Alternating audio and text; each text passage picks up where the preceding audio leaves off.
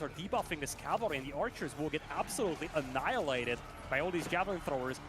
Now they could get pinned on the other side. Gulp's coming in here to heal up these troops, but even the Cataphract trample is not enough. A bit of a surround coming in from cavalry, but it feels like it's just not there. The numbers are just lacking over here right now for Senpai and Sanyaj. Yeah, this is a huge fight. And those jabs, as long as they stay alive in the middle, that is the DPS, and you can see the poison effect that they have on or go up in age. The more he delays that choice, the more those resources are just dead in the water. As we see raids in the back of this as well. And there's nothing that deals with the Foot Samurai right now. The Cataphracts are also trampling their way through this army here. Some archers on the back line as well, but really it's the Foot Samurai that make this happen. A couple of Musafati are coming out here for KJJ, but is that going to be enough? Fortress of the Huntress coming in as we speak. Units from Senpai and Sanyaj looking to torch their way through the walls. They will do just that as the Onabugeisha also help out from the back line. I don't know if Warspite and KJJ can hold this. Army count is looking better and better for Hawks. Of lead, right? And now obviously the military numbers look really dire as well. Now these Onabugeisha are going to deal with the Musafati very, very well. Their attack speed is just way too good. Yeah. Let's not forget, it's Castle Age troops against the Imperial, but they do have the Bannermen buffing them too. That's exactly what he's going for. Knights will try to charge the Horsemen. Nice microwave Beastie spreading off the cab. But the longbows are just being surrounded over here, and Beastie's looking to intercept all the reinforcements. Knights are looking to stand and fight, trying to body block the troops from hitting the longbows. Rams are being pulled away over here, but I wouldn't be surprised if Beastie actually decided to clean this up. As I'm saying this, though, the Horsemen are starting to fall from Beastie over here, and Knights are standing strong. Limitani, though, slowly grinding away at those. I feel like this is just not enough for Chuck Francis and Aliona. And Beastie is moving in with the flank once again. It's veteran longbows against Feudal Age ones. Limitani with the shield wall closing in on the Knights as well. And it's not even the whole army of Beastie over here, but it's still in itself enough to deal with most of this. Now the Camel Archers are coming in to debuff the Knights as well. And I feel like with this cleanup, the Chimps will secure game number one. It might just be too late now for Chuck Francis and Aliona. The timing is perfect here by Beastie and Marine Lord. The moment the upgrade comes in, 70 archers with veterancy come in now. Knights against Knights, Jugenu against the Archers. And I just feel like the ability to reinforce a lot quicker and the Castle Age upgrades are the things that decide this fight. Beastie and Marine Lord, they are looking to hold. And once again, men-at-arms are mixed in. I just love that so much. Marine Lord is picking off the crossbows from the back line with the Horse Archers. And once the crossbows are gone, the men-at-arms, they do such a good job tanking up the damage. Marine Lord, he is cleaning this up all by himself. Beastie is slowly getting those Desert Raiders going, but I mean, by the time they arrive, Marine Lord is going to be done with the whole game. Now the Onamusha are pushing up. Desert Raiders doing really well against them. They got to switch into melee mode if they want to fight the Knights. At the same time, the TC needs to complete here. You cannot concede this position. TC will complete just in time here. Villagers will jump inside. It's a highly fortified position. We've got crossbows in the meantime, getting all the XP. And there's the heal. Oh, that's such a good time to use that. This is a critical fight. We were talking about we needed one big fight to make it all the difference. And, you know, they need Nugify back on the eco. Remember, his eco was so bad a couple of moments ago. And I don't think this is a good fight for them. The Onamusha are focusing down the Knights. They are absolutely eviscerating them. And the Camels, they have not been really good in this fight so far. But crossbows, they do arrive in large numbers now to repel all these Knights. There's a big heal coming in. But this is a huge momentum shift here because Nugify finally has a massive army converging on this location. And it's an army that can essentially hard counter this force we have here from B and Cat. Numbers are looking better and better for B and Cat though. Emergency keep being constructed over here by Nugify. They need to hold this position until that keep is finished. Yeah, that keep should have been up about 5 minutes ago, honestly, but they're holding on to it as best they can. We're seeing the Japanese power slowly coming into play. B is collecting resources for Imperial. And this is a difficult position to push into. Towers, a keep, a mangonel. I don't think Nugify and Maria should be pushing this, but they might feel a little desperate here. Seeing the cavalry, they pull back, but I feel like they're running out of options. Yeah, it feels like it's slowly slipping away from them. They felt like victory was almost imminent at one point for them, where they just had such an advantage. And they were just really keeping up on the tempo, but it feels like that momentum has now shifted entirely back to B and Cat. They have held just long enough. The eco, I think, is a difference. Now you have Royal Bloodlines on these Knights here, but it's town center fire as well. Jugenu on the back line. And I just don't think that those Turkish Horse Archers added anything to this fight. It's a cleanup, and BN Anathem, just like in game number 1, they stall this game out until they are essentially recovering. A switch coming in here for Anathem, but it takes some time to get the key upgrades, biology, elite horseman as well. The meta went down, however, so you do not have that attack buff anymore for Maria. Army count is still neck and neck. I don't see the Mangonels contributing to this fight though, and that's a huge loss. You really need those Mangonels to deal with those backline crossbows from B. Yeah, this is a fight that's slowly losing now, as there's just no front line left for the Banter Boys. The Knights are trickling in, but there's just so many spears, they're not going to do anything, unfortunately. Crossbows and spears are a great way to deal with Knights. During that range mass, right? Just making sure that she's able to take down just about anything. Longbowmen, everyone's scared of them, you know, but you got to be scared of them just in Feudal Age. So these Campbell Lancers are going to be able to make very quick work of them. That English player has got to be signaling to Order of the Dragon, be like, hey, we need you here. There's stuff going on right in front of my town center, so let's kind of figure it out. Men-at-Arms are starting to waddle their way over from the east side, but continuing to get kited by some of these archers. Camel Lancers might be coming in at just a small period of time, but take a look at that military count. Much, and she forces the game to change styles. And with this fight happening, we'll see if this is even going to matter at all. We've got camels here that are going to debuff these horses. A really good choice, and that's why we go for the javelin throwers early on. These archers being target fired by the javelin throwers, really well micro from Deep Shine. And the army difference is showing. But keep in mind, these are knights. They look great, but there's 52 archers, and that's even scarier for me. Royal Institute being plopped down right now, and that tells us they want to be aggressive. Yeah, they're going to try to do some of that water advantage that Gully Deckle has. You know, they're still Feudal Age units. They're still Feudal Longbowmen. You have the composite bows, the veteran archers out of the Abbasid dynasty, so you might be able to kite those Longbowmen, end up taking them down. Horsemen from John Doe, along with some spearmen, trying to make a flank over there on the south side. Gully Deckle continuing to kite. And because those horsemen are still Feudal Age, those archers make short work of them. The front line for Symbios is gone before I can actually call them out. How all of this was happening, he was adding a second town center. There's a second town center by Deer Pack here. His villager count is now up to almost 100 because of those French TCs are getting are just starting to pump, right? So he's going to be able to get that knight production. I don't know if Symbios, just because of how many villagers he has, is going to be able to bolster his longbowman production. Absolute damage to these spearmen trying to keep these knights at bay. But baby, these are proper Imperial Knights, and they are going to end every single one of your little Castle Age longbowmen that you thought you were going to be able to target them down with. It's not even going to be close either. Happening, you're like, oh, I should probably just focus the Yumis for the next fight. But now we see a bunch of villagers also running for their lives. These Yumis barely doing any damage because some of these are camel lancers. They're not just the squishy ones that you can just fire at. Yes, extra free units. This is a real civilization that actually need to pay for their stuff. So this makes it a lot harder to deal with. But the knights are doing pretty well. The cataphracts are cleaning up. John is living her best life. Hits level 3. She's like, hey, let me call my champions and let's take this fight again. So she is having a field day right now. Knights going into TC. That's when you know things are starting to get a little hairy. And those 4 longbows are not going to do anything. What is the correct answer to this? And honestly, I don't think there is. There is no correct answer to dealing with that many crossbows. Because you get to a point in the game where the crossbows can just kill everything. And that's exactly what's happening here right now. Kill these men-at-arms. And honestly, they look like they're just slowly eating away at everything at the front. Jean is trying her best. These archers are they're trying their best as well, but it's just so many units. Mio Micah coming from the back, finally support your opponent or support your ally and take him down. But with the amount of forces, they do collapse on them. But again, look at that line of units from Okomi. He just keeps making stuff and he's not letting down. A weird timing because you feel like you have to keep making knights. You're 2v1ing right now. Miyomake is. They definitely caught. Now Kaio's going to be able to add some reinforcements with some longbowmen, with some spearmen that are of the Castle Age. I see some of those silver helmets on it. For the French, you feel like you got to keep making knights to keep yourself into the game, but you got to age up at the same time. That costs food and gold. It takes a whopping economy. I say this as they're running around with only horse archers and only camel riders who are just surrounding and eating up everything in their sight.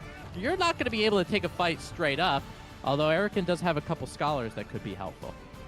Yeah, now with the scholars here, this fight might actually be the only time he gets to take this. They did take a little bit of fire damage there from the EC as well, but the fight still doesn't look very good. These scholars are desperately trying to keep the last few of those horses alive, and they just keep dying. Try to get a little bit of damage done. We do see those cataphracts doing work, but at the same time, JD is snacking on a lot of experience. She does get pulled out a little bit, and the knights need to be careful because these are camels. I think because of the fact that they can put their bows out, JD might not be long for this world. Hanging out with about 5 to 10 HP. It looks like they were trying to get there, but she ends up escaping with her life being that woman at arms. Ready. So, in theory, you know what to do, but you don't understand the extent of them when there's 30 of them, right? The moment the number is 30, it becomes a lot scarier.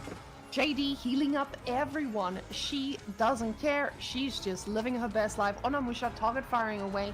And it actually looks like Bleed and Xlav, they're going to take down the favorite to make it through today's payouts. Look how much XP each cataphract gives. You're going to see some of them start to go down. If JD was close enough, maybe we'd be able to see it. But plus 33 XP. Yeah, all of a sudden she's got a horse of her own. Of course, trying to move its way around.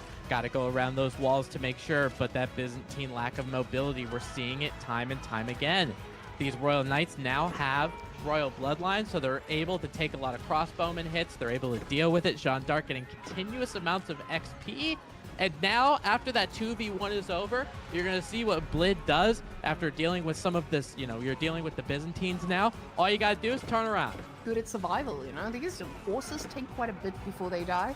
And the archers they want to kill, they're trying to get on top of them. They do shut down the wall of law, and I'm going to sweep that bad boy right up and take it home.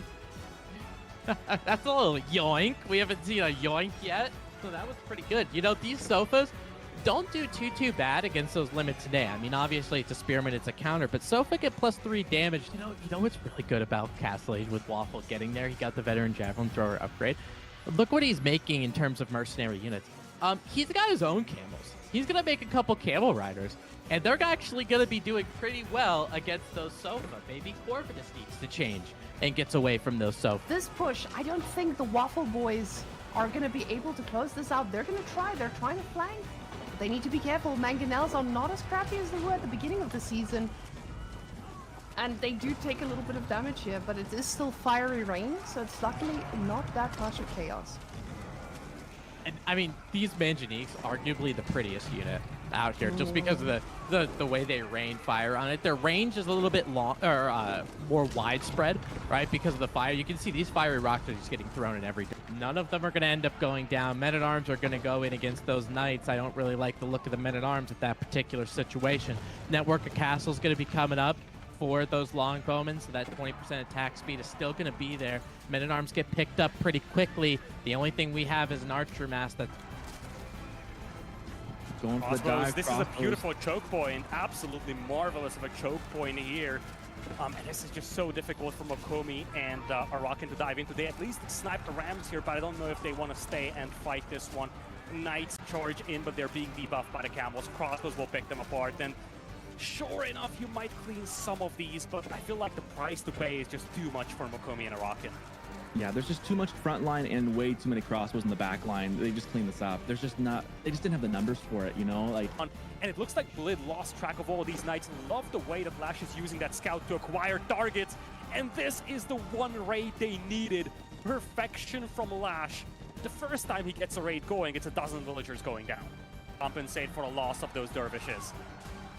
that was such a big drop. I was saying, like, the longer you keep them alive, the more value you get, the better that wing is. But they have gotten a lot of value, regardless. Everybody to another weekend of Winter Team Championship. Official one. It's Dr. Dabston back. And who do we have with me on the other side?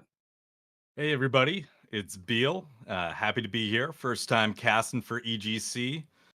So happy to be a part of this. Looking forward to today's sets of games in the group stage here. Yeah, absolutely. Super excited. Had a fun set of qualifying games there this past weekend. Some surprising upsets. Obviously, some of the typical teams that we expected to make it on in it. But I will say, you know, you're not new to the AoE 4 by any means. Probably a lot of familiar people out there who have seen you cast before. So tell a little bit about, where you came from as far as the AoE4 scene goes. So I started casting with Rising Empires about 2 or so years ago, doing the low elo tournament series, and I still do that from time to time. Have a bunch of fun with that, and then with their War Chief Club series, and then during this summer, I got a chance to go down to Denver and cast the North American LAN with you, Dr. Dabston, as well as Liticor and Soccerton and Draxos. Had a bunch of fun with that. And Soccerton, who's also making his EGC debut with this tournament, we run a podcast called The Extra Sheep. You can check that out on Spotify or anywhere else that you listen to podcasts. Yeah, and I know that's kind of one of the spots that y'all have been leaning into for a while, been expanding, where y'all been able to have viewership from and everything. So big shout out to the consistency there and everything. But now on to the games today. Some exciting series, some big names on out there. First series of the day is going to end up being the what is it? The Magyar Marauders, which is Corvinus and Myriad versus Elephant. Yeah, Now with checking in on some of the Louis' groups team here. on that. Yeah, should be definitely an interesting series. I know the Elephants very, very strong team. Corvinus definitely may be a fan favorite. Certainly, he's got a lot of fans. Streams all the time. Has developed a pretty big community, so wouldn't be surprised to see a lot of support for him. Might be a little bit of an uphill battle against Elephant, but we'll see where that goes. Yeah, Elephant not too shabby themselves as far as support go. Louis and CSO. Louis is a name that's kind of come up on the scene a ton. So excited to see them play. They've been team game players for a while too, as I feel like that's almost where they came from. Yeah, I've seen them in previous team tournaments. Always doing a good job placing high in those in the past. And it looks like we do have our maps up on the screen. Seems like we're heading to Cliffside. Oh, and we're already seeing a couple of the stronger civs in my eyes get pulled out from both sides. I think HRE is one of the top to pick in as far as the team elo goes. Same thing with Byzantines and Ayubids for the other sides there from Corvinus and Myriad. Yeah, it seems like Byzantines and Ayubids have been pretty dominant so far in this tournament. Just the versatility that the Ayubids have, the Desert Raiders, the Camel Lancers, really countering out, heavy knights because mobility is such an important thing in these 2v2s. We've seen Ayubids use that logistics wing to produce dervishes in the feudal age, getting that value, healing up your teammates' units so that you can get to Castle Age safely and, continue to have that value of the units on the field. Ottomans, though, that's interesting. I think we've only seen Ottomans on the stream once. I'm curious to see how this is going to play out. It's one that I can assume, at least when I play team games, I know how the Ottoman player goes and what their role is. It's Sipahi or Sipahi typically. So that's what I would be expecting, especially with an HRE teammate. The HRE player is one of those, it's that civilization that can play different routes. They can play the feudal, infantry route, use that marching drills, or they can play the OG fast castle, grab all the relics with regnants, and really just become that late game powerhouse that's unstoppable. So we'll see what Louis and CSO have planned here. And on the other side, it's one that, the good thing about three of these civs that we talked about earlier is they all have variability when it comes to team games, which not a lot of civs have that. Right. You look at your other standard, team civs like your French, your JD, and it's pretty much the writing's on the wall of what they're going to do. But Byzantines, the Merc House, can really change it up. Like I was saying, Ayubids, a lot of different options there. Moving on to Cliffside, we also haven't seen this map come up too much either. from what I've seen, compared to the 1v1 style, there's more cliffs in the middle. It's almost like a little labyrinth that you can start throwing out walls.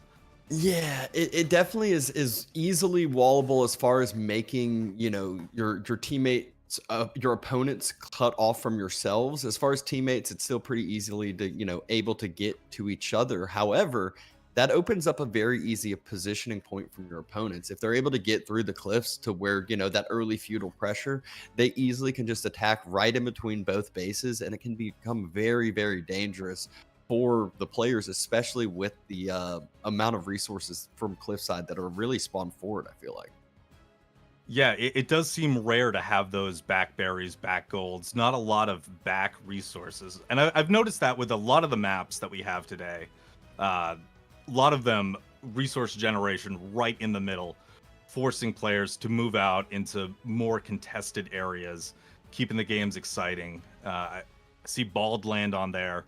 That's a big example of that, where most of the trees on the map are in those two center blobs with only just tiny little patches scattered throughout the team's bases. Yeah, it's one that I'm always a fan of, rewarding map control, rewarding going out on the map rather than playing the OG while you're, you know, OG English style, wall yourself in, don't need to move out. You know, I have my one gold vein and that's all I need. You know, I'm one that I think you should have to take an extra gold. You should have to, you know, be forced out on some deer, on some berries. And if you're transitioning to farms, there should really be a punishment for it.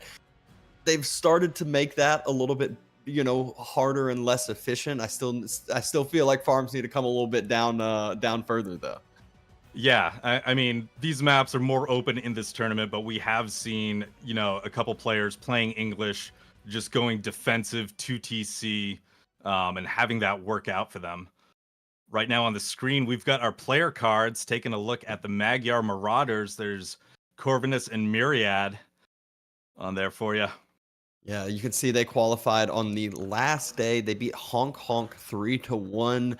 And you can see both are very active members of the community. Both are constantly streaming, constantly, you know, getting their names out there. And I'm sure the majority of people watching this stream have probably tuned into a Myriad or Corvinus stream as well. Yeah, absolutely. No doubt about that. And here's the player cards for Team Elephant. So it seems like, from what I'm seeing, Scarlet Devil is actually going to be playing in the first game, subbing in for CSO. But yeah, they are. Does that mean the other side has to put in chicken tender? Yeah. No, You know, I do they hear should start sheets in the subbing in background. those player threes, making them rotate. Yeah, absolutely. If only it were the opponent's choice. But enough of that. We're into this first game, number one. It's Corvinus and Myriad versus, indeed, Scarlet Devil and Louis MT. And what are the civs we have in store for us here? Well, right now on the screen, we're taking a look at Louis in the orange as the Ottomans, dropping down that early military school. We'll see how that's going to pay off for him. Get those Dark Age spears out. Slightly to the north on his team in the HRE, we got Scarlet Devil. Pretty standard HRE opening so far. And that's on the east side of the cliffs. And over on the west, you got Myriad in the teal as the Ayyubids. Getting that berry, getting the gold. South of that is Corvinus as the Byzantines in the blue. Yeah. And what I'm most interested to see is once these feudal age starts coming, you know, what are obviously the choices from Scarlet Devil? It's going to be the chapel. You know, I wouldn't expect to see any mine work plays. Myriad's really the one that can make the different choice. You know, are we going to see that growth wing come in? Are we going to see him go with the early Desert Raider wing? Or, you know, what kind of choices is he going to make? As Ayyubids is not that quite one-dimensional as it is in 1v1s. Yeah, certainly a lot of feudal wings being viable. You mentioned those, potentially even logistics, depending on you know, what Corvinus is looking to do in feudal age. Maybe get some dervish up. It's, you know, there's a lot of options that they can take, and we do see that first spearman Looks like it's just about ready to pop out and head across the map, try to get some harassment in. Yeah. The thing about the logistics wings is you'll see it a lot more often when it comes to those cav matchups that are heavy feudal bases. You know, you got a French, you have a JD on the other side. Well, then all of a sudden your French becomes that much better. They don't need to upgrade chivalry. They can save a lot of resources that way, and the healing comes in so fast. I've also seen knights dive a berry line and just have the dervishes sit there and out heal the knight under town center fire. That is pretty crazy. Yeah, little mobile packets of chivalry there. We did take a look at the Aachen Chapel, going to be right on the wood line, grabbing that, grabbing the gold. Got the Grand Winery coming out for Corvinus. And that's a really nice chapel there from Scarlet Devil.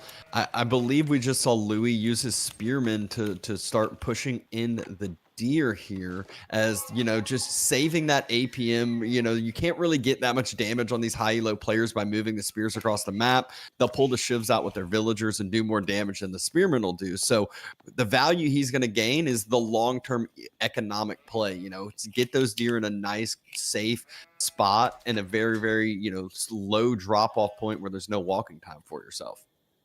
Yeah, that's really interesting. That's cool that he's doing that, grouping those deer together, because I was thinking, you know, even in 1v1s, it feels like with the changes to the military school, it just takes too long for the spears to get over to your opponent to do damage.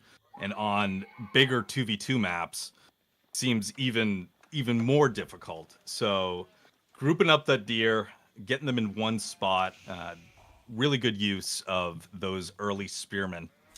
And we do know that Louis going up with the twin minaret. Yeah, that means he's definitely going to want more food income. Doesn't want to have to go, you know, deplete his food resources as much. That's the berry landmark that spawns, you know, those consistent berries. You send 3 or 4 villagers on berries there just for the whole game. And so that makes me even further think he's leaning into that Sipahi play, because if not, you all of a sudden start having to move out on the map, and we know Ottomans is not the greatest on food, except when you're getting deer delivered to your base without even having to go pro scouts. Yeah, look at that. Spearmen pushing those deer in from a mile away. Real cool to see. Yeah, Twin Minaret really helping the Ottomans out with their food generation. I mean, you compare it to the other landmark, which is getting you passive gold, which might indicate maybe a play towards a little earlier castle. But the food definitely helps when you're trying to mass up those food-hungry Sipahi.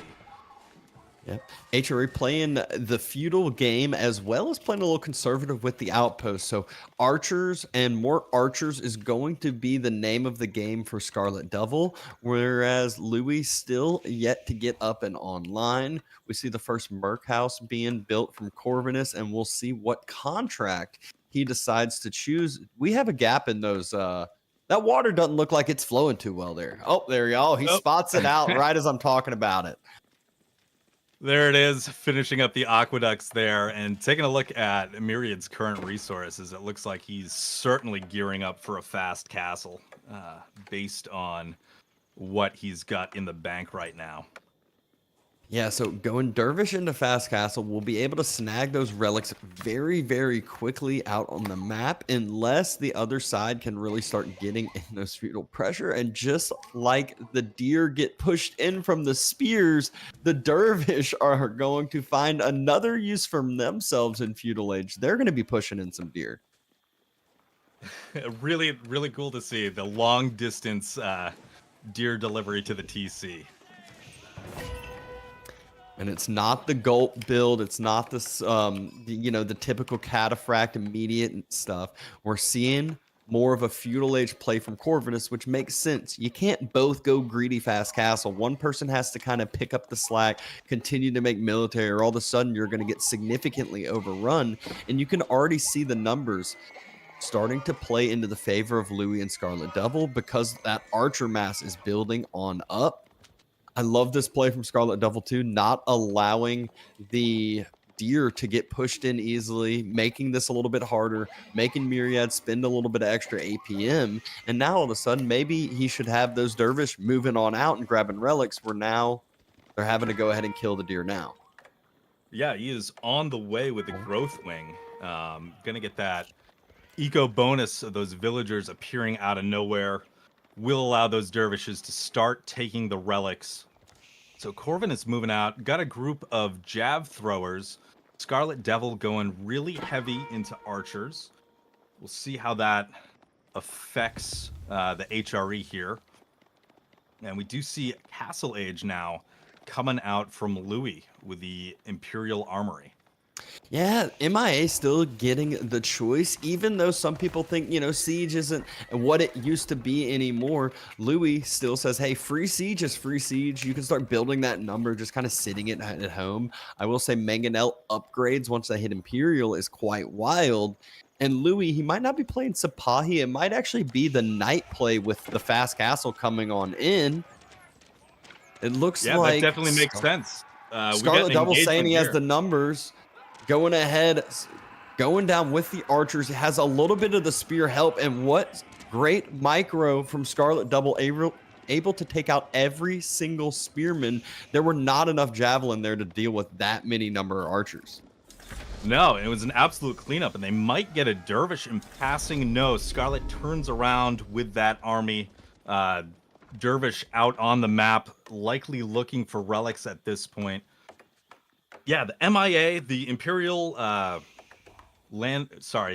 the siege landmark for Ottomans does feel a little worse. It's not as swingy as it used to be with that free Mangonel when Mangonels were super powerful. But yeah, like you said, free siege. It's hard to argue with it. And you can really see after that fight, Corvinus was the one that was pumping the feudal units, or was supposed to be at least. He pushed out a little too early, didn't realize what Scarlet Devil had in store, and the military numbers are getting doubled right now. Louis pumping knights versus Camel Lancers from the other side. But I will say, while it's supposed to be this hard counter, it doesn't trade as bad as you would expect it to be. Yeah. It is pretty interesting. I mean, Camel Lancers do a good job against Knights, but there's so much additional support here, too. Like you were saying, the army count, crazy in favor of Team Elephant here. Those archers on the hill, able to catch out those early Camel Lancers coming in, taking one of them down to half health. Yeah. Just moving out a little bit too early. You can see Scarlet Devil trying to get some walls into play. I think moving out for those walls a little bit late. And Knights cutting off the reinforcing Camel Lancers. So again, the pure numbers perspective, if it's the Camel Lancers are outnumbered, they're going to get easily beat when it shouldn't feel that way.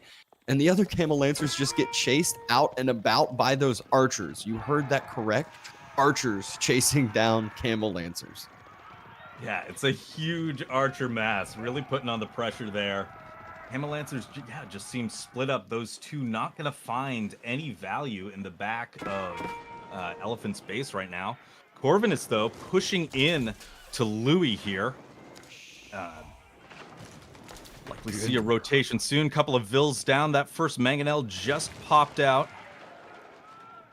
Seems like a decent timing for it to pop out, but at the same time, Corvinus could try to chase that down without some villager repair. Villagers get sent out to the gold again, but the whole entire army of both sides is now coming. Look at them, Louis and Scarlet Devil fighting together multiple times over, whereas Corvinus and Myriad, they're kind of playing separately. They're kind of trying to play this as two 1v1s. We know they're 1v1 players, but Scarlet Devil and Louis are definitely playing this as more of a team game here.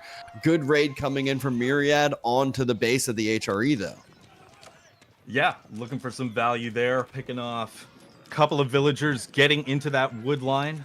Yeah, looking at just the colors in the engagement, we've seen a lot of red and orange army mixed together, but I don't think we've really seen a time where blue and teal have been together on one spot. And now it looks like Elephant is going to take an aggressive stance here on Corvinus's base. The archers and the knights met her behind, beating those drums, moving into the Byzantine base. And look at this timing push by Louis and Scarlet Devil right onto the goal of Corvinus. Look at the resources for Corvinus, 1,700 food. He clearly was trying to go castle, got denied off of the gold at the perfect timing. And the numbers for Louis and Scarlet Devil, there is no stopping this right now. I don't care if there are counter units from Corvinus and Myriad. They have half the numbers less than getting their base dove, idle time out the frame. Camel Lancers trying to circle, but it doesn't seem like there are many of them. Knights being the front line and Scarlet Devil just constantly kiting on this backside. Yeah, it is pretty crazy because these are hard counters, your jab throwers, your camels versus knights and archers. But it is just the number advantage here. Oh, and now Elephant not wanting to commit to this. See the archers. Camel Lancer's going a little bit too far in. I'm not sure Myriad looked away for a second charge right into the mass. Great surround by Scarlet Devil with the archers. And a lot of those Camel Lancers, very low health, will be able to get picked off by the archers. And here's another charge again from the Knights, doing a lot of damage here to those Camel Lancers. Jab throwers, though, just continuing to whittle down that archer count. We got a Burgrave for Scarlet Devil. Yeah, behind all this, Castle Age coming through for Scarlet Devil. Not sure if you saw it too. Dropped Regnants at first. Realized there's not many relics left on this map. I need to go ahead and go Burgrave, and maybe this timing push could be devastating as well. They still have the numbers. 33 of those are archers and should be getting the vet upgrade. And now is when those archers become that much scarier against those Camel Lancers that aren't that high in number. Yeah, able to do just that much more damage. You see Louis coming in now, another raid. The houses, though, these are Byzantine houses, able to give Corvinus quite a bit of vision, but will be losing some more houses on that front side. Louis also raiding in multiple different groups, so trying to just cause a bunch of idle time, cause a bunch of field damage, and equalize those eco numbers again. Oh, and the Ville's coming a little far forward. Corvinus going to lose one there before the spears can catch up and provide defense here. Louis looking to retreat at this point. Hanging out in the woods. Camel Lancer's far ahead again. But Louis is not going to take that engagement. Yeah, Louis and Scarlet Devil finally forced Myriad and Corvinus to fight together, but it doesn't feel great when you're being forced together and not choosing to fight together. Scarlet Devil breaks off a little archer mass to push forward, maybe again find some villagers, find some damage here. And with God Vision, we saw that there was a lot of damage to be had, but didn't take the jump, did not decide to fully push through yet. Yeah, I don't know if that was just feeling uneasy because there wasn't a scout with the mix. I don't know if those archers were able to see the vills on the gold there, but not committing quite yet to that push. Yeah, I mean, the hard part with the archers is if you ever are stepping up with, 10, 15 archers, you're playing against the Camel Lancer mass. It's highly mobile. You can just go circle, wipe those units for taking, literally no damage at all. But this time, splits off a much bigger mass that we see circling with a few of Louis' knights as well. Might be going for a woodline hit. Yeah, here they come running up that cliff. Going towards the wood line. Louis also raiding in on Corvinus's wood line there. This is going to be devastating. Myriad, really quick reaction. Still going to lose 4 or 5 villagers. There are Camel Lancers here, but there's spearmen that just snuck around the side of the wood lines.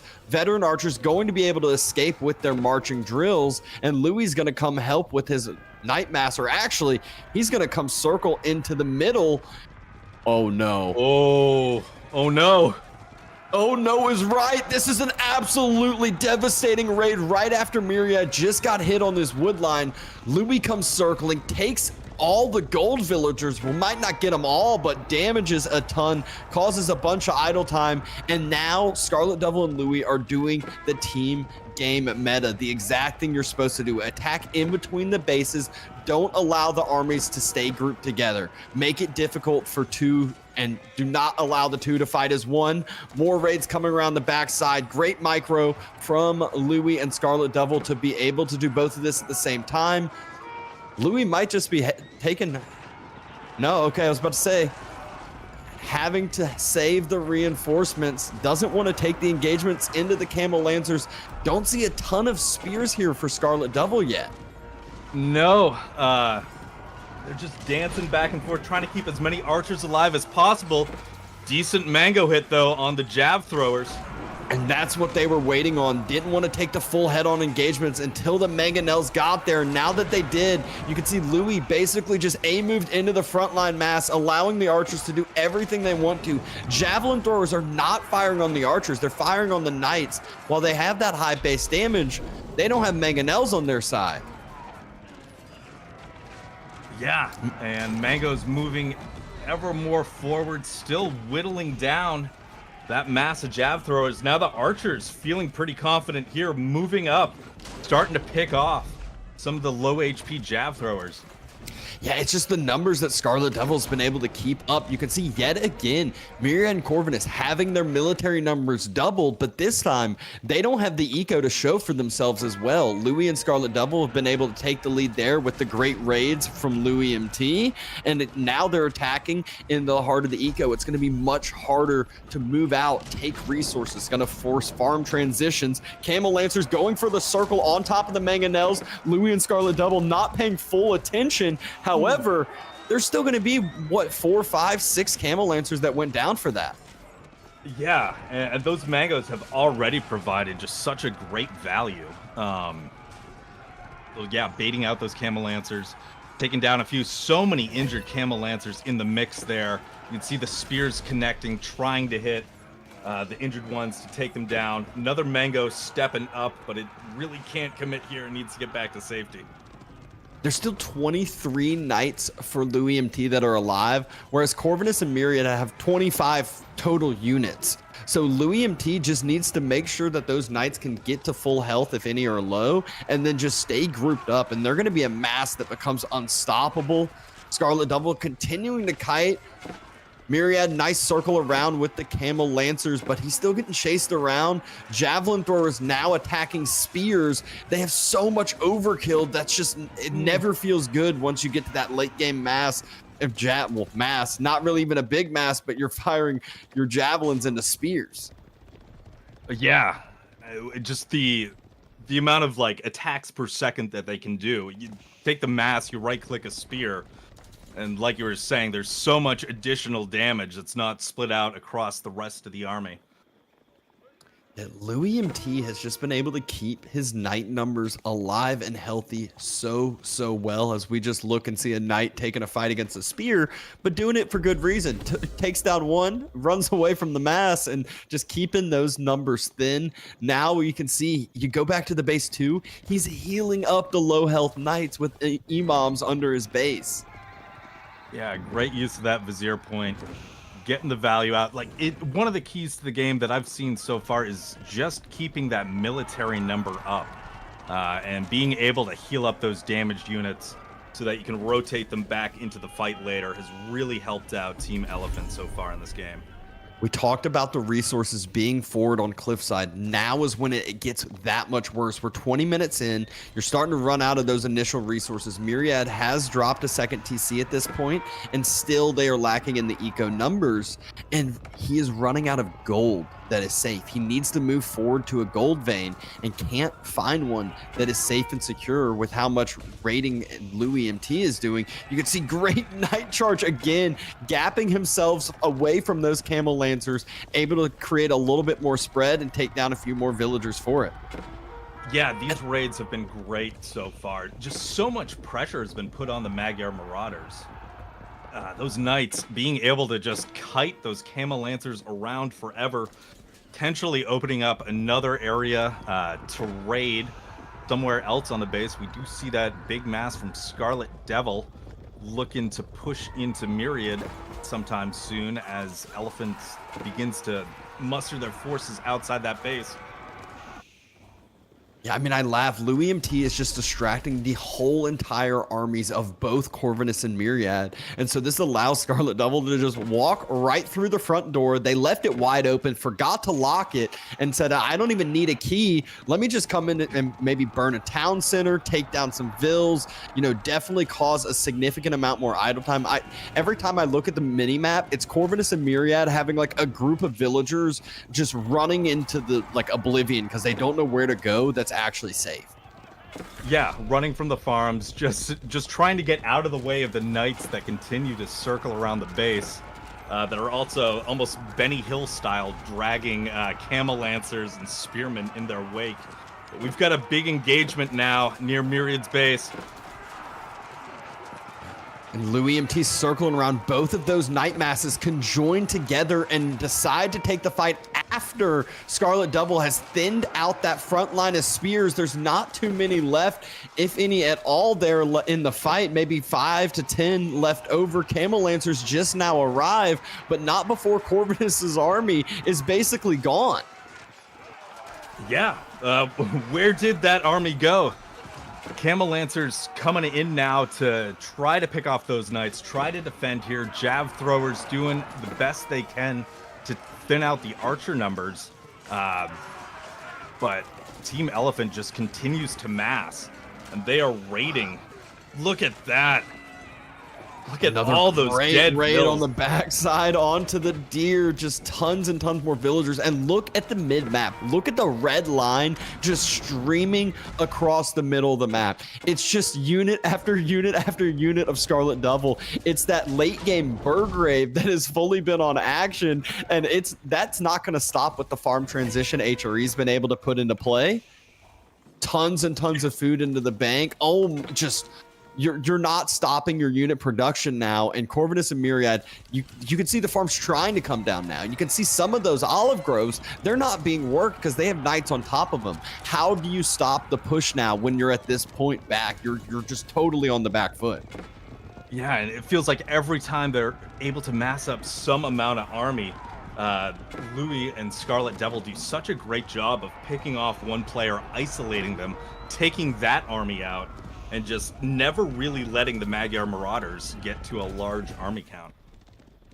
Yeah, the question is what's going to be the ending point? They do have the Sacred Site timer going for themselves already. You can see it ticking right below the scorecard on the mini or on the map with the overlay. It's 7:40 and starting to tick. I don't see any kind of reinforcement yet going down on those sacred sites. No keeps or anything, but there's no need for the keeps. Just keep up the pressure, and that's enough to end the game. Yeah, the Magyar Marauders just can't move out of the base. There is so much just constant pressure streaming in over and over, multiple raids at different areas of their bases. And it looks like this second TC is in a lot of trouble here. Torch is coming out. Myriad's about to lose that. A quick burn on the second TC. Wouldn't complain about a quick burn on the mosque with 3 relics inside it, but there's too many villagers to pass up on the backside. Blood is to be shed. Corvinus trying to help out onto the backside with his spears again, but yet again the spear mass starts to get thinned out before Louis' knights come into play, and there are now 49 knights from Louis MT roaming this map.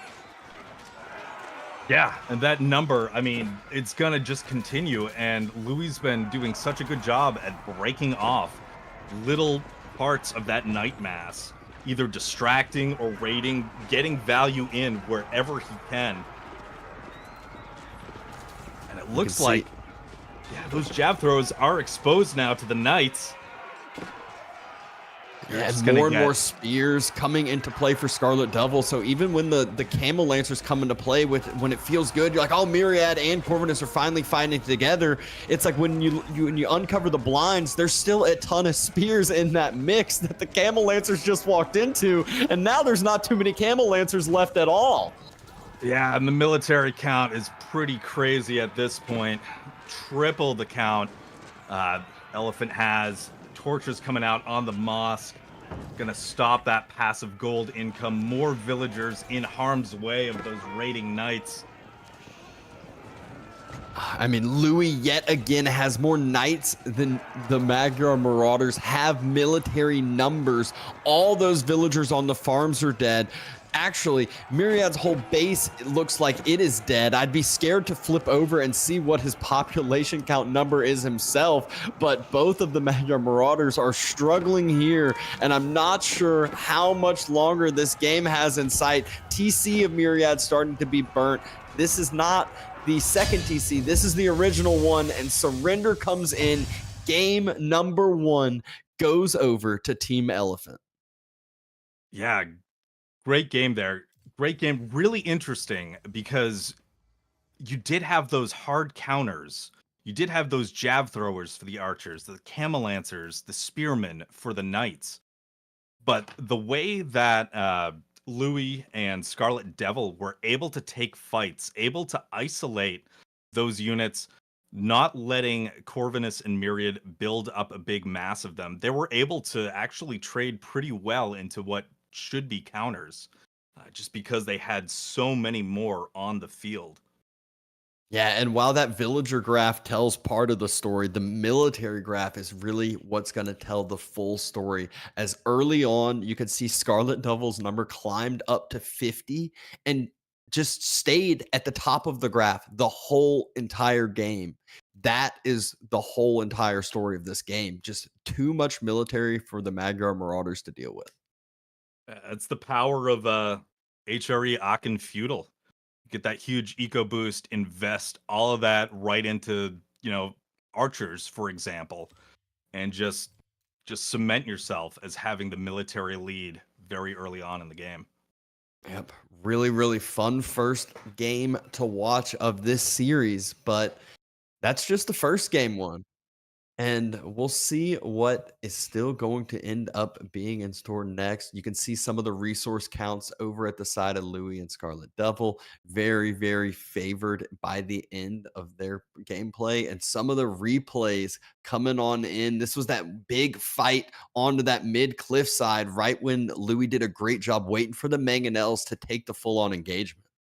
Yeah, good job. They were like blocking those camel lancers from getting past, trying to keep as many archers alive so that those two mangoes could pull up and just unload onto those jab throwers, getting so much value from those free mangonels.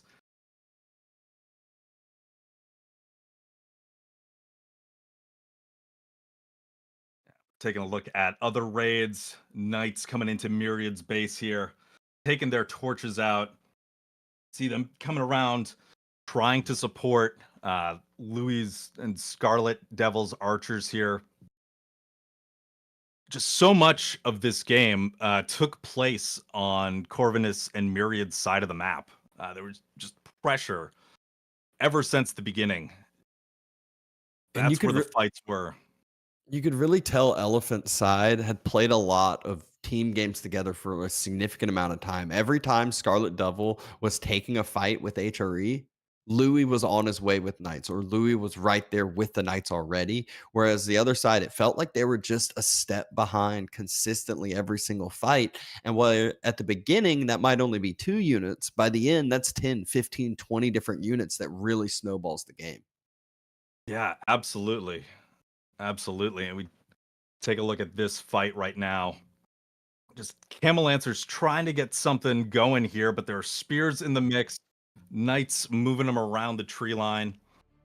Chaos.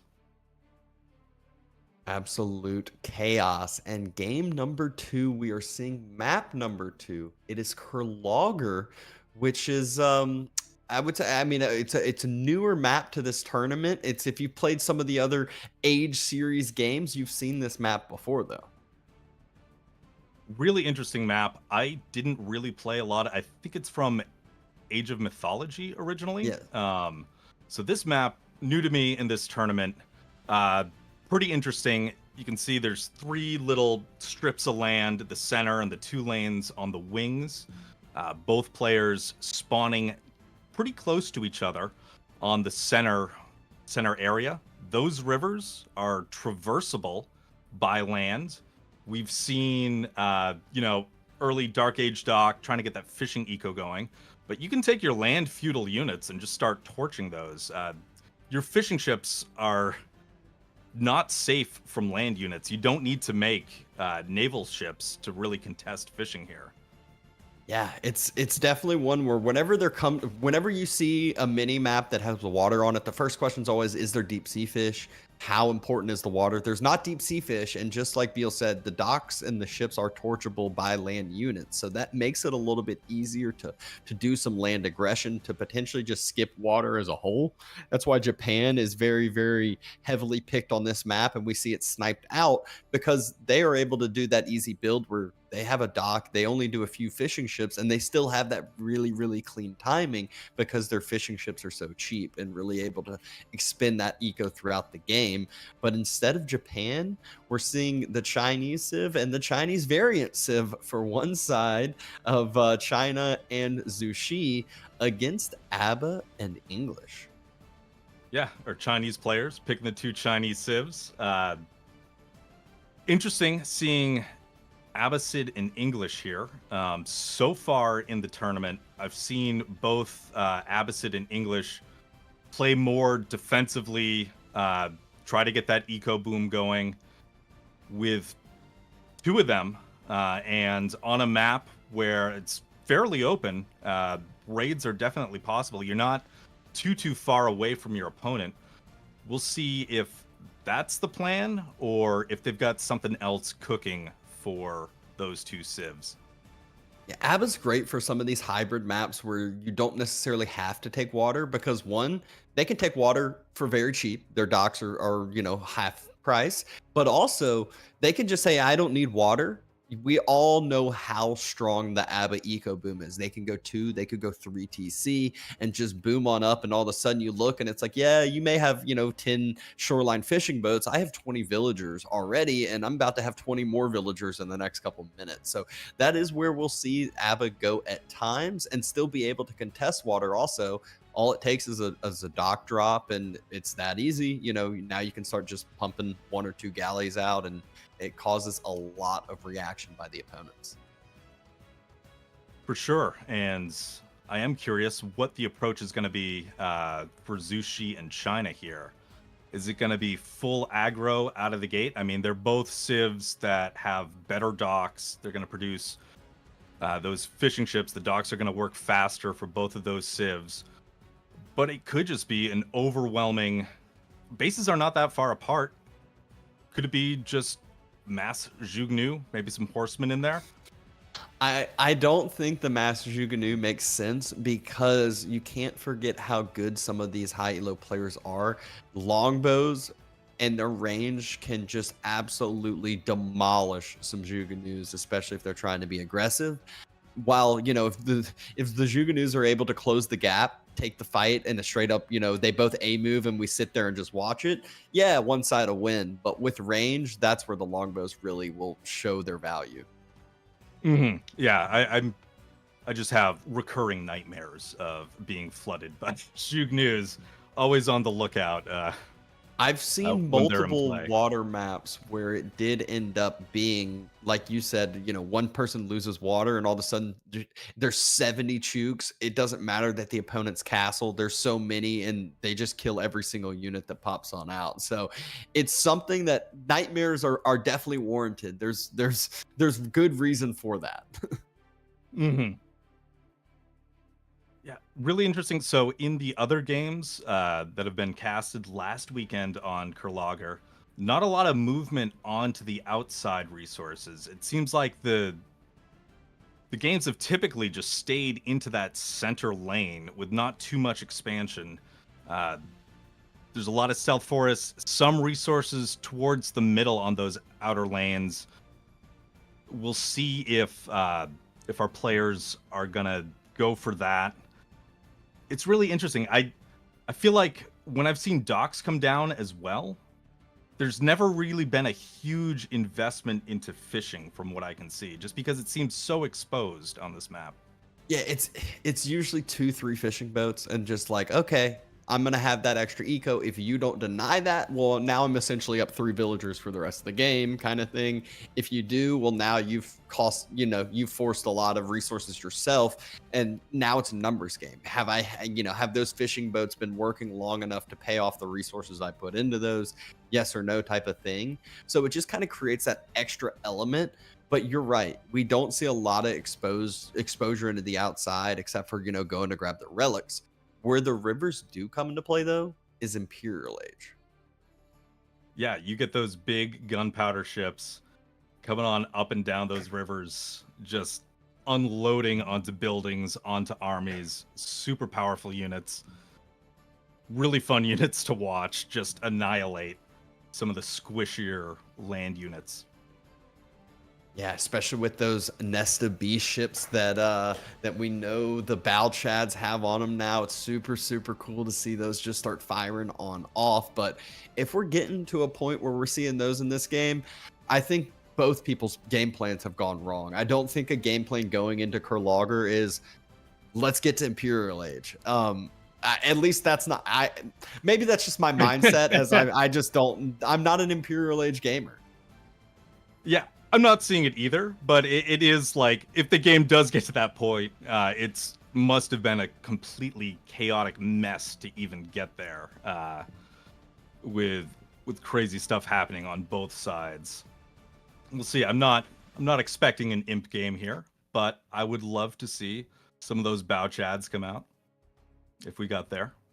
Yeah, we can see some of the more boomier civs now taken on out. Remember, with the way the civ draft goes, there is no repeat civs here for these players. So once they're picking these civs in the series, they're locking them out for the rest. So might be limiting themselves in choices for the remaining maps. And it's really a cool stage once you get to these bigger series and thinking about how that plays out. Absolutely, but it looks like we've got a game ready to jump into here. So let's go to Kurlager for Game 2 of the Magyar Marauders versus Elephant. Right now, we're taking a look at Louis MT in the orange as the Chinese. He's dropping a dock down early. On the other side, we've got Scarlet Devil as Zushi's Legacy, also docking the river. And across from them, Myriad as the English in the teal. Another dock. And we got Corvinus as the Abbasid. Taking a look, do we see a dock from him? There it is, right in the middle of the river. So every single person dropped a dock. And now it's kind of becoming this, okay, everyone spent some resources. No one, I don't have to worry about this crazy timing that all of a sudden, a knight's going to be on my gold mine and I need to worry about getting gold to be able to age up. But my first thing, whenever Zushi's in the game, my first biggest thing is, where is the meditation gardens? And I don't know about you, but this looks prime time over here. Yeah, I think it's there. I think that's where it's going to go. Look at that, right in back of the base, too. Like a super defensible spot for the meditation gardens. Scarlet Devil's got to be really happy with the map generation on that. Yeah, there's even a couple more options, but that one being close to your base, behind your base, you don't have too much walking time for your villagers to go to. It just, that I feel like that's a no-brainer over there. It's not going to be like the old, I still cannot believe how crazy Meditation Gardens was when it first came out. It was like a bigger range, like more resource value. You play some Meditation Gardens and it'd be like, all right, 250 resources a minute. Yep. Just absolutely insane what that allowed Zushi to do. Just absolutely nuts. Still such a strong landmark even after it got hit with a nerf stick. But now we were just see how much investment goes into this Dark Age. This is where, once you've scouted out that your opponent has gone a dock as well, that is where sometimes you'll see the number of fishing boats you make change. Oh, do I want to cut my fishing boats now, try to get a little bit of an age up timing? Or does that allow me to put a little bit more investment into the water, not be as greedy? And, we can actually see both. Almost all these players are still continuing to produce the fishing boats, at least for the time being. Yeah, pretty interesting. I mean, we've seen throughout the tournament on water maps, You know, sometimes you'll have a team that just does not Dark Age dock. Like, their plan is to age up with a normal feudal timing, see if you can get some punishment on the teams that have chosen to delay that by dropping docks. But here, I think everybody breathing a little bit of sigh of relief that, you know, we've all made kind of an agreement. We'll fish in the Dark Age. No super rush quite yet to get up. I feel like those typical, like what you just said, it's like I feel like the typical solo players who are playing tournaments, they're always the ones to dock and take water because they've seen it so many times over, especially when it comes to 1v1s. It's like you have to take water. If you don't have water, you lose. Where it becomes different in teams is that earlier timing, one person can take water and just force investment, you know, not even dock with a bunch of fishing, but just drop 2 docks with arrow slits and deny fishing for the other side and deny all the investment put in. And now the feudal age teammate, you know, has this crazy timing. So there's a lot of different aspects that come into play that you can't forget about in 2v2s. Very true indeed. And we are seeing our feudal age landmark choices at this point. Council Hall for Myriad, Culture Wing for Corvinus, and then that Meditation Gardens and Imperial Academy for Team Elephant. Yeah, look at that. Oh, beautiful.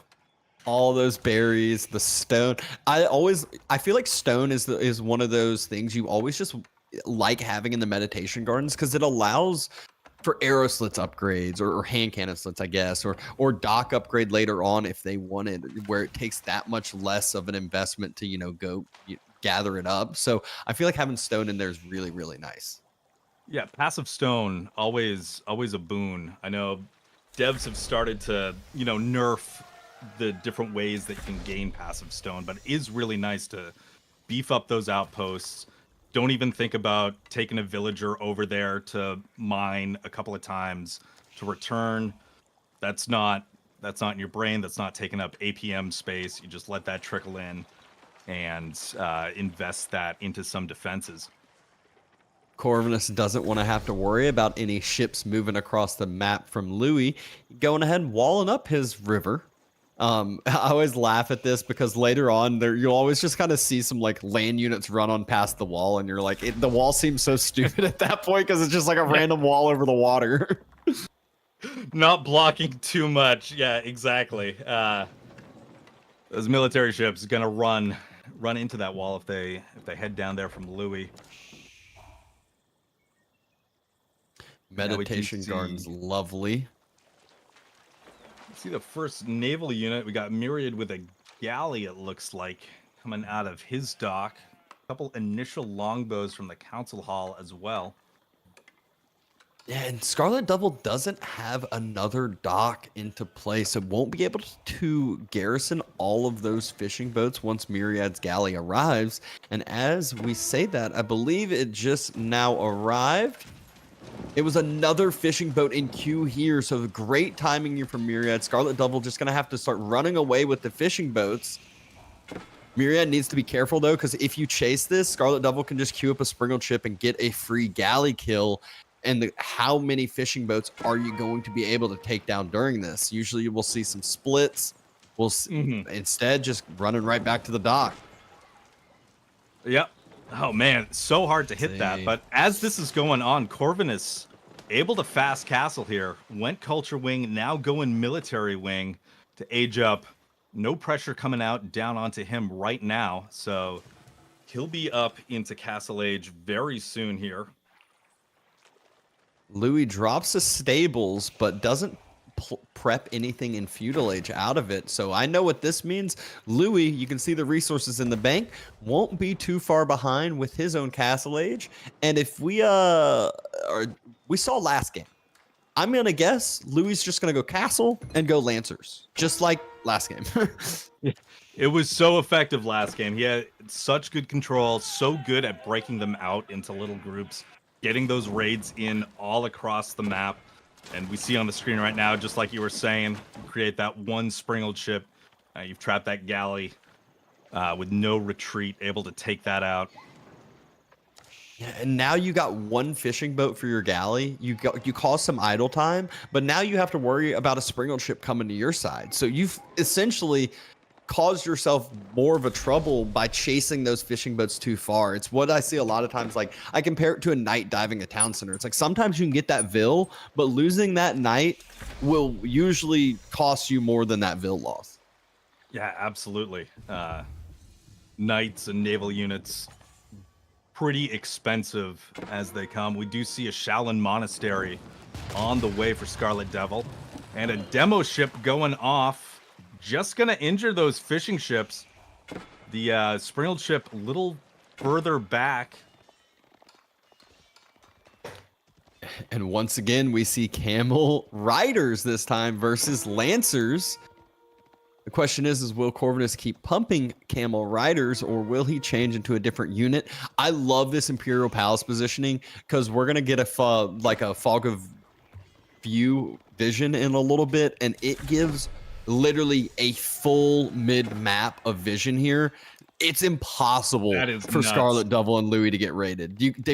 Just that sacred site spot at the bottom maybe can. I think that might even have vision because of the dock and whatnot, so they can see the whole entire mid-map. Crazy reach on that landmark. We're looking at a couple of skirmishes now on water. You can see Scarlet Devil was harassing some longbows earlier with a galley ship. Here comes those Lancers. They're going to get cut off by the Camel Riders and a couple of spears.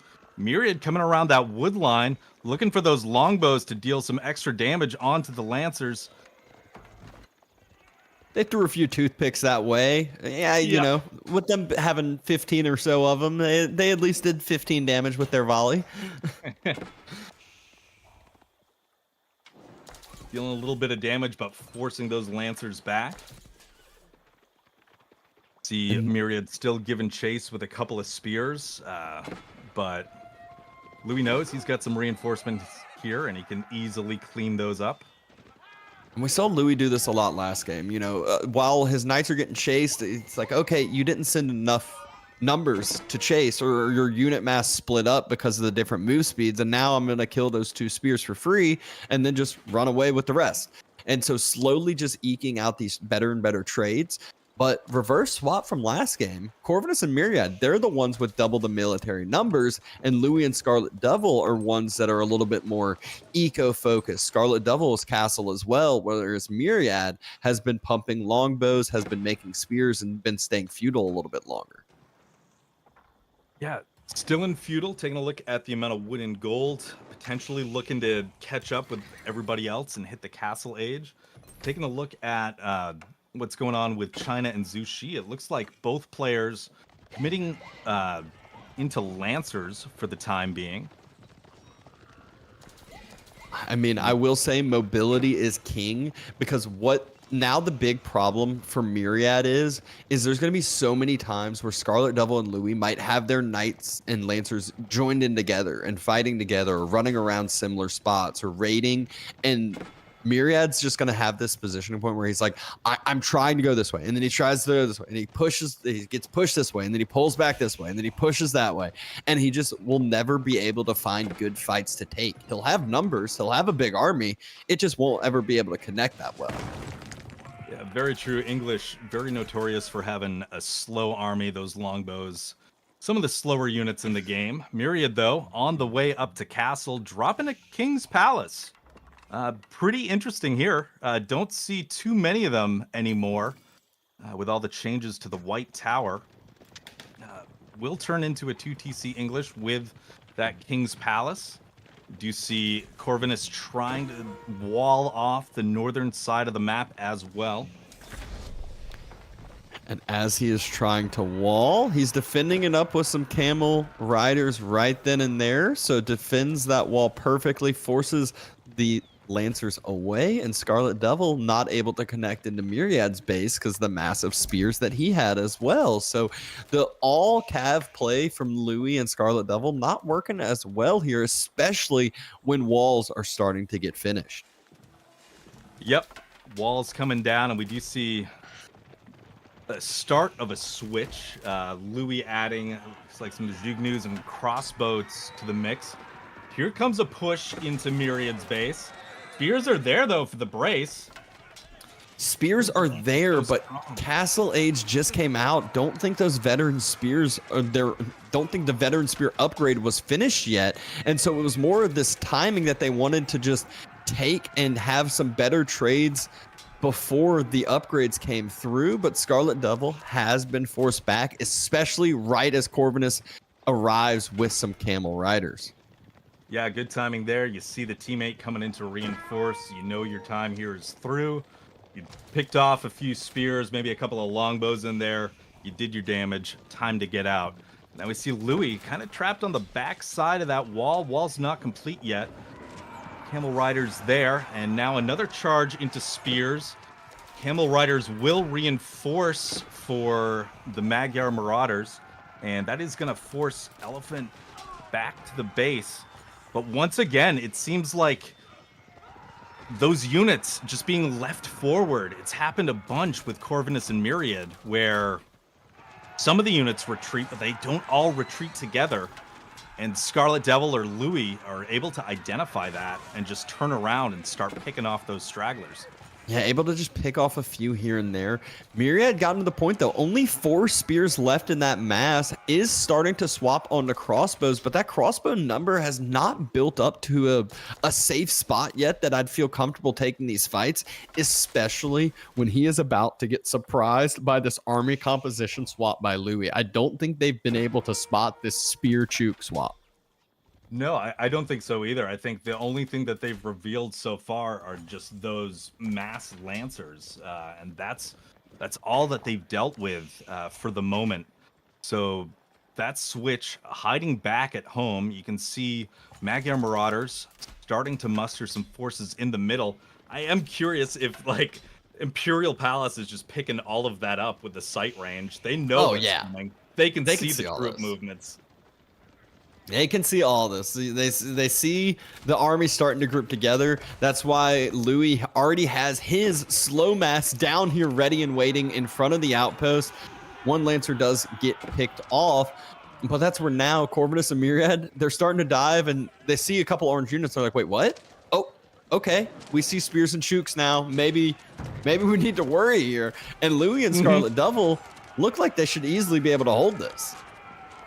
Yeah, and as soon as that Juke mass starts moving forward, you can see Corvinus and Myriad kind of playing footsie, not quite committing, but while this is going on, Scarlet Devil into Myriad's base, getting some raid damage out, and a demo ship getting close to the Camel Riders, not connecting though.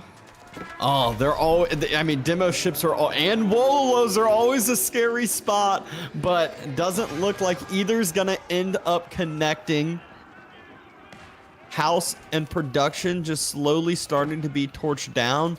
Louis and Scarlet Devil, though, they have the numbers, and they do not want to allow Myriad to get these outposts up. You can just see the glow come into play as we speak. All those units getting some extra attack speed. Yeah, Network of Castles, super strong buff to the English. Very important to have those towers down to activate it on your units. You see just a bunch of Camel Riders. I think they may have spotted out the fact that Louis has some Lancers in the back of Corvinus's base, looking to engage soon. Camel Riders coming over, but those Lancers moving into the wood line.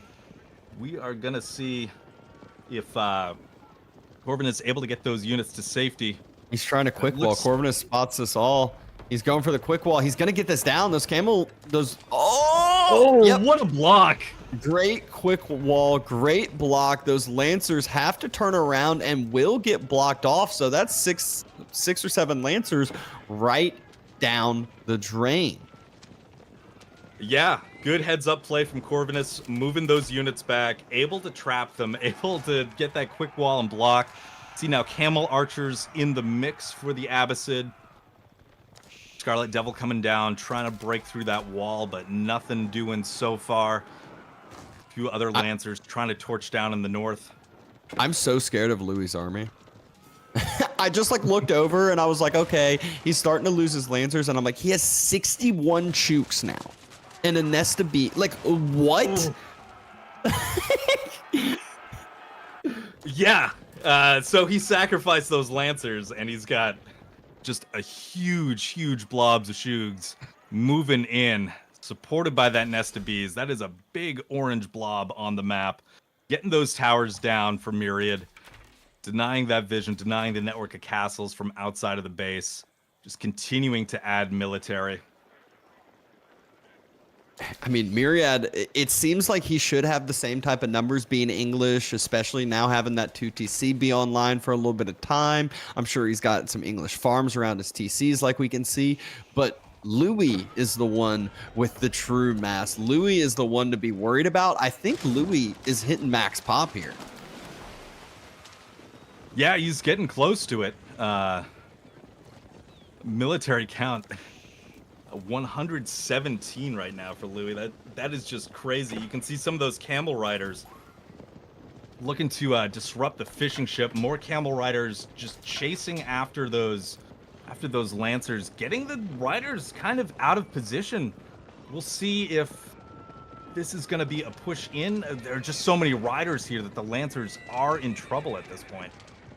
Myriad's moving forward with his army, and remember, this is all in vision as well. The spears move to go stop the camel riders and the camel archers, and the Chooks are staying to defend the push that Myriad's playing. The nest of bees as well. You can see Louis fighting on two fronts, and this fight over here defending the base of Scarlet Devil is going to go perfectly with that mass, and it's an easy mass to micro. Just A-move those Chooks. Yeah, they will do the damage.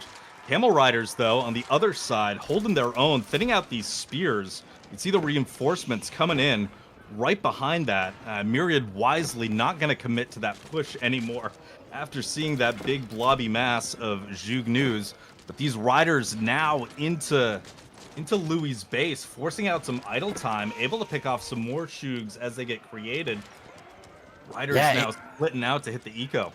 It got to the point where Louis, he has to pull that mass back to try to defend. Scarlet Devil didn't take the fight with the Lancers, instead went to raid. I'm not sure if that was just a call that Louis said go or what, but trying to get some damage, trying to get some eco done, rushes up a keep in the base to defend from the push from Myriad, and Louis is still trying to clear up the mass in the base as well. This is now all of a sudden not looking the greatest for Louis and Scarlet Devil. Team Elephant is on the back foot. Yeah, it was just such a large mass of camel riders that Louis couldn't really deal with it. Neither could Scarlet Devil. I mean, most of those Zhugs were off defending against the push from Myriad. Those riders able to connect with a nest of bees, take that out. They've done their damage. Seems like they might retreat at this point. You can see Myriad trying to establish another outpost just outside Scarlet Devil's base.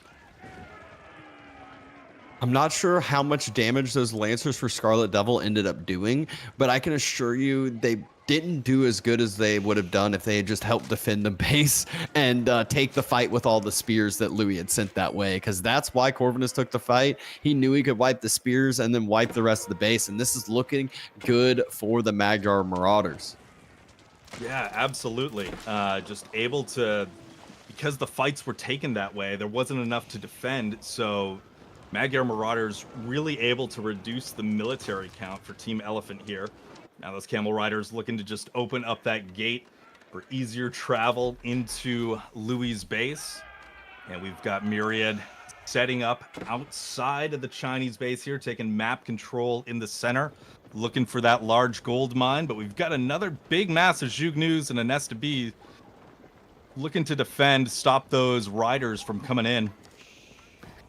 I mean, the problem now becomes this eco of the English. Myriad has had that 2TC booming for a little bit too long for comfort for Team Elephant. All of these farms now being finished on up. You can see he's almost at that 100 eco count, whereas Scarlet Devil's sitting at 66 and Louis not even at 80 yet either. Yeah.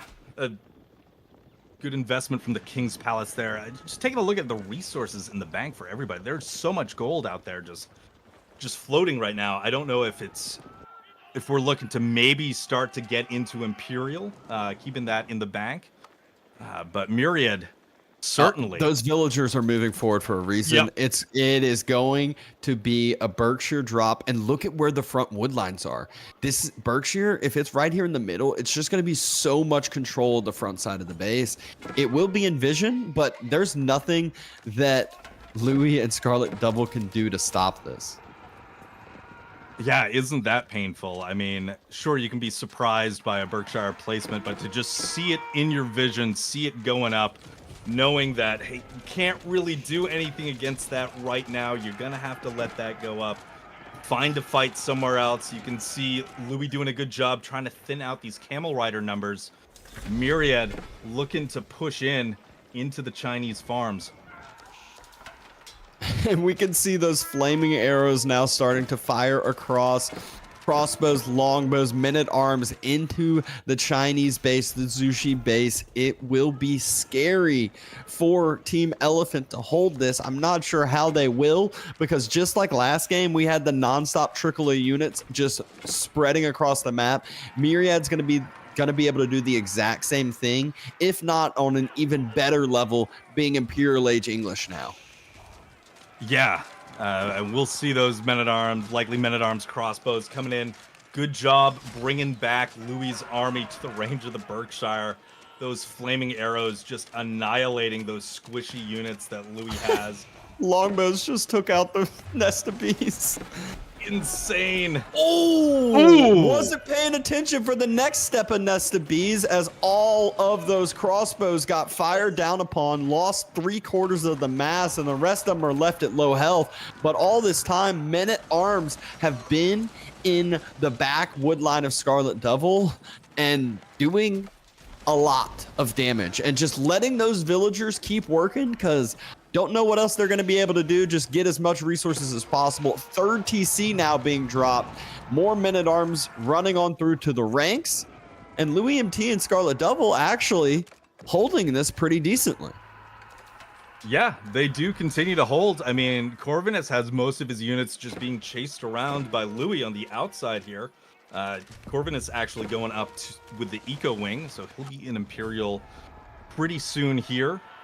But that mass of Zhugs just posted up outside, daring those Camel Riders to come in. Myriad needs to retreat back, just doesn't have the units to get into Scarlet Devil's base at the moment.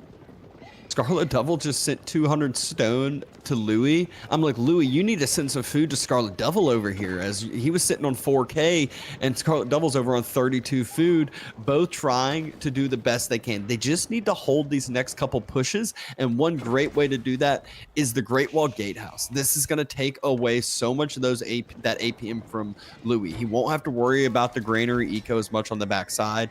That immobile army can stay together towards the front instead. And this game just got extended further. Yeah, absolutely. Great Wall Gatehouse coming down in a good spot to really protect against raids, swinging around the back by those Camel Riders. Seems right now Myriad and Corvinus dug in on the front of the base here.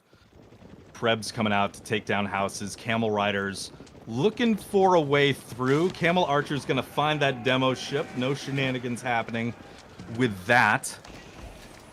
Torching down the dock as well. And Louis starting to treb down the Berkshire, whereas Myriad's starting to treb down the base of Scarlet Devil. Scarlet Devil really is the one that it feels like is struggling and behind comparative to the other three. Corvinus trying to make that even worse, but Nest of Bees really allows you to just kind of dig your heels in and just chill on the backside. 2 more Nest of Bees fall, though, for Louis, as it's not the easiest to take down that Berkshire. Certainly is not. Yeah, those unfortunately getting into the range. Now we've got a handful of men-at-arms from Myriad into the production there, trying to pick off units as they pop out. Looks like we might have an engagement. Myriad retreating behind the wood line. Berkshire might get some of those squishier units and men-at-arms back into the field. And they're just staying outside of the range of the Great Wall Gatehouse. They also decided not to kill any villagers. Instead, they wanted to burn the middle granary, so they did not do too much damage there, just caused some distraction. There we go. Louis sending some food to Scarlet Devil. That's what we needed. Louis like max pop. He's got plenty of food in the bank, and Scarlet Devil needs to get Imp to get on the same level. Also allow Scarlet Devil to have these 3Ts pumping for that much longer. Scarlet Devil was behind 20, 30, 40 eco, it felt like. And now all of a sudden, he has more eco than Corvinus. Yeah, that gap was closing. You can see 205 to my 191. Look at how many Nest of Beasts there are. Wild. 10 Nest of Bees. They are ready for the defense. So we do have those big warships, the Zebiks, coming up the river. We were talking about, wasn't sure if we'd see an Imperial game, but here it is. Zebek's gonna engage into the Jugnu mass here.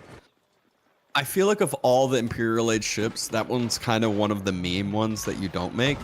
When I said that, I was really thinking of Balchads. So speaking of Balchads, we'll probably see some Balchads soon.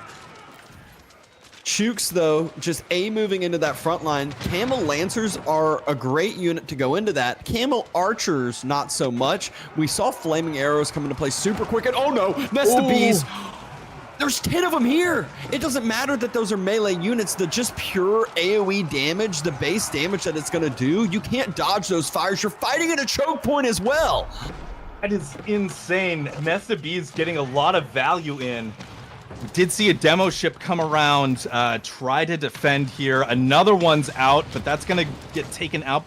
Oh, no, it does connect. I thought it was a little too far away. Warships moving up as well. Those Nest of Bees, though, continue to just rain down that fire on those men-at-arms. They are not getting through.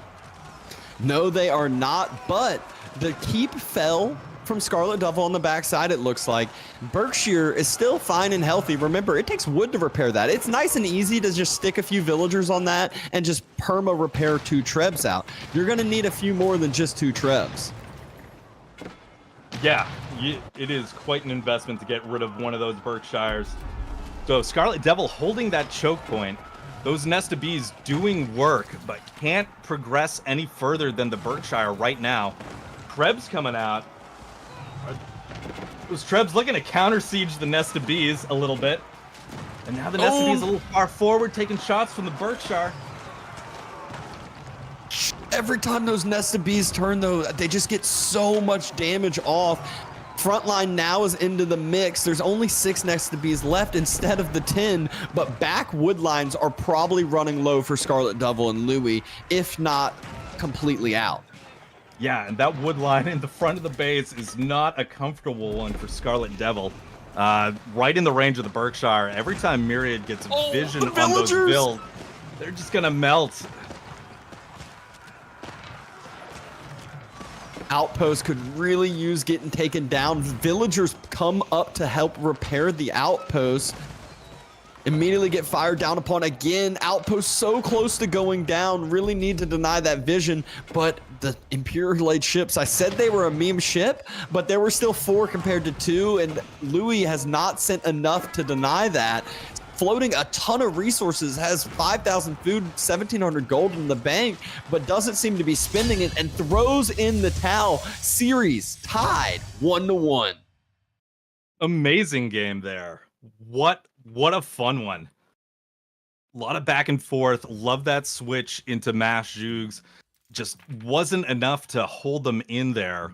Myriad just running away, getting into Castle Age with the King's Palace, unlocking that 2TC. It's that English economy. Once it gets online, it is so difficult to deal with. Yeah, I mean, that was really what told the true story. You can see right at that like 24-minute mark is really when things were out of question. You know, Myriad's hitting 100 vills, the other side sitting at 65, 70 or so, and English had already made a full farm transition. They're attacking the eco, and the forward Berkshire just provided so much just control in that mid-map. Look at Louis' army during that big fight there at the end. Just a straight-up cliff downwards. Yeah.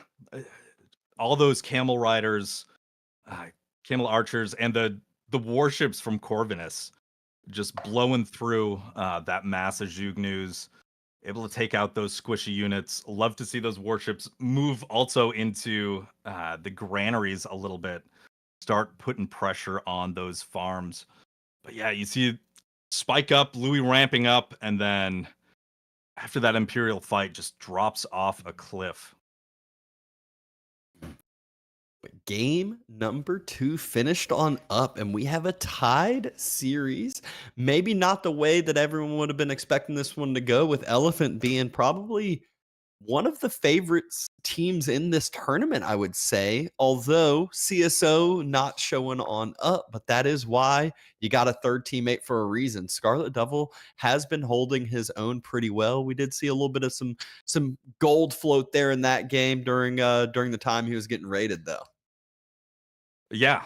As we take a look at the replays right now, Myriad pushing into Louis' base, taking out that nest of bees with all those crossbows. Ooh. And then losing a lot of those crossbows from the nest of bees at the other side. Yeah, great shots from the nest of bees throughout the game. And then do you see the Trebs coming down on the Berkshire? We had that engagement with the warships and the camel riders right into the Jugnus, really just thinning out Louis' mass here. You can see them just getting melted away. And Yeah, that demo ship did come around, but I don't think it did all that much. And another just couple huge nest of bee shots here. But the problem is, too, is the whole time while the nest of bees are firing great, the Berkshire, look at the machine gun of the arrow fire on the backside as well. Yeah, you cross that invisible line, and those spears, those squishy units are just getting deleted right off of the map.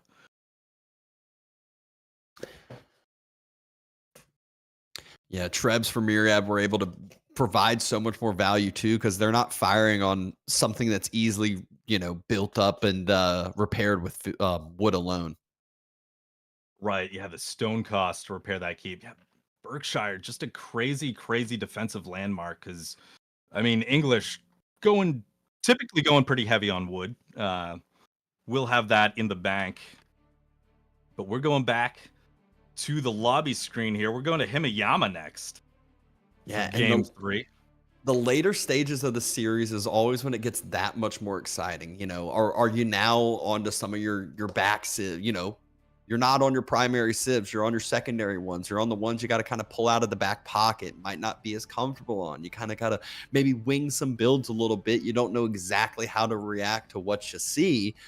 But I would be scared to be playing against the Mongol and JD combo. Even though I say that, it's just that I feel like that's so much feudal aggression. Whereas the other side of Japan and the Ayubids, their goal is just to get one of them to castle and let that person who goes castle just start taking over the game. Mm-hmm. It does seem like that would be the plan for Elephant side. Himeyama, interesting map. Of all the maps we've seen today, and I think of all the maps in the tournament, I feel like the teams spawn further away from each other as compared to any of the other ones. Almost equidistant from one of your opponents, if not. So that tactic of getting in there, forcing a 2v1, splitting the opponent's team right down the middle, could be really effective here on Himeyama with those bases starting further apart.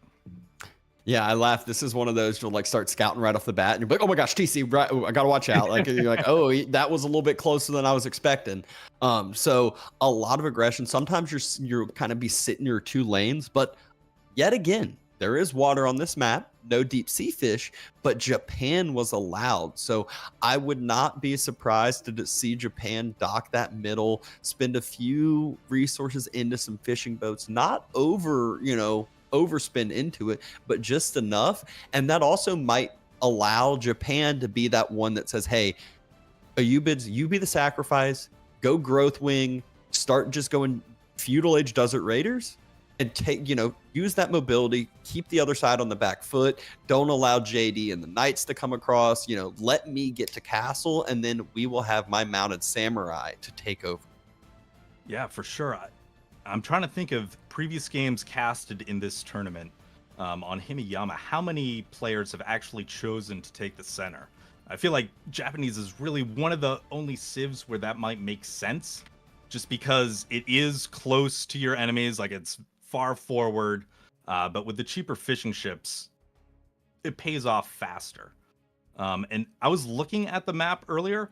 I can't tell. Is that center lake still the same size it is in 1v1s with just a handful, or does that actually scale up? I think in 1v1s it's like five fish, right? I think in 2v2s it's like 7 or 8. I could be wrong.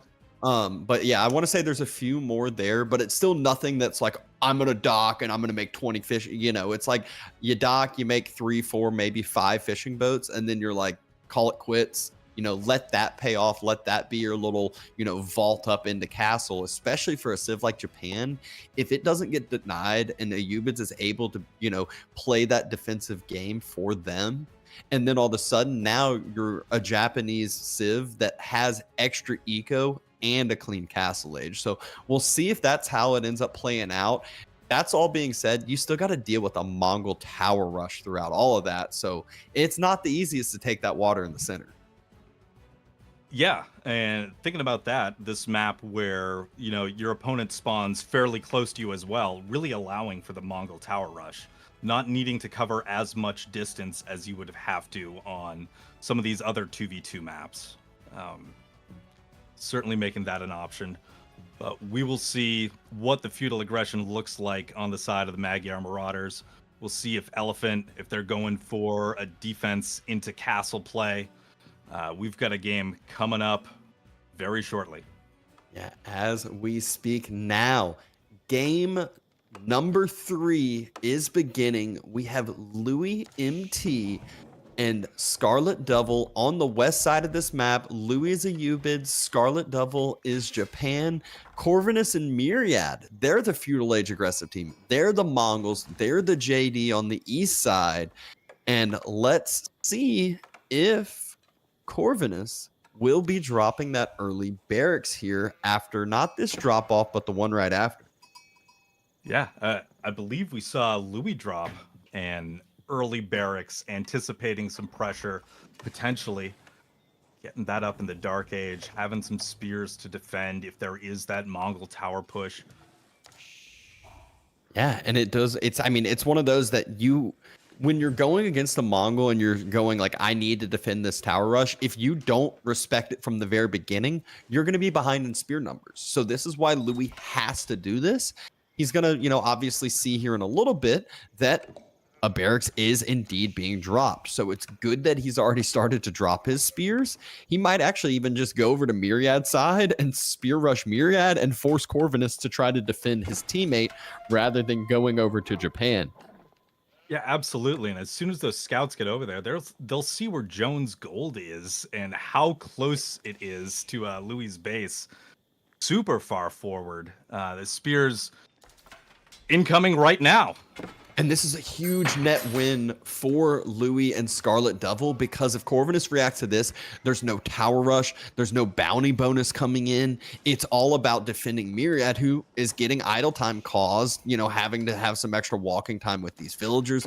JD's mega tanky, so she'll be fine during this. She can take a few extra shots, but you don't want to be too greedy with this, as you can, we've seen AoE for pathing, especially with these high-level players that can do some blocking.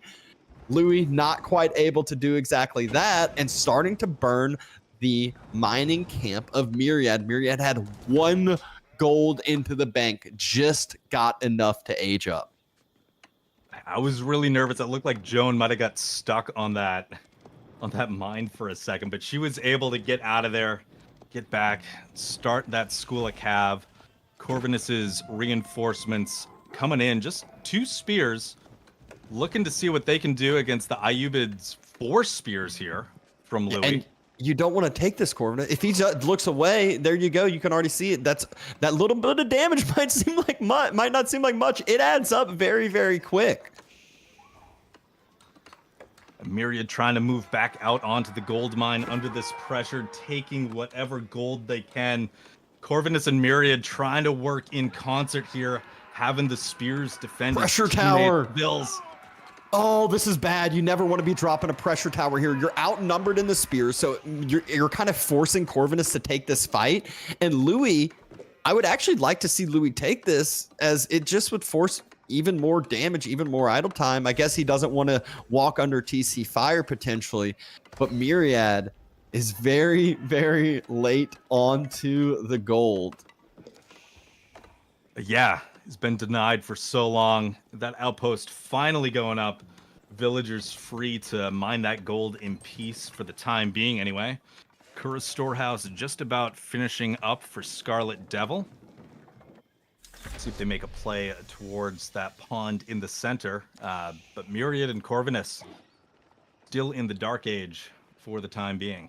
I mean, even if they do or don't make a play for the pond in the center, the biggest win right now is Scarlet Devil is just chilling, just relaxed, legs kicked up, like, all right, you want bring me a bowl of popcorn, you know, I'm hanging out. And Louis MT is the one whole reasoning for that. Went the early spears, caused a reaction from Corvinus. Now Corvinus might lose a spear going under town center fire. He does have the spear numbers now because Louis stopped for a bit, is trying to get up to Feudal H himself. But Scarlet Devil is, again, just getting to play his own game right now. Yeah, really just moving the pressure onto Myriad. Keeping it off of Japan, who is right across from the Mongols, but that early pressure meant that the Mongols couldn't do their normal tower run here. An advancement wing's already clicked up for Louis, so we'll be able to age up rather quickly, able to take down a spear, force Corvinus on to the back foot, and where this feels kind of fine for Louis going into Feudal Age, going, all right, I have 8 spears now to defend myself from any knights that are going to be coming from Myriad, which we just saw the first knight pop out of that School of Cav. Yeah, there's your spear defense right there. Just in case those knights get close, we'll have those spears to protect. Joan moving towards the middle of the map. Corvinus dropping a silver tree, looking to get trade online here.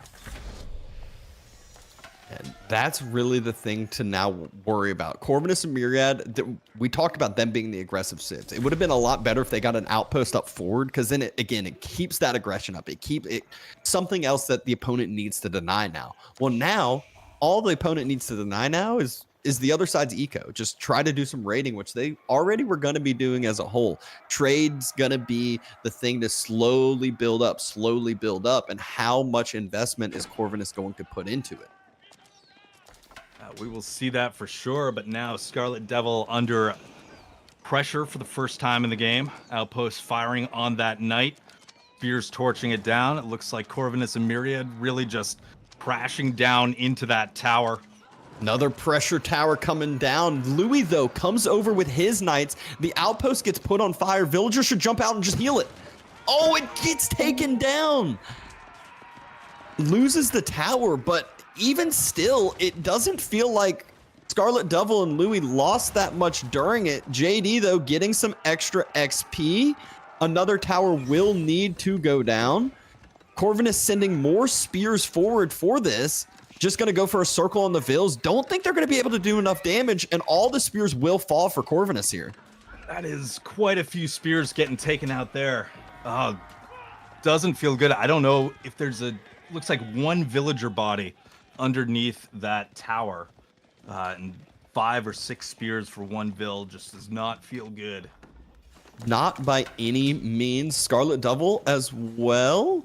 Not too far from Castle Age being dropped. It did cause a little bit of a delay there on the gold, but even still, gold isn't the slow part for Scarlet Devil. It's the food. Louis still there to defend. Knights are just chilling. Outposts should be rebuilt. A second one being built as well. And I'd love to see some arrow slits get upgraded into those, or even just the fortification on one, just to allow, so much time when those are getting burnt. Yeah, the fortification really does buy you a lot of time if all you're facing against are just a few units throwing torches. Floating gate on the way for Scarlet Devil right now. All right, you can see the other side. Myriad. Was that archer range we just saw from Myriad? Or am I crazy? No, it wasn't. Okay, I was thinking someone else. Yeah, Myriad double stables, but what he is doing is the classic pro scouts, and I love this. I'd like him to be a little bit more aggressive with the deer rather than take the safe ones behind, take ones more towards the center, you know, try to take ones that your opponent could grab in the long term as well from their side. But at least get the first couple to start out your better eco, and now swapping from one gold to the other. First, it was Scarlet Devil's gold. Now, they felt like they couldn't do enough damage. Let's go over to Louis's gold. Let's run back on over. Louis has to move with his slow spears to go defend that, which still able to do. Yeah, enough spears at home. Forced out a little bit of idle time, but nothing to really write home about. See, Corvinus has set up that silver tree in the top corner. Trade is en route going down to that easternmost neutral trade post. Scarlet Devil reaching castle at this point. Yeah, I'm scared for Corvinus's trade. He doesn't have a lot of trade, and this is the point now where Scarlet Devil, we talked about it. The whole goal for Louis and Scarlet Devil was get Scarlet Devil to castle without taking much damage. They don't have fishing like we talked about, but the key is there were no Vil losses. Maybe one. Double outpost is still up. Corvinus and Myriad going back for that gold yet again. This time it's Knights and Mangadai, but the first, there we actually see it, the first mounted samurai already out. There's a relic there in case for a full dive for a Wololo, and the outpost able to take down one of those knights. Louis has a huge army here as well. This looks like a very, very clean game from the Louis Scarlet Devil side, as an age ahead and military numbers. Yeah, absolutely. Just getting so much value from those early spears, able to keep Corvinus's military pretty thinned out here, and they are going to engage into this. You see a French knight getting stuck. Joan at fairly low HP. Couple of volleys from those archers, if they're able to get close, will take her out. But yes, Elephant's still trading very well. I don't know if you saw that, but during that whole fight, Louis, just the few spears that Corvinus had out, every single time they got close, they just got sniped out. So the mounted samurai just don't have a unit that can deal with them effectively. The knights can because they have pure numbers, but knights can't dive when there's spears there. So it just feels like a losing fight from beginning to end for Corvinus and Myriad. It's one that like they're like, all right, fall back, you know, and then it's like, but when are you going to make that turn and actually take the engagement? You're going to be forced to at some point. Absolutely, and it looks like they might be forcing an engagement here. Knights coming in, but the spears are going to force that front wall. Mangadai right behind. Now everybody's running together. See one of those mounted samurai coming in. Feel like the other one's broken off. You can see those red dots to the north, maybe looking to harass some of the Mongolian gold. Yeah, I wouldn't be surprised to see Scarlet Devil just break one off for the gold, one off for the trade, one off for the French gold or French food, and just put a little bit of delay, force Myriad back a little bit, and not allow this whole Knightmaster group together. And I believe we at least see Louis Scout there on the French gold. Looks like deer going to be taken by Louis at the bottom side. And there is a mounted samurai on that gold.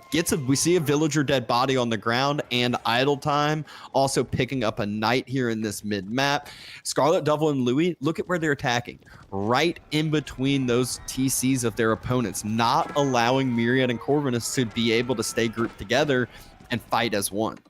Yeah, there it is. Like that wedge right in the center to prevent those rotations.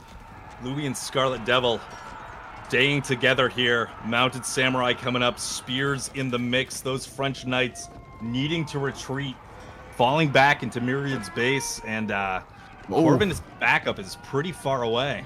Yeah, we're getting closer and closer to the base of Myriad, and as I say closer and closer, we're in the base of Myriad right now. Louis is diving, Scarlet Devil is diving, forcing Myriad to take the fight. Knights versus mounted samurai, spear archer. JD falls, gets sniped out really quickly from that archer mass, part of the main reason why it is there, and the Knights are having to turn now. Yeah, they're just trying to survive as much as they can with that static defense from the TC. Mangudai circling around, getting their shots in. Knights just trying to stay on the archers, trying not to get chewed up by the spears, but the spears are in front. The archers have Bannerman in moved the to the Mangudais. backside too. An absolute wipe from Louis and Scarlet Devil. They killed everything from Myriad and Corvinus, he gave up pretty quick there. It is game number 3 going over to Louis and Scarlet Devil, and that was just a really, really good gameplay setup. Just strategy from beginning to end looked very clean. Super clean, absolutely. Louis dropping that early Dark Age barracks, forcing the pressure on JD instead of his teammate Scarlet, forcing that response from Corvinus. Can't make that tower. He's got to send his spears over to defend. Then later on, just military trading so well, getting value, it seems, out of every trade until there was just an overwhelming number, able to get in the middle of those 2 bases, keep the armies separate, and descend in onto Myriad to close the game out. Yeah, and I mean, it was just, I felt like Corvinus losing, he lost the first couple spears in the Dark Age engagement, and you can come back from that no problem. What you can't come back from is throwing away 8 spears into the gold veins, into the towers for nothing, as your, French teammate just ran away with his knights. It's like, y'all either need to be together and saying, all right, we're full denying this, we're going to get some Vil kills, we're going to get some damage and something, or we're just going to get away. But instead, he just threw away units for just right down the drain, and then from there, Myriad and Corvinus were just way too far behind to come back from that. Yeah, just couldn't add up, but we will go back to the lobby here, see what's coming up for game 4 in this best of 5. Elephant leading it 2-1. We're going to Coastal Cliffs. Yeah, Coastal Cliffs, we see HRE sniped out yet again. So that's 3 games in a row that HRE has attempted to be picked and has been sniped out. I believe that is for the Magyar Marauder side. And then on the other side, Elephant, it has Byzantines and Mali for Coastal Cliffs. What do you think about these Civ picks here? Yeah, well, I feel like we are getting into the later stages of the draft when there's only so many civs left available. We haven't seen the Malians that much throughout the tournament. A couple of times here and there, maybe sometimes on Gorge, but it seems to be a little later pick for them. I really like Elephant opened up this entire series by choosing Ottomans, getting rid of that civ early and taking the win with it. Not being forced into it later, that's huge for them. So they still have a lot of options that they can use. Byzantines has been a powerhouse throughout this tournament. Playing on Coastal Cliffs, it's about 60% the size of a normal map. So if we're looking for gulps, if we're looking for Keshiks and Cataphracts, they're not going to have to move very far. Meanwhile, we got Delhi on the Magyar Marauder side, something we haven't seen yet today. Seen that play into Dome of the Faith in these team games. Scholars seem to be the investment to make, getting up to Castle, getting that gold, getting that healing up on those units. Yeah, Delhi's one of the civs that's been complained about a lot by some of the pro scene here. They're kind of crazy with, like, it feels like you're forced to take like this feudal age fight with them. Like, you have to respect their feudal, you have to deny sacred sites. But then all of a sudden you're fighting them in feudal, and then they're like, actually I'm gonna go to castle, and they get like 10,000 resources worth of free texts in like a minute after they have 10 scholars, and it's like, how do I compete with that? Then elephants come out. We have seen at least bombards get the buff against elephants, but it still doesn't feel great to go up against them. And so very interesting when you add that into team game fact. Yeah, those are some beefy boys. I feel like on day one we saw with the chimps, we saw, I believe, Beastie playing Delhi. Beastie Marine Lord doing well through feudal, taking some good fights, and then all of a sudden something clicks. There's 15 scholars garrisoned in mosques. Beastie goes up to castle, and techs just come in. Boom, boom, boom, boom, boom. The tech advantage swings the fights for the rest of the game, and they come out with a win there. Yeah, the big thing on this map, I'll say, is you can see by the picture that's not actually water that's being taken. It's basically a smaller dry Arabia. So you're picking civs that are gonna perform better on a more condensed map. It's gonna be more feudally aggressive. It's gonna be, ones that you can see Mali. They're known for being able to, kind of stay in their base, not have to move out for a ton of resources. Byzantines can swap into, their olive grove super early on. Delhi, they can take all the map control they want. The berries, and Zushi's another one that can kind of do a little bit of both things. But I see Mali and Delhi picked quite a bit on this map specifically in 1v1s. So I'm not surprised to see that immediately trickle over into team games as well. Yeah, for sure. And like you're saying about the water, for those of you at home, it does look like you can see the deep sea fish in the water on that thumbnail. But that water is not accessible. Those fish are just a troll to throw you off. Takes place entirely on lands on a smaller little map here.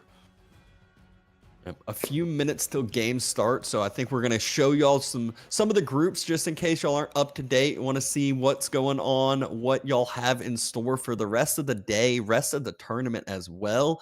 You can see the series we are casting here now updated 2-1. We will be casting the KQP versus Banter Boys later on today as well. So that is one of the groups, Group C, as y'all can see. But that's one of the 4 groups here today. Let's see what we got. What do we have in store for us in Group A there, Beal? So we're taking a look. Chimps going 3-0 over Pro Quitter. And I believe we'll be bringing... are we doing the Meow Police RCN game? I don't think so. That series won't be on main channel today, but maybe another streamer or content creator of some sort will be covering those. I believe we will be covering the Canadian Bros versus VES. Might be we'll see if we got VES versus Canadian Bros. We do have Devils versus E-Gear. That's another one that will be on a different channel, if any at all. We'll see if you're friends with any of them. You can always use, or even not friends. Now you can use the Observe tab. Search for it and just observe it yourself. If anyone wants to watch those games that we aren't covering. Yeah, and they all use the 2v2 observer overlay, so it makes it pretty easy to just filter by mods and 4 players in a game and find those if you want to watch them yourselves.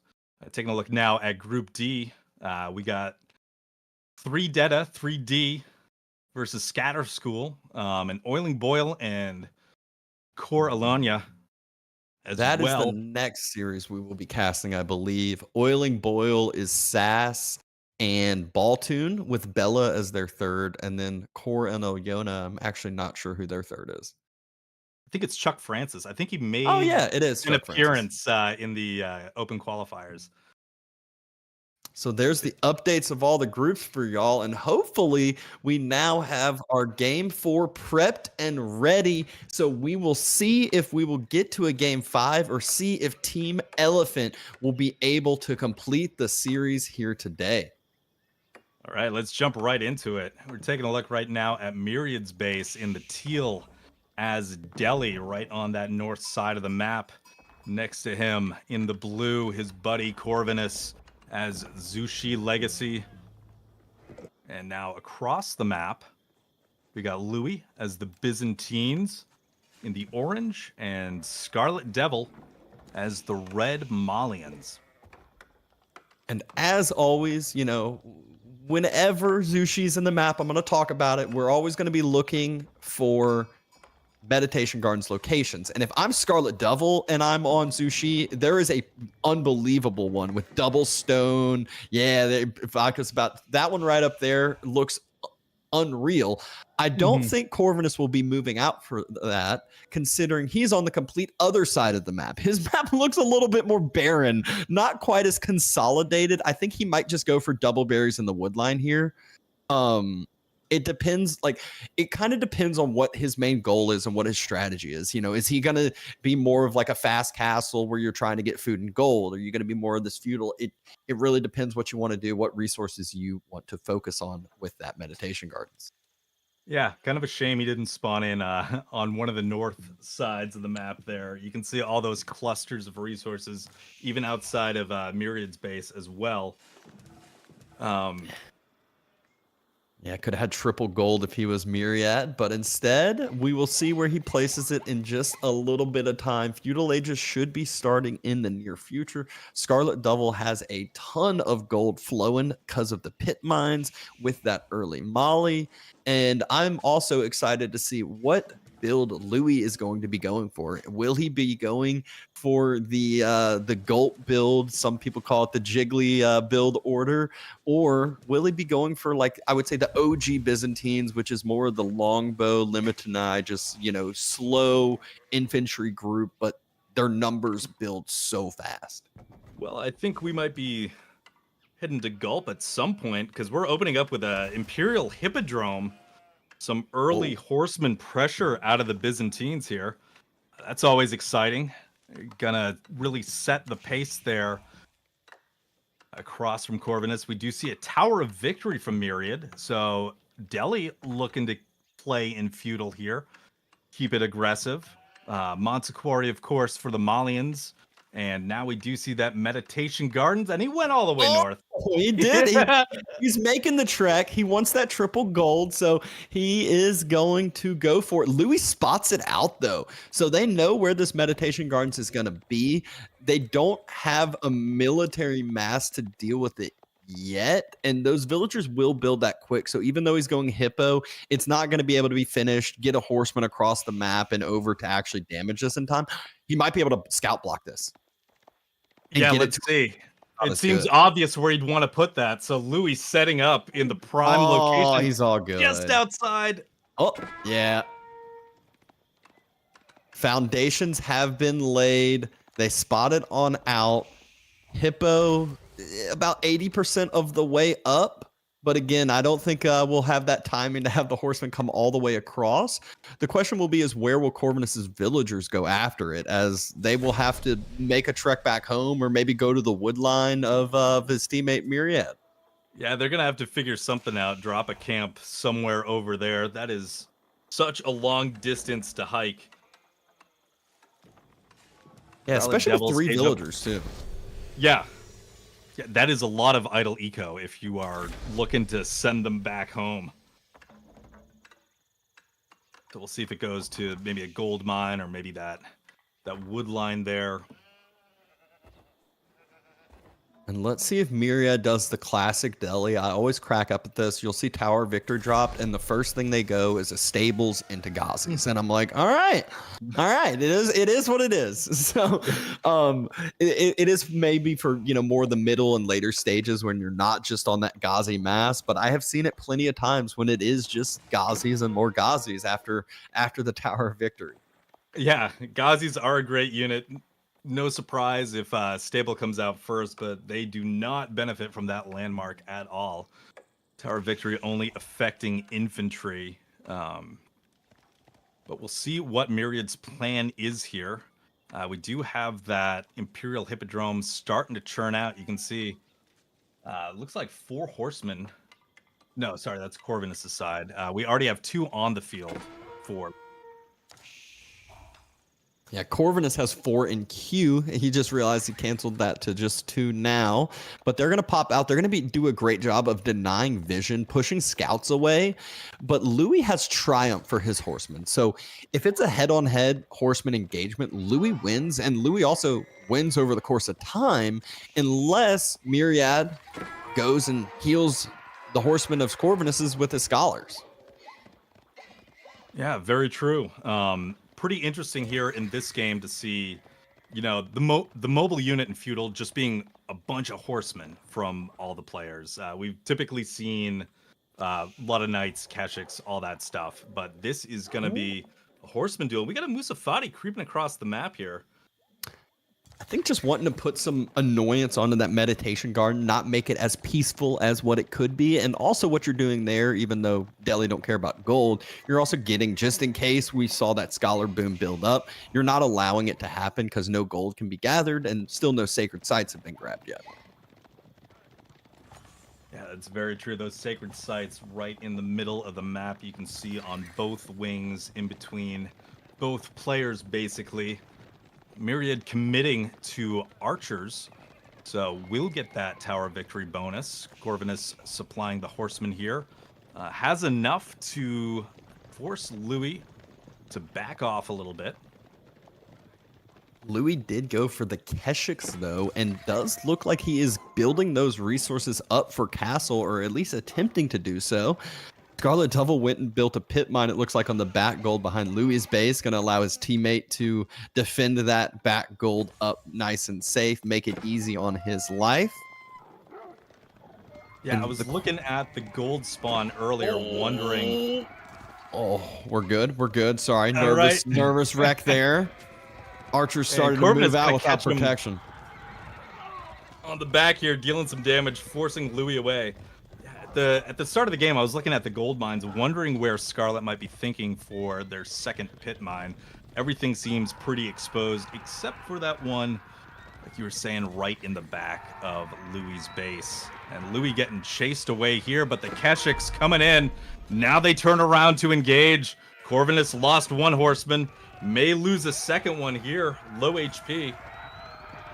Yeah, and it does look like Louis is going for the Gulp build, but not going for it with the winery, which is something different. You know, I don't think Jiggly can claim that, as he does not use the Hippo. He uses the winery and only the winery. So Cistern of the First Hill is going down, and we will see some Katas gulping. We're getting ready to gulp here in just a few minutes. Myriad dropping down a big palisade wall here, looking to defend that first sacred site, looking to cut off rotations past that wood line. Yeah, secures up that meditation garden, secures up a lot of food too, as it makes it super easy to defend that double deer pack and the berries, as well as obviously the sacred site. And now they're just, Myriad and Corvinus can centralize the map even further than what they already do.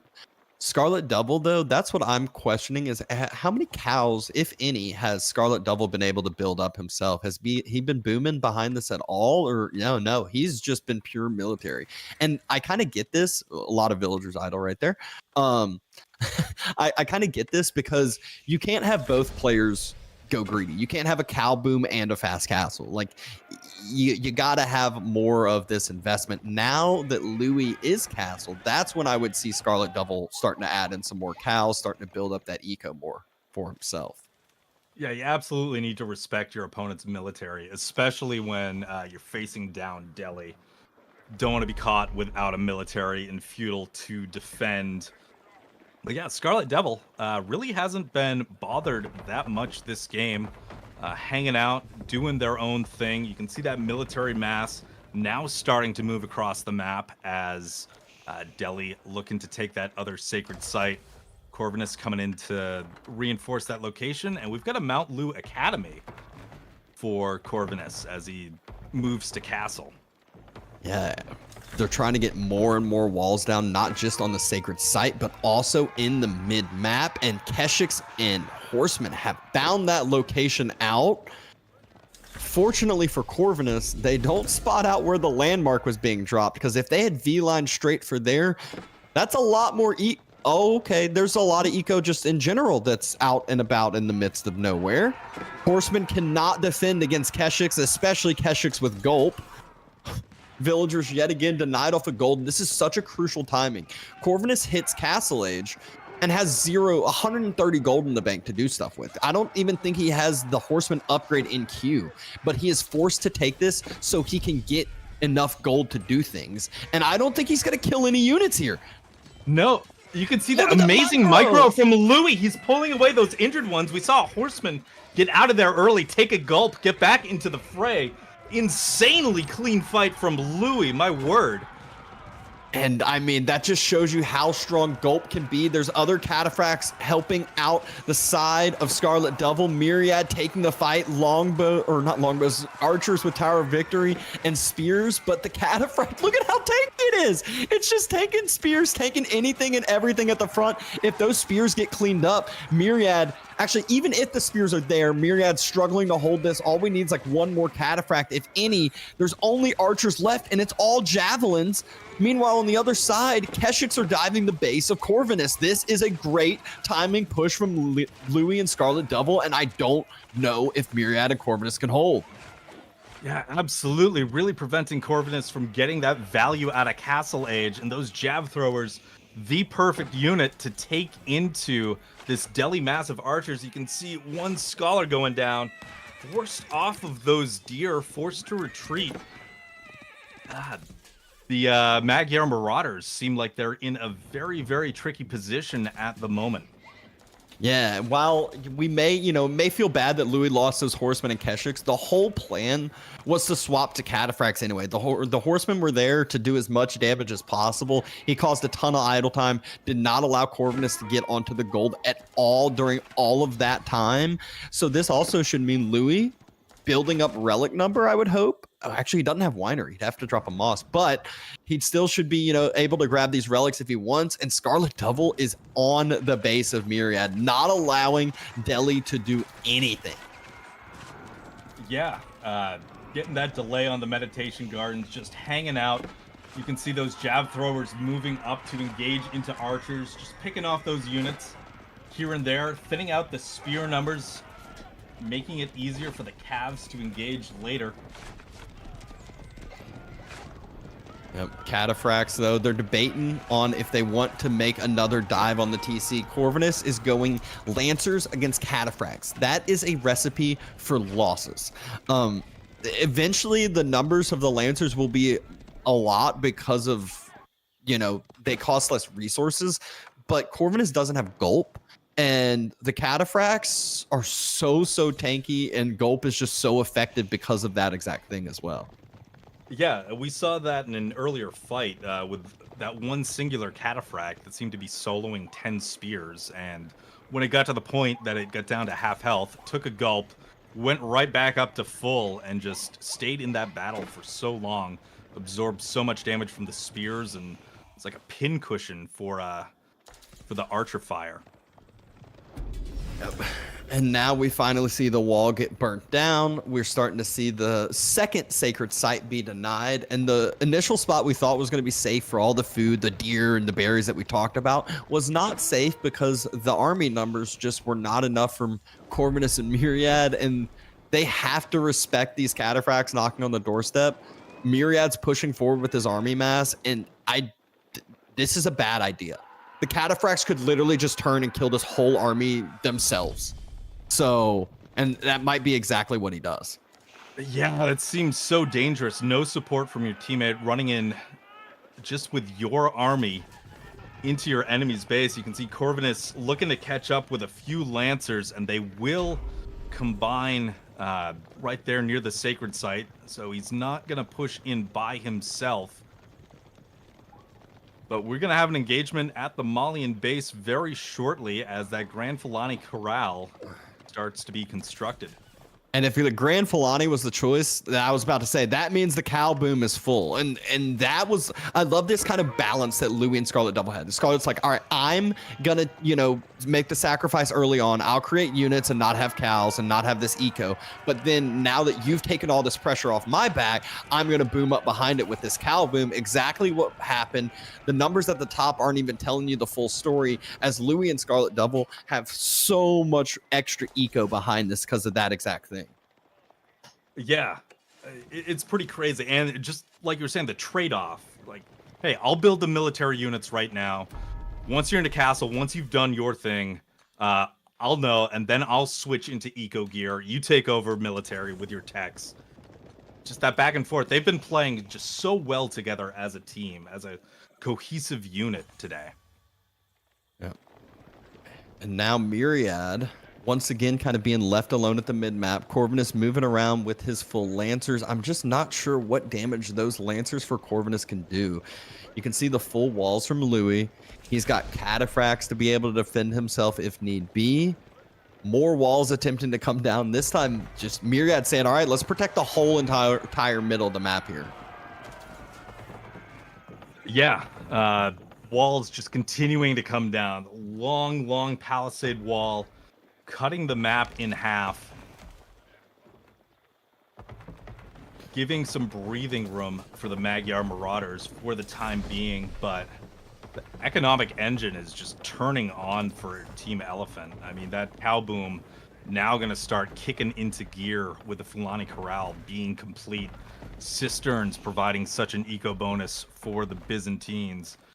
I mean, they're behind the wall right now, but I think Louis and Scarlet Devil are happy with their current ecos. Yeah, I mean, this is one where Scarlet Devil, they're going to try to play this timing here in just a second. Scarlet Devil should be getting all the techs in, you know, vet Donzo, vet jab throwers, and now this is where Myriad, he needs to go up. He's about to be able to drop Castle Age, Compound of the Defender, but it still is going to take time for all those free techs to come in. Is that time that the Magyar Marauders have? Louis and Scarlet Devil, they know this. They want to pressure this timing and take advantage of this. Yeah, very good timing play, because it's going to be a bit until Compound comes up, and then there's that time after. It was Tower of Victory, so there are only 3 Scholars, 2 in the queue right now for Myriad, so techs will be delayed quite a bit. All the spears for absolutely nothing. Attempted Wololo grabs 2 more spears from the side of Myriad. Might not seem like much, but that should deny Sacred Site, should allow a relic secure, and the full base of Myriad's going to get dove right as Castle Age comes up. Fortunately, he can click all text for free. He doesn't need resources for that, but his army, he needs to keep alive. Not sure if he will be able to do so. Feudal Age units still trying to get upgrades through. Scarlet Devil diving TC. Near the TC, able to thin out those jab thrower numbers. You can see Team Elephant moving the Magyar Marauders, trying to get Myriad to chase away from that TC so that the engagement isn't under that arrow fire. Oh, the villagers! Where are they going? The other wood line. He ran out of wood. It went to the other wood line, and they ran right through the middle of the army. Corvinus also chased not one cataphract with his whole entire Lancer mass, and that allowed Louis and Scarlet to just sit on the front side of this base even further. Military numbers continuing to climb. There's only 7 spears left, and there's 26 cataphracts. There's nothing to deal with the cataphracts, as the Lancers are not going to be enough, especially when the Donzo number is actually healthy. Yeah, quite a few Donzos in there. Just cataphract mass. The pressure is being maintained on that production. Corvin is still trying to help Myriad out with that lack of wood. You can see jab throwers just getting small little picks here and there as they run past the production. Cataphracts continuing to just torch everything down, happy to just stay under the TC fire. They can gulp, they can tank, they're good. I love the focus that Louis and Scarlet had once they're diving the base too. Obviously villagers if they're there for the taking, but every single production building on the front side got burnt. Myriad can't make military. The wood that he was sent was for more production. He currently has 1 barracks and 1 range. That is nothing at this point in stage of the game. There's no way they can come back and actually build numbers and equalize numbers. So there's no way that they can hold this. It's just continuing to compound this lead. And Louis and Scarlet Devil have done that so well in all these games that they've won. Yeah, absolutely. This Myriad not going to be able to create anything. There's going to be a final stand here. They have to engage. Looks like, but it's not really going to go well for the Magyar Marauders. Through the Lancers onto the backside, onto the Archers.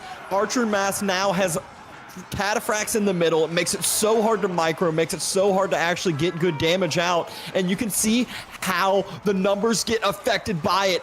It is an absolute decimation wipe. Magyar Marauders have gotten cleaned up and end up losing the series 1-3 to Elephant, who there is no way they can lose from this point in the game. Yeah, this is it. They're holding on. They know it's elimination, but they're down to 10 military. Eco is not there. There's nothing left. There's the tap out. Elephant taking it 3-1. What a great series. A good series indeed. Magyar Marauders were able to take a game off. They took game number 2, but other than that, I mean, Team Elephant was looking pretty clean here today, even with, I'm not sure, how last second the sub was. Maybe it was planned. Maybe Scarlet Devil knew he was playing from earlier in the week, but still way to step in and not only step in, but also have a great performance as well. Yeah, very well played by Scarlet Devil. We haven't seen a lot of teams really use their subs so far in this tournament. But Scarlet Devil coming in, helping the Elephants close the door on this. Man, there's so many moments. Louis, though, with the spears in game 3 to basically just dictate how that match was going to go. And then we saw an engagement in this game where Louis was able, with that gulp and supreme micro, to keep all of his military alive in that engagement with Corvinus. Just so clean. Yeah, and I love you pointing out like the early engagements that happened that were so clean. This is actually the one you just spoke of here. These horsemen, these Keshik, they don't die with the gulp on, especially when they're fighting only horsemen. And where Louis and Scarlet Devil did so well after this, let's check this micro first. You can see the gulp come in. Yep. He pulls back the lower health, lets the healing come on even further, even pulls back the scout during this here in a second. Watch. There it is. Pulls back the scout, doesn't lose any units. But a lot of times teams would do this and then pull back and go, all right, we took a good win. Louis, Scarlet Devil, they know to keep up the pressure. This is a snowbally game, and they continue to compound these leads together. Absolutely. One of those things you never really saw was an overextension out of Elephant.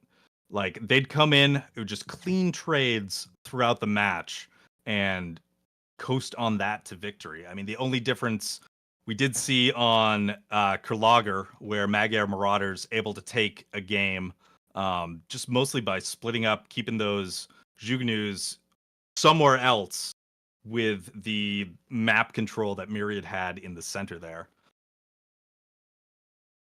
Some good highlights from that last game of this series, but not the last series of the day, as we will have another another 3 coming up for y'all.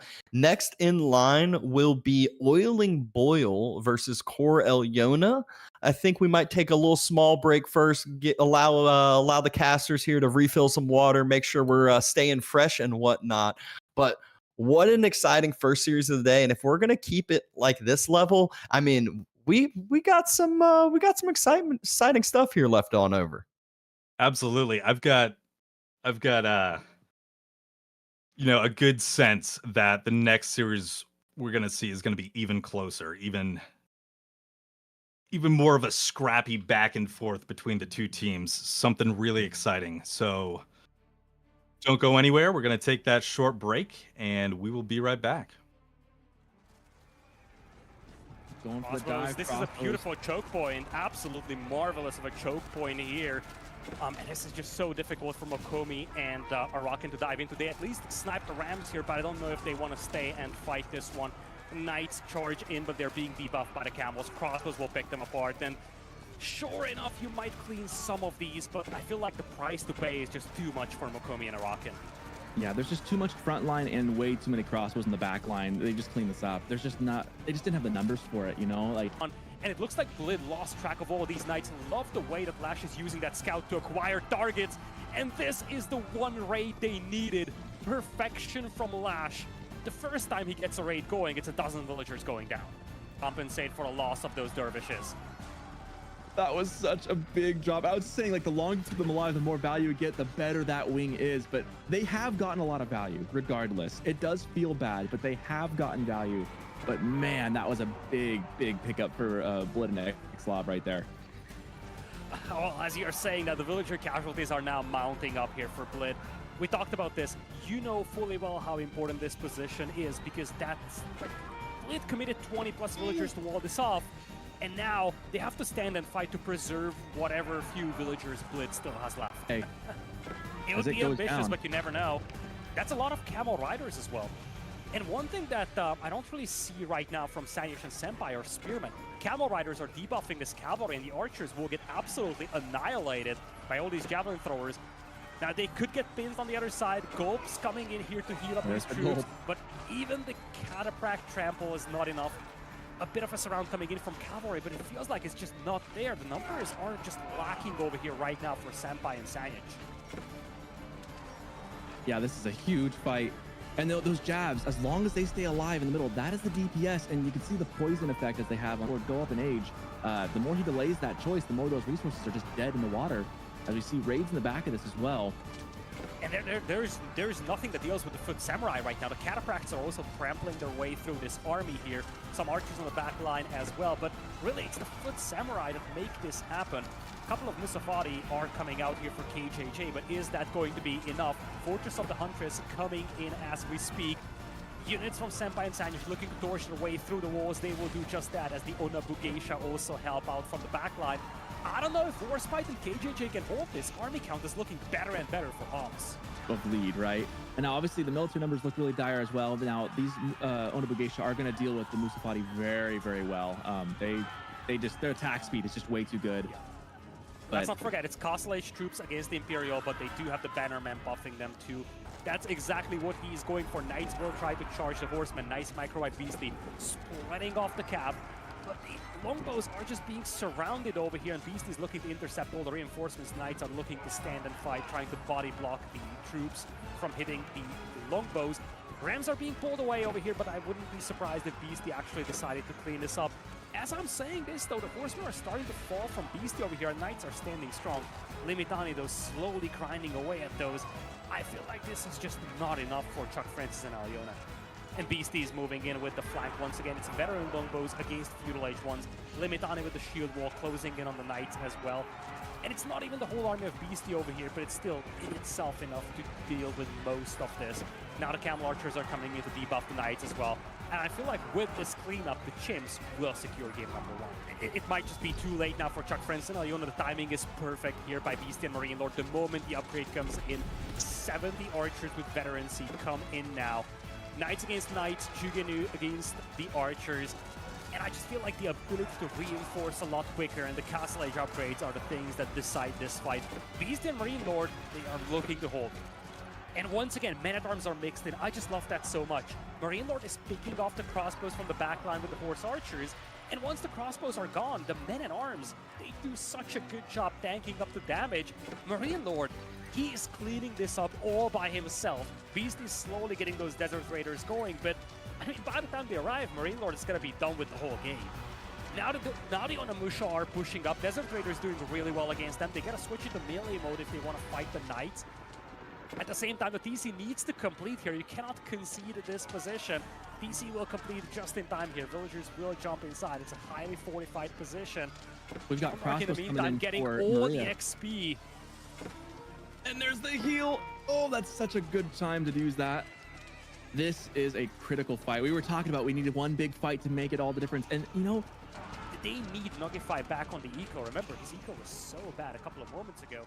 And I don't think this is a good... Welcome back. Hopefully y'all got your popcorn, got your drinks, and you're ready for another exciting series as we have Oiling Boil. I already know I'm going to call that wrong in this game, versus Core and Eliona. Yeah, we're going back to Himiyama to start off this series. Looks like we're going to have another Ottomans pick on first map. Ottomans HRE for Oiling Boil against Mongols and Ayubids for Core Elonia. Yeah, so interesting game start. This is immediately, like, every time I see a series, I see a map, like, I immediately, like, I'm like, all right, what's the strategy? What's each civ going to try to do? So, like, my thought is, like, Mongol tries to tower rush. Either player can actually go feudal, or not feudal, Dark Age on the other side from Sass and Baltun. You can have Ottomans go with their barracks or military school and barracks if they want even, or you can have HRE go with their own barracks. I think either one is fine. I think I'd lean into Ottomans doing it more than HRE. But we'll see. I mean, we don't even have much time to talk about this game as we're already hearing game sounds. We're ready to go in our second series of the day. Who do we have in store for us? We're taking a look right now at Baltun as the HRE in the blue, the southeast side here. the north and the east is SAS as the Ottomans, and there's the stone for that military school. So we are going to see some Dark Age spears coming in for SAS. Meanwhile, we've got Kor in the orange as the Mongols. Over there on the north side, and to the south of him, his teammate Alonia as the Ayyubids. No barracks for the Ayyubids this time around. We saw it last time, but he's got the Mongols on his team, so Yeah, not looking to make spears himself. Yeah, my big question here, and we already have it confirmed by the resource map at the top, is SAS dropping a barracks right after the military school? And it is yes. He's going military school barracks. He's doubling down here. And this is great because now as Kor is going to get his free spears from the Uvu, stone that he's going to have to spend, SAS is slowly going to build up that number with the military school, have that pay off. And I love the early spear fights here because obviously, if Kor wins, it feels good. He gets the tower up. He takes advantage of whatever location he's trying to lock down. On the other side, if SAS wins the fight, he gets to go start burning that forward Uvu and take away a huge, huge important thing to the Mongol economy. Yeah, for sure. We saw it in the last game. Just the delay that the Mongols have getting their stuff set up. It forced Mongols to be on the defensive here. The military school going to be a little slower to create spears, but he's got that barracks there as well, so he will have the numbers. Barracks down now for Kor, those initial spears in creation. And they are moving across the map as we speak, heading towards potentially looking for the Ottomans here, unless they cut south. SAS will be behind at first with the numbers, but then we'll be able to catch up over time. Baltoon already dropping the chapel. Elyona already clicked up as well. We'll check and see that in a second. And now it's kind of the question for me is, what Baltoon's next steps are. Does he play Feudal? It is the logistic wing. So we'll be able to heal up these spears during this fight. This is massive. But Baltoon can always support and just drop a range, go archers that are very, very quick moving, snipe down those potential healing units as well. Yeah, all possibilities here, but now we've got the 3-on-3 spear fight. Reinforcements right behind. It looks after the first engagement that SAS may be ahead in health, but the Khan comes in, does a little damage with his bow and arrow, adding that movement speed that will force SAS back to his base. Did you see that lunge from that one spear from a mile away? Oh. The Khan's so good, though, at just being able to snipe out the lower health spears, as we see here. That one spear is probably at 2 health. 1 health. There we go. It is dead. So first spear gets sniped out, slowly building up those numbers. Chapel close to finishing. Looking at the resources in the bank, Baltoon is prime-timed, ready to drop a range right as he ages up if he wants. Yeah, taking a look at that focus on wood, the 12 on wood, 2 on food does seem to indicate a move to range. That Khan just being so annoying right outside of SAS's base. Pulling those spears back and forth, doing a little bit of harassment, setting off those pings. Very obnoxious. Needed a house first, and now there is the range. So will be more of this feudal age play. Meanwhile, SAS still hasn't gotten the gold to be able to age up. Kor gathering gold, gun to be able to drop his age up in just a little bit. Spears taking the fight. The camels look like they're starting to move across the map now, so that's the main reason Kor's fine with taking this fight, but you don't want to lose those low health spears. Loses 1, 2 of them, about to be 3. 3 spears go down. Great fight by SAS right there. Has not lost any himself. Kor did not leave a lot of those.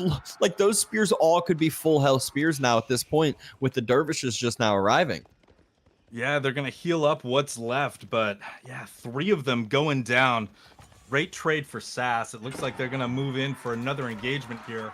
Dervishes doing what they do, getting the heals out onto those spears. SAS just needs enough gold to age up.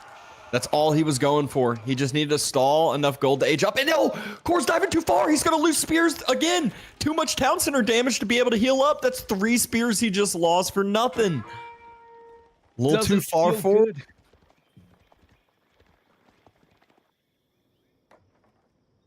Walls, really safe build here from Baltoon.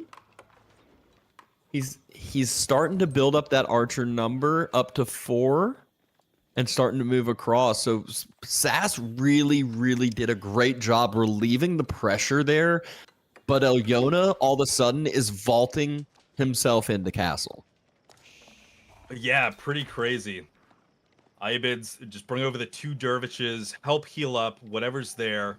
But there's no pressure on them. They know what's going on in the game so far. They can just be like, okay, I'm going to pivot now to castle because I've got the ability to. And almost there, has that 600 gold, just shy of the 1200.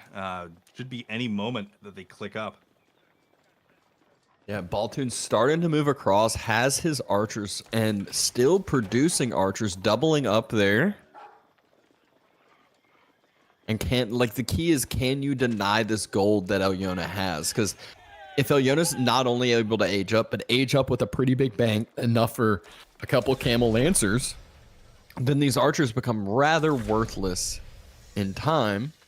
Growth Wing has already been clicked up. A ton more villagers going to allow them to have an eco advantage here in a little bit. Has the logistics already, so Camels will be able to grab relics too. Yeah, that's huge. You see Baltoon with his archers looking for an area of attack. Looking to sweep around the south side here and drop a ram. Scouted out though by Elyona. Elyona scouts it out. Sass is coming too though. Look, I was about to say Baltoon has to have spears here because Camel Lancers will come out so fast. Needs a response to that. We do see the double production of the archers coming out now from Core, coming in to reinforce. Looks like there will be that first major conflict outside of Elonia's base. See the military all coming down in on this spot here. Ram filled with archers coming out to take down an outpost. Gold's denied from the time being. 3,400 gold in the bank, though. Archers stepping forward. Outpost is going to be denied. Woodline denied, though, is the key.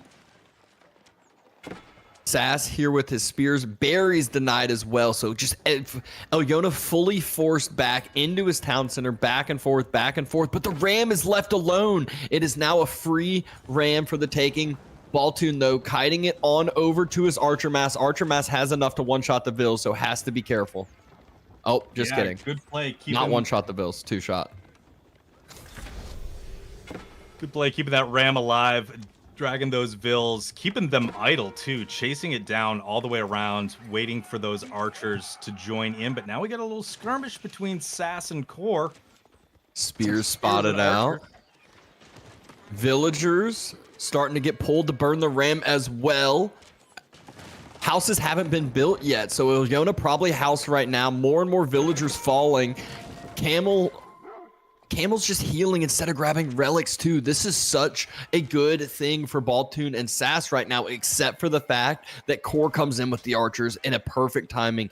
Hits Sass's spear line, and the spears just have to run. Can't do anything, but Sass had already made the transition. Sapahi on the way. Look at that. First Sapai we've seen, gonna target down Core's archers.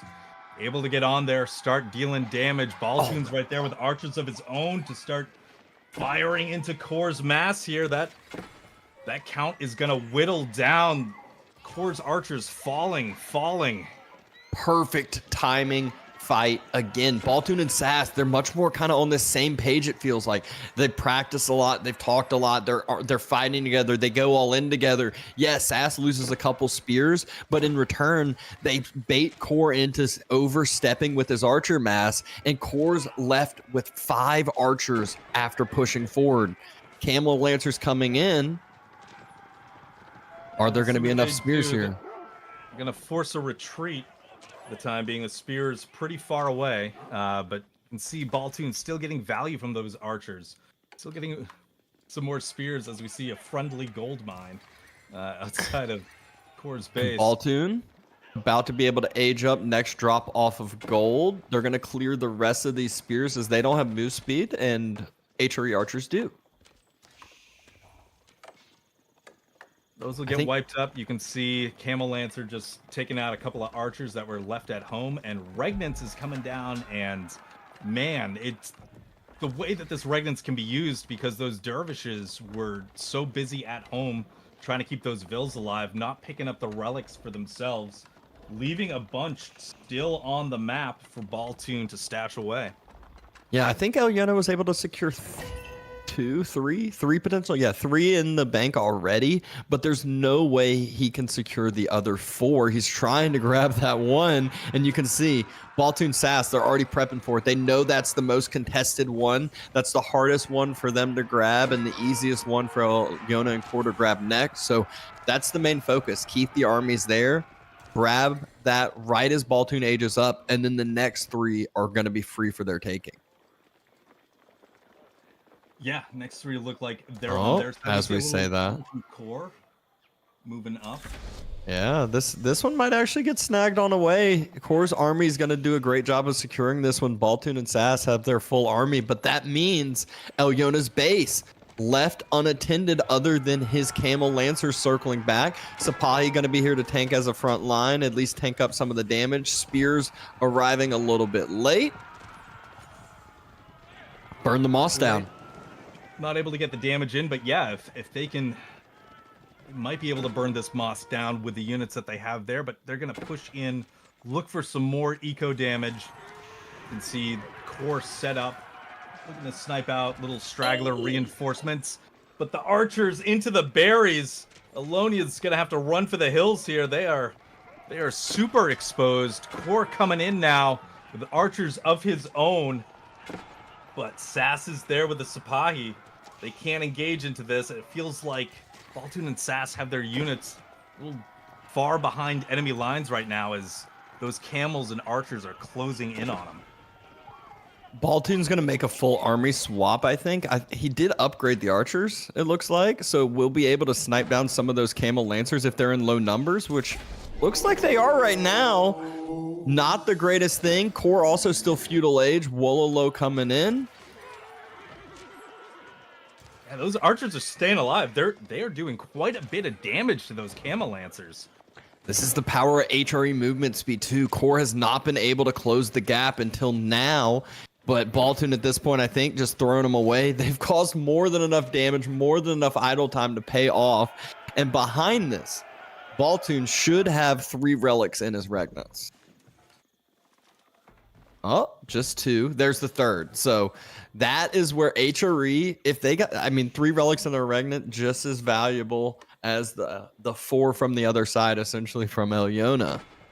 Actually, more valuable. Yeah. Great job from Team Oiling Boil to keep those dervishes busy, keep those relics on the map long enough that Baltoon could secure those. Now we do see Core marching across, heading towards potentially Sass's base. Sass looking to age up with the Imperial Palace, cancels it, and maybe he knows that these units are coming. Maybe he's going to invest that into military. We'll see what's up, but those archers, those spears, right outside now, right at his door.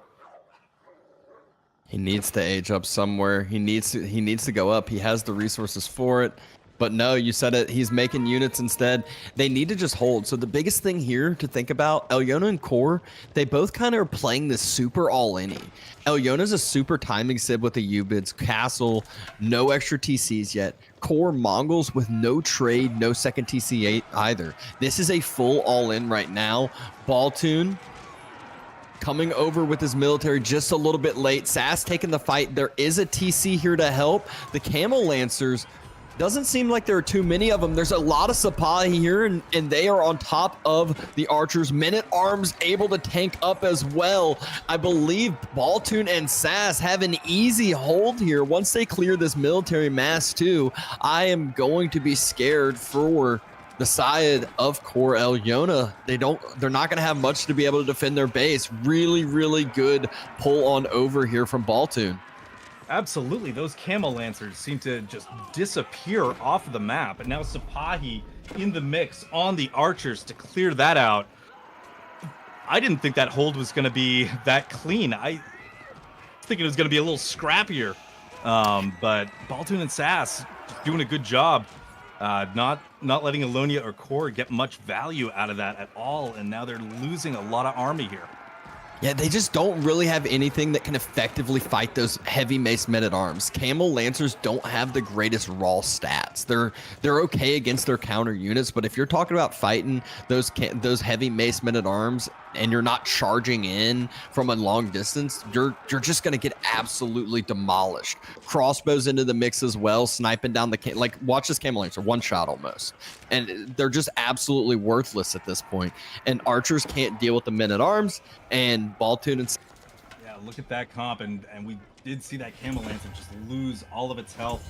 They are going to withdraw for a second to just regroup here before they make that push into Core's base. You see Alonia did have the Sacred. It looks like that is being contested right now. Some Camel Lancers on the back here of Core's base, chasing down a Sipahi and a Metter. Gonna catch that Metter out. Gonna continue giving chase. And yeah, that friendship mine, like it's not gonna hold up much longer. Not much left in there. And Baltoon, it seems like, is massing outside of Alonia's base on the south. Yeah, not only the south, looks like he is bringing his other army from the north side, might be hitting from a few different spots, and it's only Camel Lancers from Elyona, and Baltoon has the perfect army comp to fight it. Crossbow and the heavy mace men-at-arms. There's just a few villagers on those berries. Just a few. Oh my gosh. How many villagers are running right here? The woodline didn't run though. I mean, that's like 40, 50 vills. That's his whole entire economy. And again, he can just A-move this fight because he has all of the counter units. Still would want the men-at-arms to be the front line. Villagers trying to come back, but all of the reinforcements are coming from Baltoon. Yeah, look at that from the north side now. Crossbows, a couple of men-at-arms. Do see Core trying to get up with the Kurultai. The Istanbul Imperial Palace finally in production for Sass. Camel Lancers, though, able, it looks like, to get on the crossbows. Yeah, army was a little too split there from Baltoon. The crossbows on the backside didn't arrive in time. The first military was already cleaned up. Able to take down a few Camel Lancers, but still really good trade. The big key here is Elyona not going to be making a lot of military during this time because of how idled he is during all of this.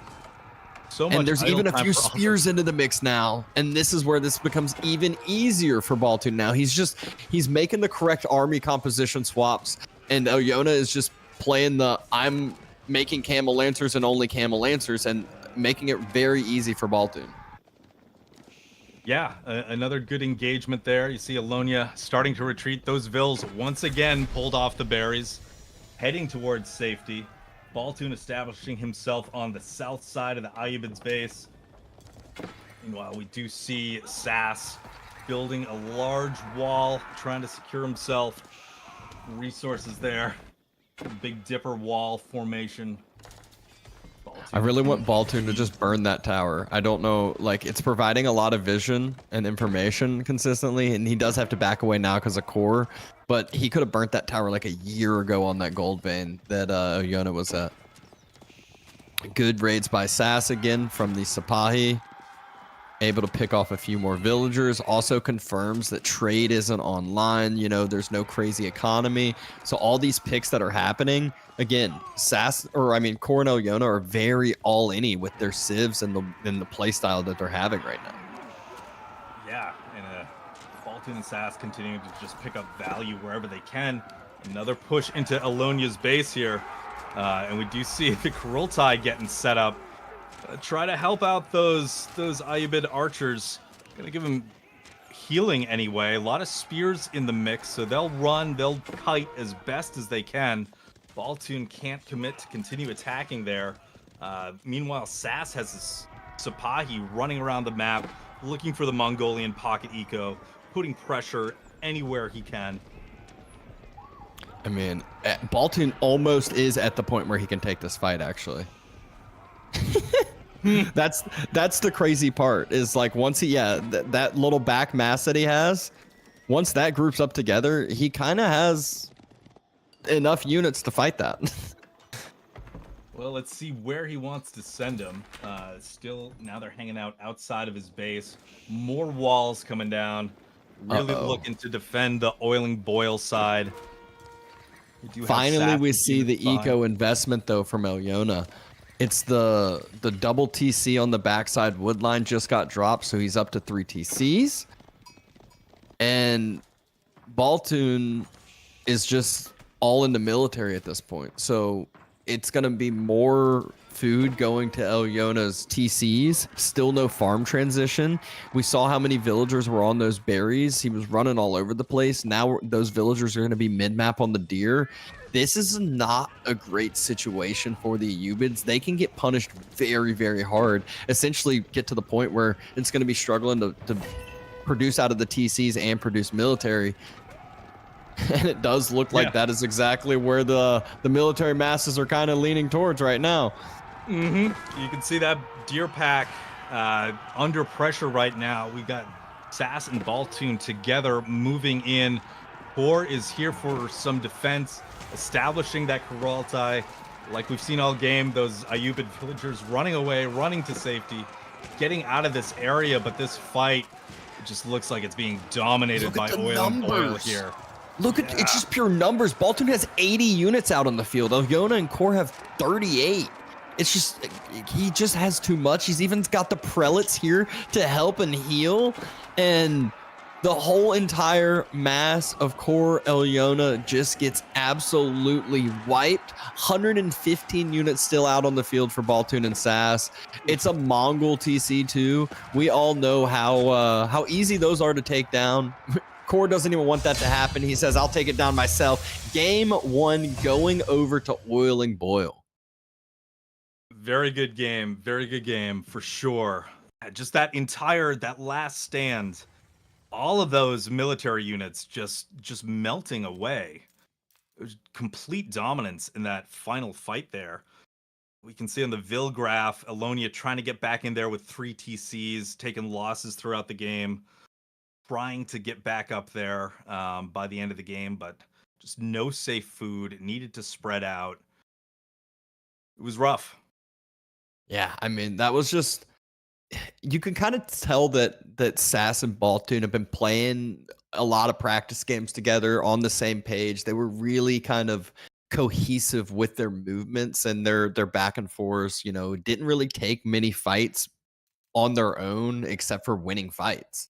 And look at Core's archer mass and that middle of the point. It just, he felt great. He's peaking, at the point, has a lot of military units. The problem is that there's also an age up unit that counters your whole entire mass that the other side had. There were still that front line of Sapahi as well from Sassy. Yeah, just cleared out pretty quick. And then you can see the rest of the Mongols right at the end. That second dip there. Taking a look at the replays now.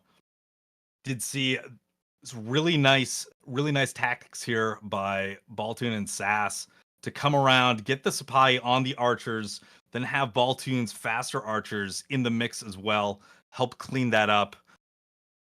That's where he lost the majority of those archers. That engagement right there.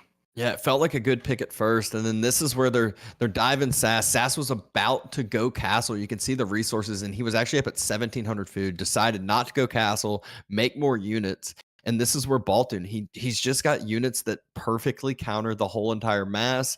We not only have a TC, we have an outpost firing as well. And then it's a bunch of archers under TC outpost fire and Sapahi chasing them down. Not a fun positioning point there for Core.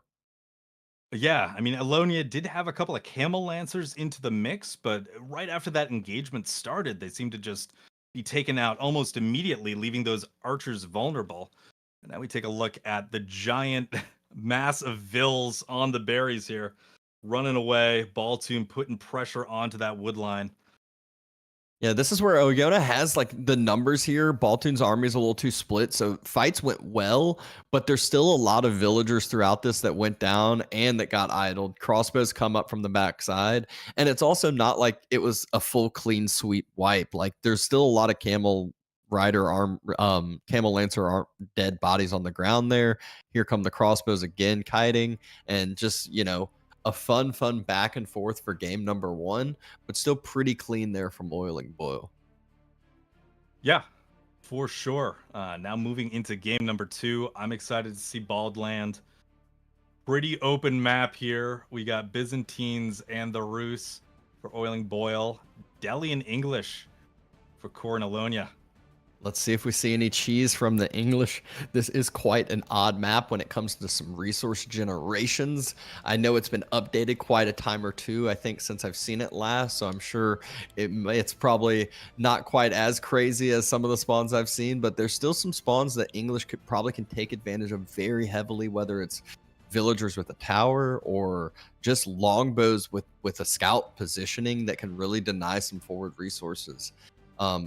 That being said, Byzantines and Rus both very potential safe civilizations. Rus having the potential for the Kremlin still. Yep. Helping out that wood production, because there really isn't a lot of wood near those initial TCs.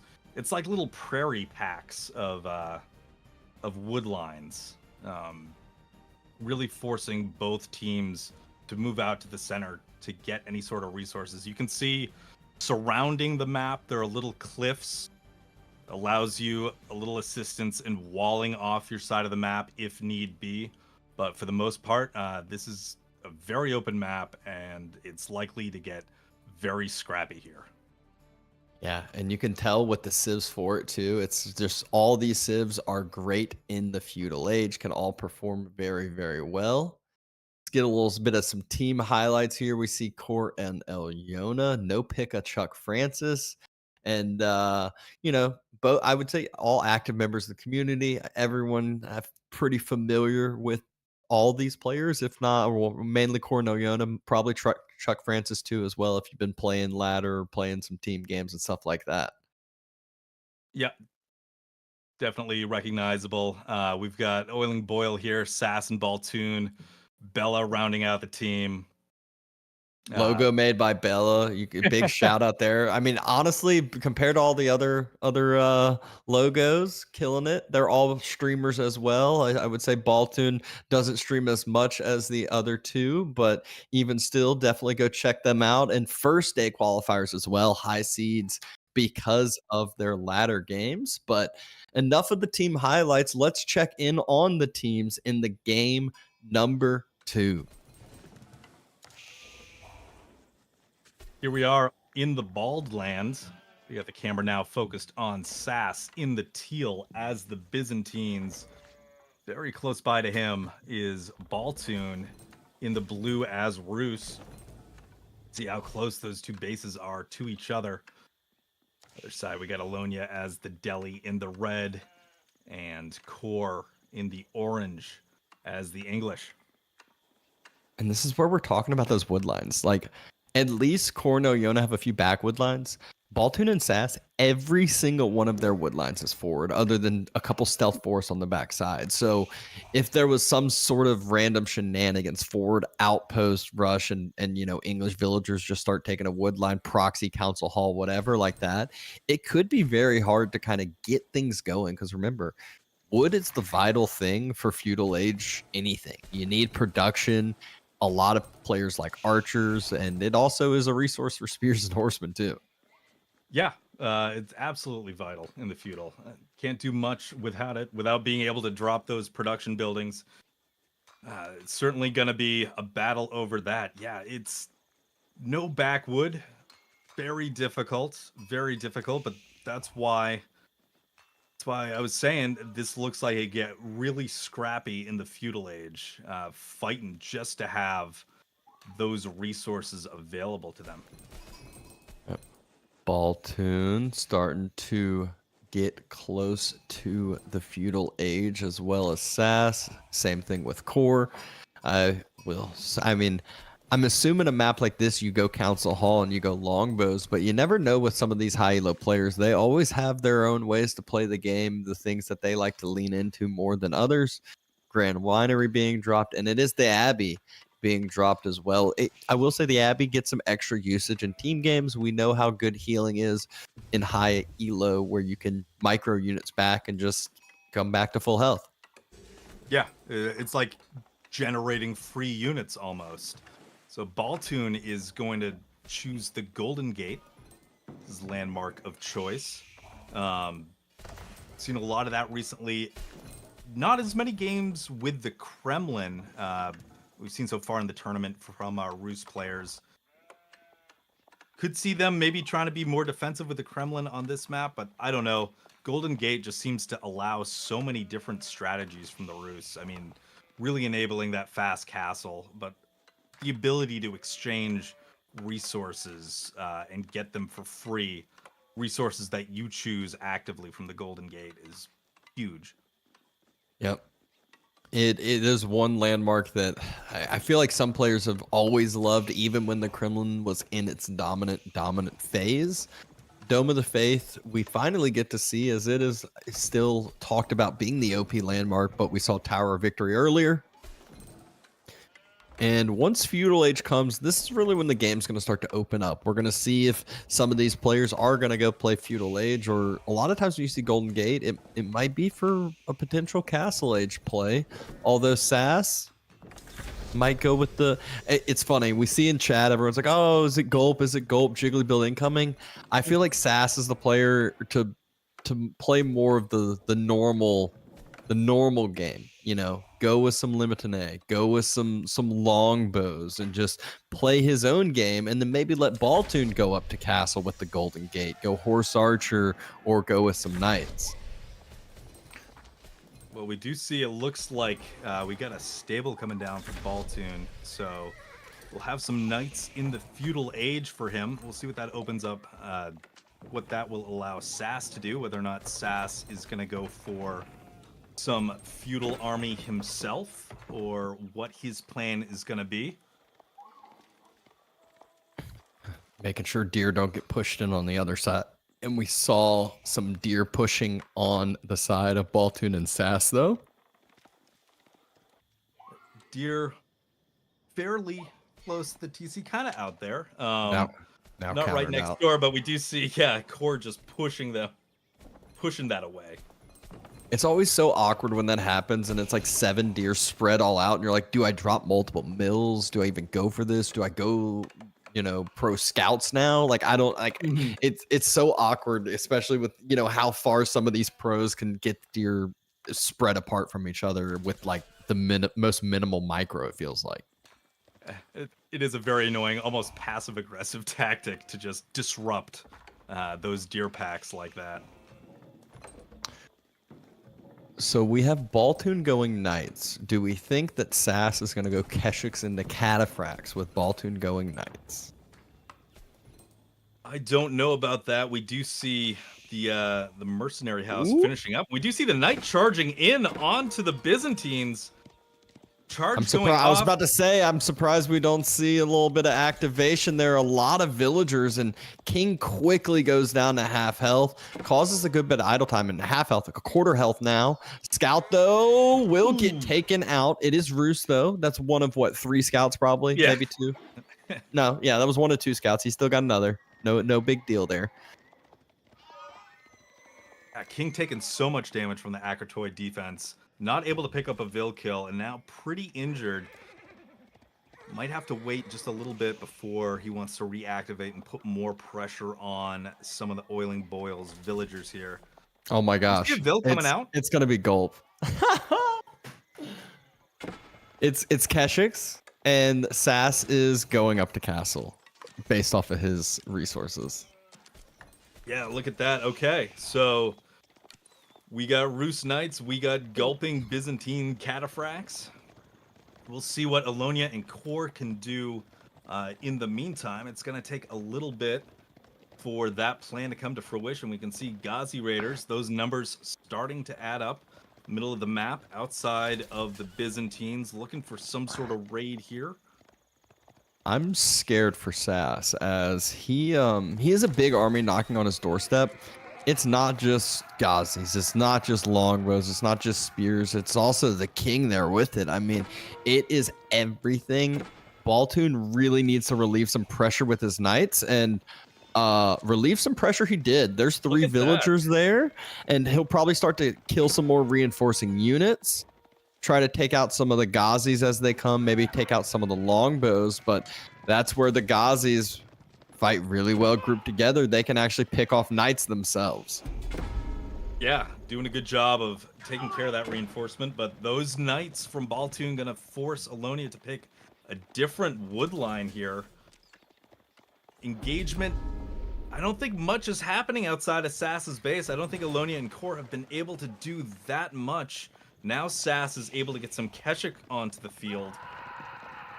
Well, we saw the full Ghazi mass get pulled back because of that raid. We see it now in the Ghazi Falls. The whole entire Ghazi mass pulled back instead of going in like it looked like they were going to do.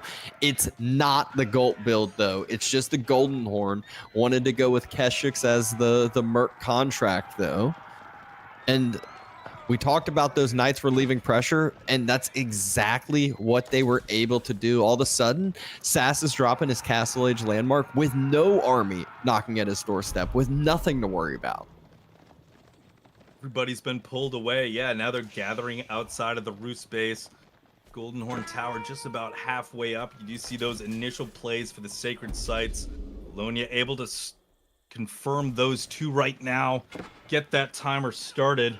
But these spears kind of alone. Yeah.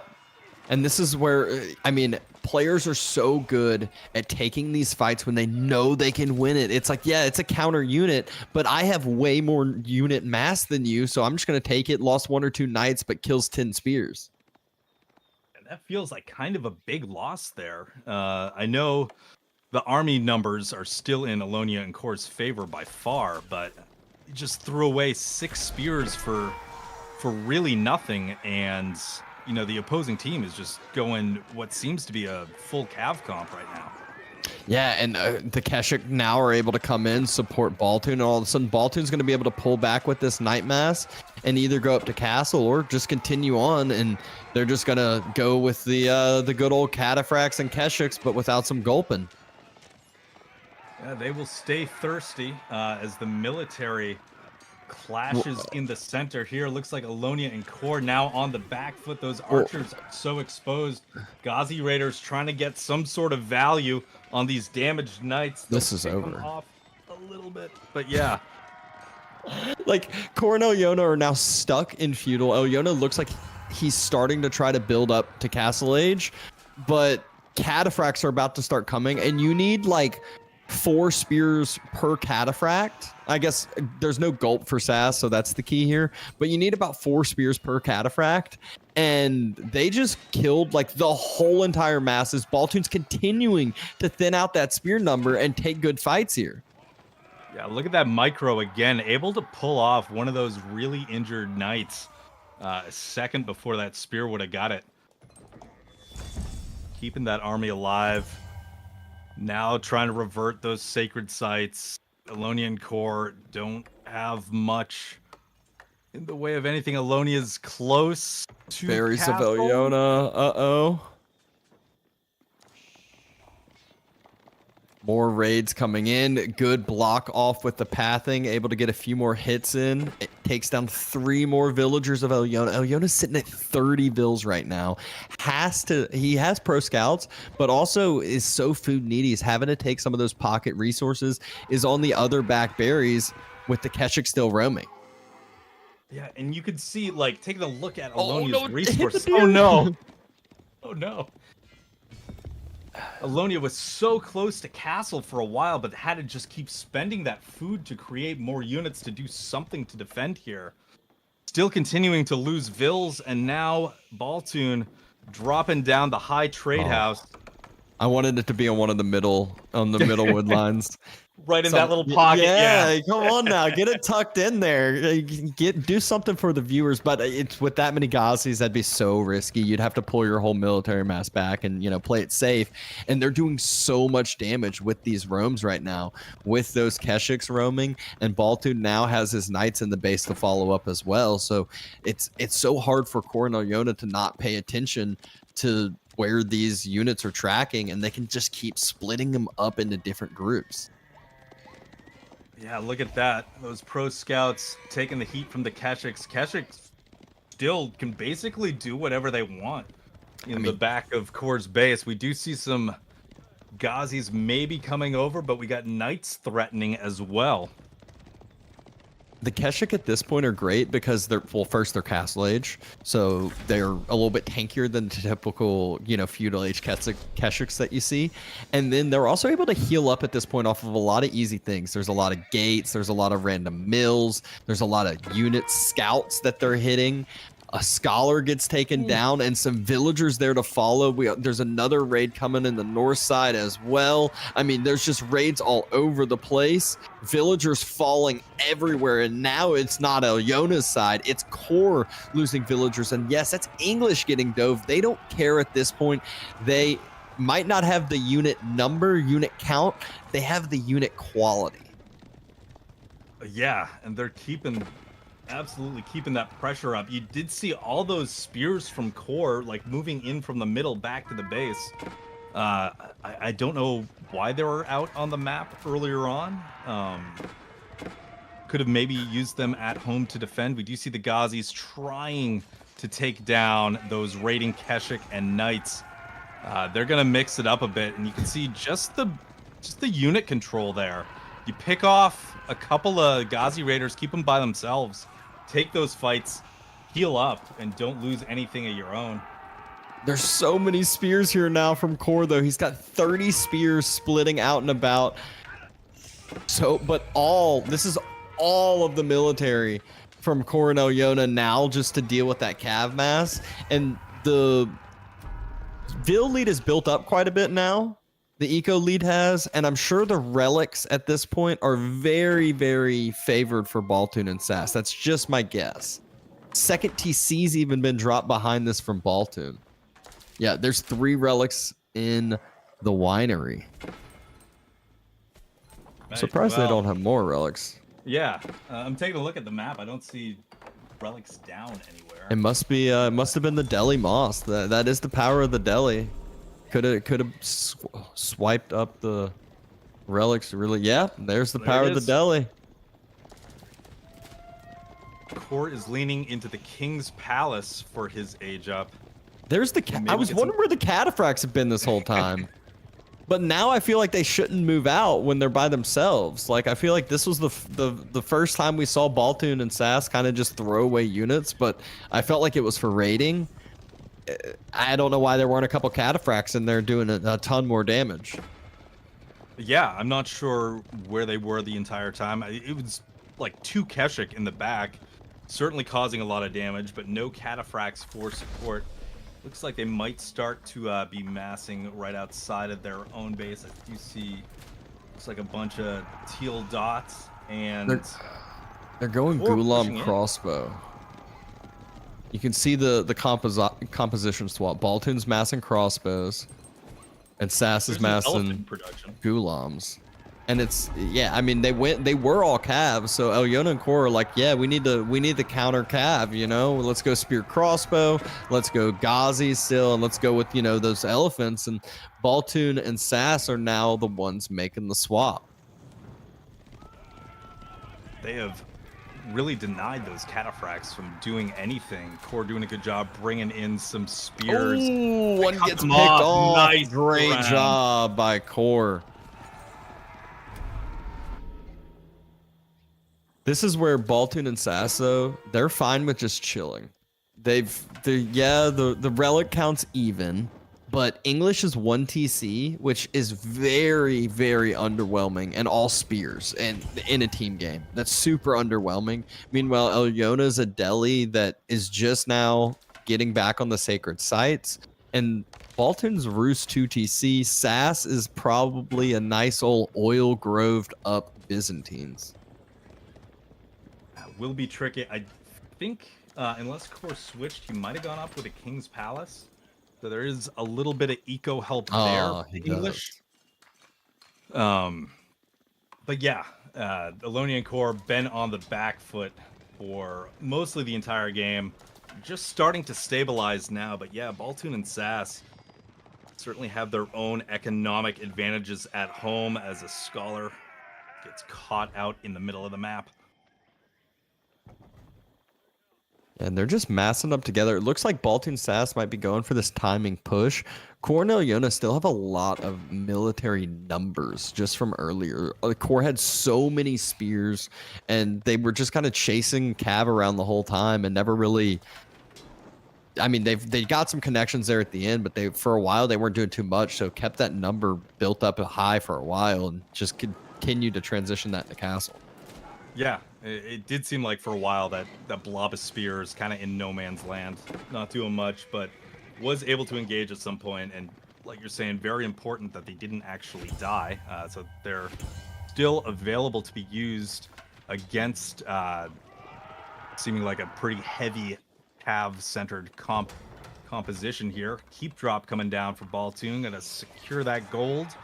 A little skirmish here on that sacred site. Also helps secure that wood line.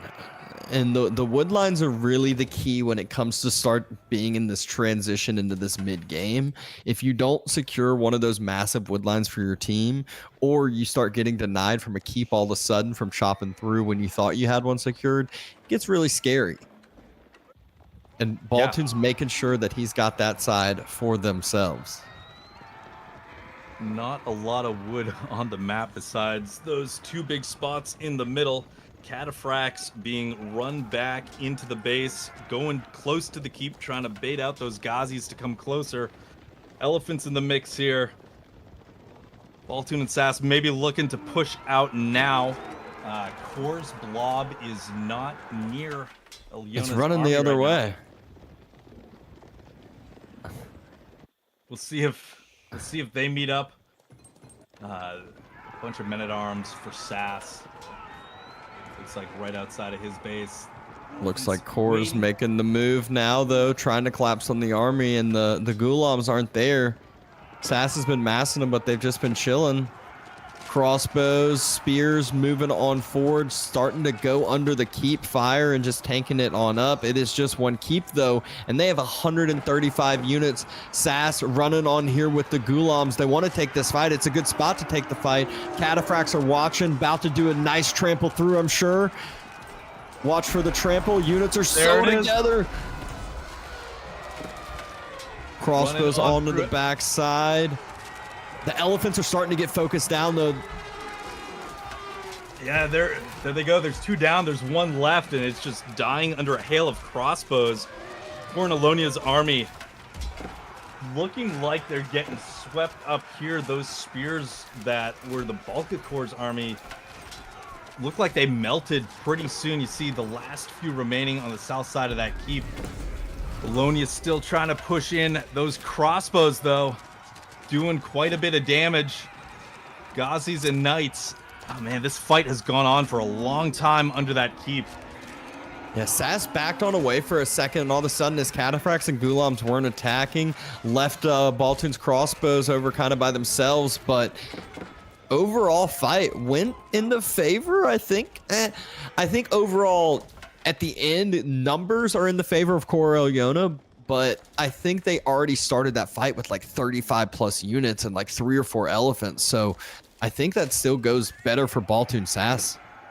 Yeah, it does seem like in the amount of destroyed army value in that fight, Alonia and Core losing more with those expensive elephants going down. Baltoon and Sass, I mean, there were still some Cataphract deaths on the other side.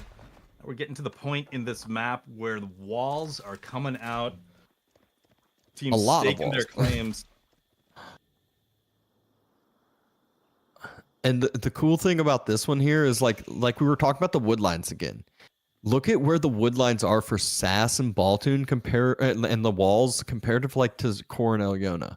It's very, very defensive for Core and Ilyona. They haven't really secured up the forward wood lines. Meanwhile, Baltoons and SAS are kind of very aggressive walls. They're much more forward. They're taking a lot more of the map for themselves. They kind of have like 3/4 of the map compared to 1/4 for the other side. Yeah, it does look like Ilyona and Core just kind of in that corner for the time being. Another little push on the Byzantines base, able to get a cataphract with those crossbow shots. Waiting for the rest of the army to join them.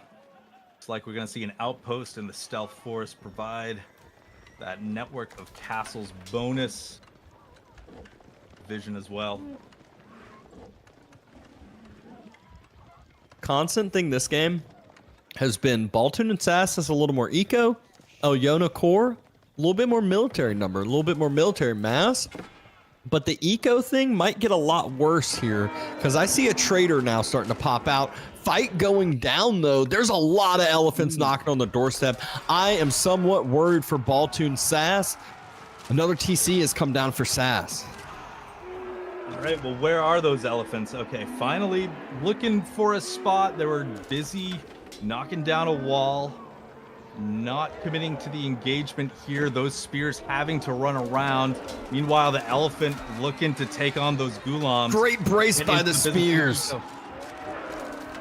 Look at that. Ghazi's taking the dive, though. Baltoon trying to fight here in a choke point, but it is a huge, huge mass. Elephant there to play as well. Villagers starting to die. SAS running around his TC, trying to circle back, utilize that pathing, the slow elephants, and take a winning fight for themselves in this defensive side. His olive grove starting to get taken down. Crossbows on the backside. It's crossbow v crossbows. Is there going to be enough here from Baltoon and SAS to hold this? Yeah, and while all of this is going on, there's just so much like villager death. Like SAS has lost quite a bit. Those Ghazi raiders coming through the olive groves, those vills that ran to the wood line that were just cut down. You can see in the vill counts, SAS down to 60 at this point. Pretty decent push there. They are forced back. Oh, and it might get cut down a little bit further as there's more vills on that backside you were talking about. SAS was at 60. And let's see how much of a loss there will be. He's running towards Baltoon. He's like, help me, teammate. And there's spears there. Arriving just in time. Shouldn't be any more deaths. Maybe one or two. Yeah, there's one more, maybe a second. Oh, no. Baltoon jumps inside instead of SAS. Well, the rest of those villagers get out of there. A few more losses for SAS. You see elephants looking to make their move, coming around the northeast side of the Byzantines base. It looks like there's an exposed villager on those berries out there. And Core is starting to build rams. Core and Ilyona want to finish this. But Baltoon and SAS, we talked about it, they just want to hold. They're playing this more eco right now. They're building trade. They've walled up the trade. Not one, not two, but 3 walls over there. And trade is about to start booming as we saw triple market. So again, Baltoon and SAS, they say just give it time. Give it time. Give it time. We just need to hold these pushes. Yeah, and Ilyona and Core not moving in quite yet. Armies regrouping, getting those rams onto the field. You can see Ilyona and Core able to get that map control, able to take that large gold in the middle. You can see them, looks like they're starting to work on that wood line to the north. And now archers moving in, picking off potentially a few more vills. SAS, though, starting to catch up in that eco count with the trade and the 2 TCs. Baltoon trying to get a quick wall down. Not going to be fast enough. Good reaction there from the Ghazis. This time, though, the military numbers are looking a little bit closer to even. Fighting towards that mid-map where the keep is this time, too, instead of under the economy. So reinforcements can still continue to come in. Not as much eco will be idled. We'll see Keep where this and a wooden fortress. and it will A be full under the keep and a full wooden fortress. Spears, Gulams, everything's starting to go on in. Elephant's starting to be focused down and focused down quick. There were a ton at the start of this fight. You're already starting to see 2, 3, 4 fall. Starting to melt away. Cataphract's doing a good job on the backside, preventing those Ghazi Raiders from getting into the crossbows. Doing a good job of delaying them out. Great positioning there. Now going to be able to replace, be that front line. Gulam's still alive, stepping on up too. And the whole entire front line from Core and Elyona is almost dead, and they are under the fire of the keeps. Great trample by Sass right through the ranged massive Core, and able to just A-move right after that. Ooh. Another trample follow-up from the other Cataphracts, and all of a sudden the military numbers flip upside down. Boiling oil, oiling boil takes a great fight there. Crossbows continuing to just A-move forward and forward. Core even brought villagers forward to try to get the network of castle expansion. Immediately he's going to get taken out, and this is looking bad. Great defense there from Oiling Boil. Yeah, very well played. Man, those Cataphracts on the back to provide defensive support, keep those Ghazi Raiders out of the crossbows, and then once those Ghazis were no longer an issue, coming forward with the Gulams, and then cutting off that retreat with a couple of really, really beautiful tramples. Elonian Core in a lot of trouble here as the military is starting to bear down on their bases. Yep, forward gold no longer secure. That wood line is what I am most scared about. Pretty sure I saw a few units split off into that middle wood line Core's on. The whole entire army is gone, and oh no!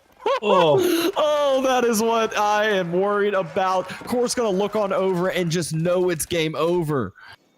Trying to chop through the other wood line. Villagers are still falling. No. Their outpost is gonna go there. Yep, there it is. He probably looked over and said, all right, He it's noticed. over. Yeah, he saw all the dead vills under those Cataphracts.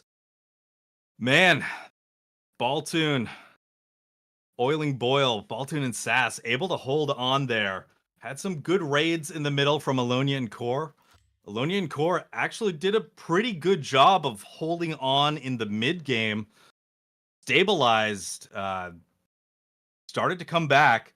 We're looking pretty strong, but that last battle underneath the keep, just thinning out the entire military. That was it. Yeah, it was so funny. It was like Elyona and Sass were both like, all right, you build the front lines. Baltoon and Core were both like, all right, we're going to have the massive crossbow mass. And you can see that on the graph as well. But all of a sudden, once the front line gets cleared, that's when the crossbow mass drops, and drops super quick. And once that mass is gone, you can't rebuild 100 units in the blink of an eye. Even if you have the resources to do it, you need a lot of production. You need a lot more time. And this was pretty early on. And, in this longer game, I would say it's, we weren't even an imp yet. Yeah, just completely wiped out. We'll take a look at the replay right now. Did see those knights engaging into the Ghazi Raiders by Elyona. Just couldn't hold here. Those knights, now Keshic coming in to help as well. That king eventually going down. I mean, both sides losing units here, but I remember this fight, and Oiling Boil came out ahead at the end of this one. Yeah, I mean, it felt like this one was the first big, again, tilting one where Core and Elyona had a lot more units, but it just wasn't the right unit composition. And then the next times, all the fights, they were forcing these dives under keeps, under town centers, things like that. So it just slowly eats up and slowly adds in and makes this difference here. This is the one where, didn't quite get the craziest Cataphract trample, still got a pretty solid one, but a lot of the front line's still alive, and it was just enough to hold for longer. Sass and Baltoon had the better eco. Yeah, buying time, letting that economy really start paying off. Elyona was doing a pretty good job of having a few Ghazi Raiders in the back of Sass's economy every now and then, picking off a few vills. But man, so hard to take that fight under the keep. Yeah. And we'll see a few more fights, not only under that keep here, where we'll see the ones under the TCs, the Mangonel outposts as well. Core does get network of castles here, starting to get it expanded on out, which is super crucial for the English. But Baltoon just does a great job falling back, fighting in the choke points, sacrificing some assassins villagers. But fighting in these choke points and just waiting. You can see the elephants had this slow pathing around, and then Sass gets to kind of circle back and get these defensive fights. They know if they hold, their ecos should be in this better point. Trades being set up. They're playing this long game. Yeah, and they were able to hold on long enough, and this is the battle that really decided it. You can see the cataphracts in the back, not coming to the front line just yet. Got some Gulams there, and the Ghazi Raiders coming around the back, called out by the cataphracts. They're doing such a good job at blocking here, keeping those crossbows alive. Too. Couple of the spears circle back too. Ghazi's just not able to close. The elephants are still alive for a little bit of time. A few more came in, but look at how many cataphracts there are comparative to elephants. Those cataphracts, those are tanky boys. Might not be elephant tanky, but they are tanky still. Yeah, absolutely. And then elephants go down. Now that crossbows can just focus on those, and I think we're going to see those cataphracts just prevent the retreat of Core. Some beautiful tramples in there. Look at that. Able to just clean all of that up, prevent those crossbows from making a clean retreat here. Cataphracts doing damage, and yeah. After that, it's all but over. Lost everything. Well, we're going to Coastal Cliffs next game. Coastal Cliffs. This is a map we know. This is a map we love. It's we've seen it plenty of times, whether it's Coastal Cliffs, whether it's Rockies. It's, that more condensed dry Arabia is just the easiest way to summarize it. And the civs that we see exactly, make sense for that exact thing. Yeah. Looking like we might have another really scrappy feudal here. French and the Delhi versus Rus and Zushi. We saw some good spots for meditation gardens on the other Coastal Cliffs map. We'll see how that resource generation really helps out potentially Cornalonia on this one, if we see those bunched resources again. Yeah, I mean, that's, what was it, the triple gold vein that we saw on this map, but then there were a couple other spots, if it had been the other side, that were even better than the triple gold vein, and that was even worth walking, taking the trek for in Corvinus's eyes. Yeah, the long march to your teammate's base just to get that meditation gardens up. It was a good one. But yeah, I think this is the first time we actually get to see French today. They were sniped out the previous two matches for Baltoon and Sass, not able to take them. Yeah, unless you call JD French, but, obviously that's the French variant, but we did see that earlier at least. Mm-hmm. We did. But now we got that pure French coming in, and they'll be with the Delhi. Very likely going to see just very scrappy feudal here. Yeah, I mean, we saw the last time with the Delhi on this map, they're able to push up, and if they're super infantry based, they can put those walls down super quickly and take so much control, allow a lot of safe resources behind that. It is a decent bit of investment, though. Saves a lot of villager time. But all that being said, I think we are now getting into this third game, potential game decider here. We'll see if Oiling Boil can keep up the pace and continue what they've been working with. Yeah, let's get right into it. We're opening up, taking a look at Baltoon as the French in blue. North side of the map, right on next to Sass, in the teal as the Delhi. And then there on the south, we got Alona in the red as the Rus. Right next door to Core as the orange Zushi Legacy. Yep. And now we immediately think of where are the meditation garden spots. Nothing again, nothing too Nothing crazy.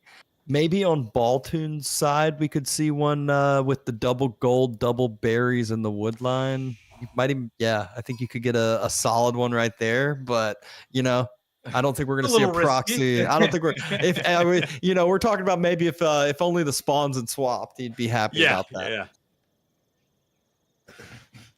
Yeah, a bunch of resources there. Yeah, it's certainly going to be more of a balanced meditation gardens wherever he does choose that. Taking a look, French happy to have their gold in the back for sure. But the question now will be, which feudal age landmarks will the Delhi go and will the Rus go? Golden Gate or Kremlin, or will we see the Tower of Victory or the Dome?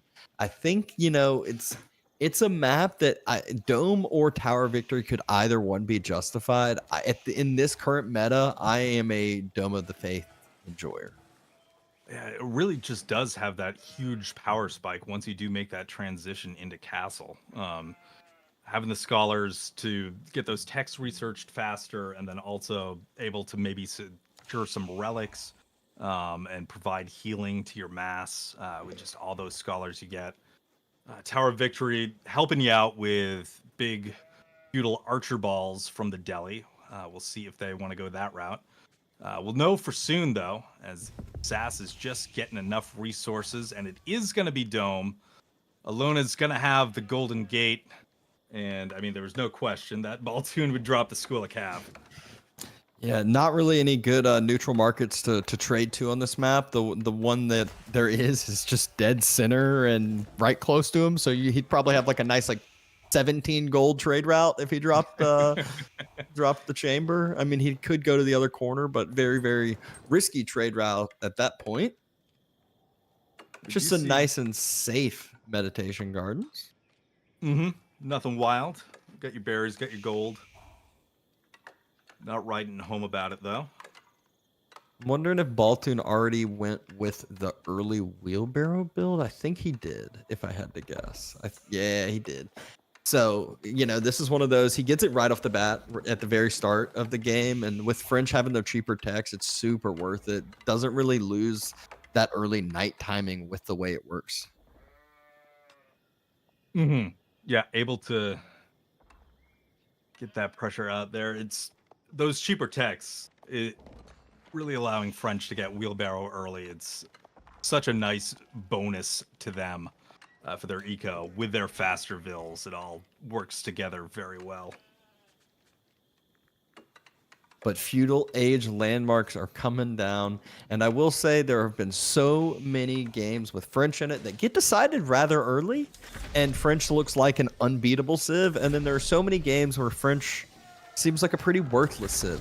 So we'll see what this one will turn out to be. With these players, I don't think we'll see too many knights thrown away for no good reason.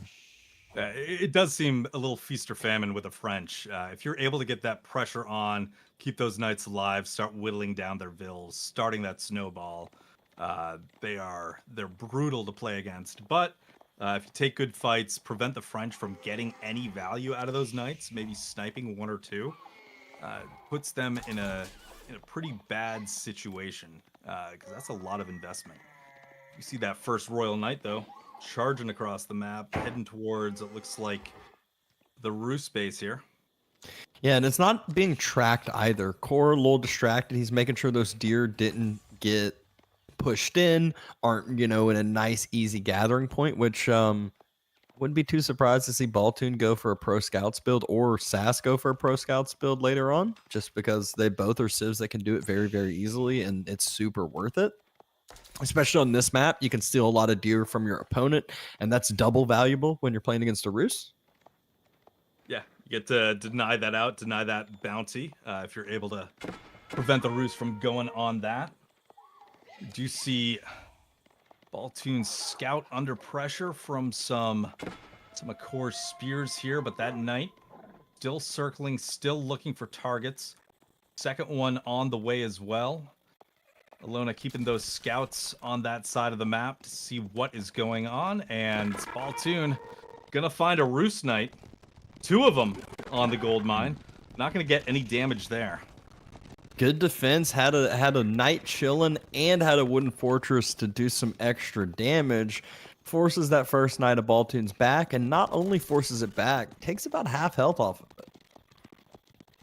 Yeah, and that really hurts the French. I mean, you're not going to get chivalry for a while, and those half health, those lower health knights, basically out of the game for a bit. You don't want to be doing any TC dives with those.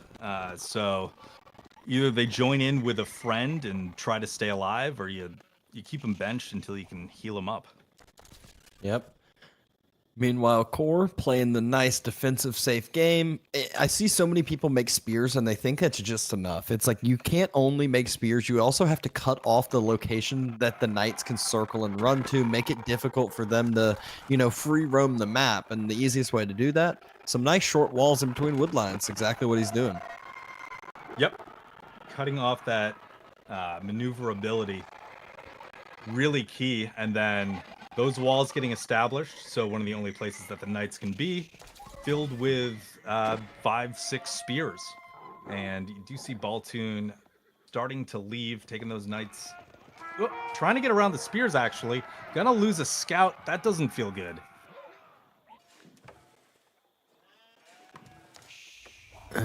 Looks like Baltoon going ahead and dropping that blacksmith, wants to get the free melee tech that the French utilize. Meanwhile, Sass behind this slowly just been building up that archer count. Not only the archer count, also the scholar count. Yeah, look at that. We got 7 scholars, 13 archers. Sass, no pressure on him right now. He's able to play how he wants. Starting to capture one of those sacred sites.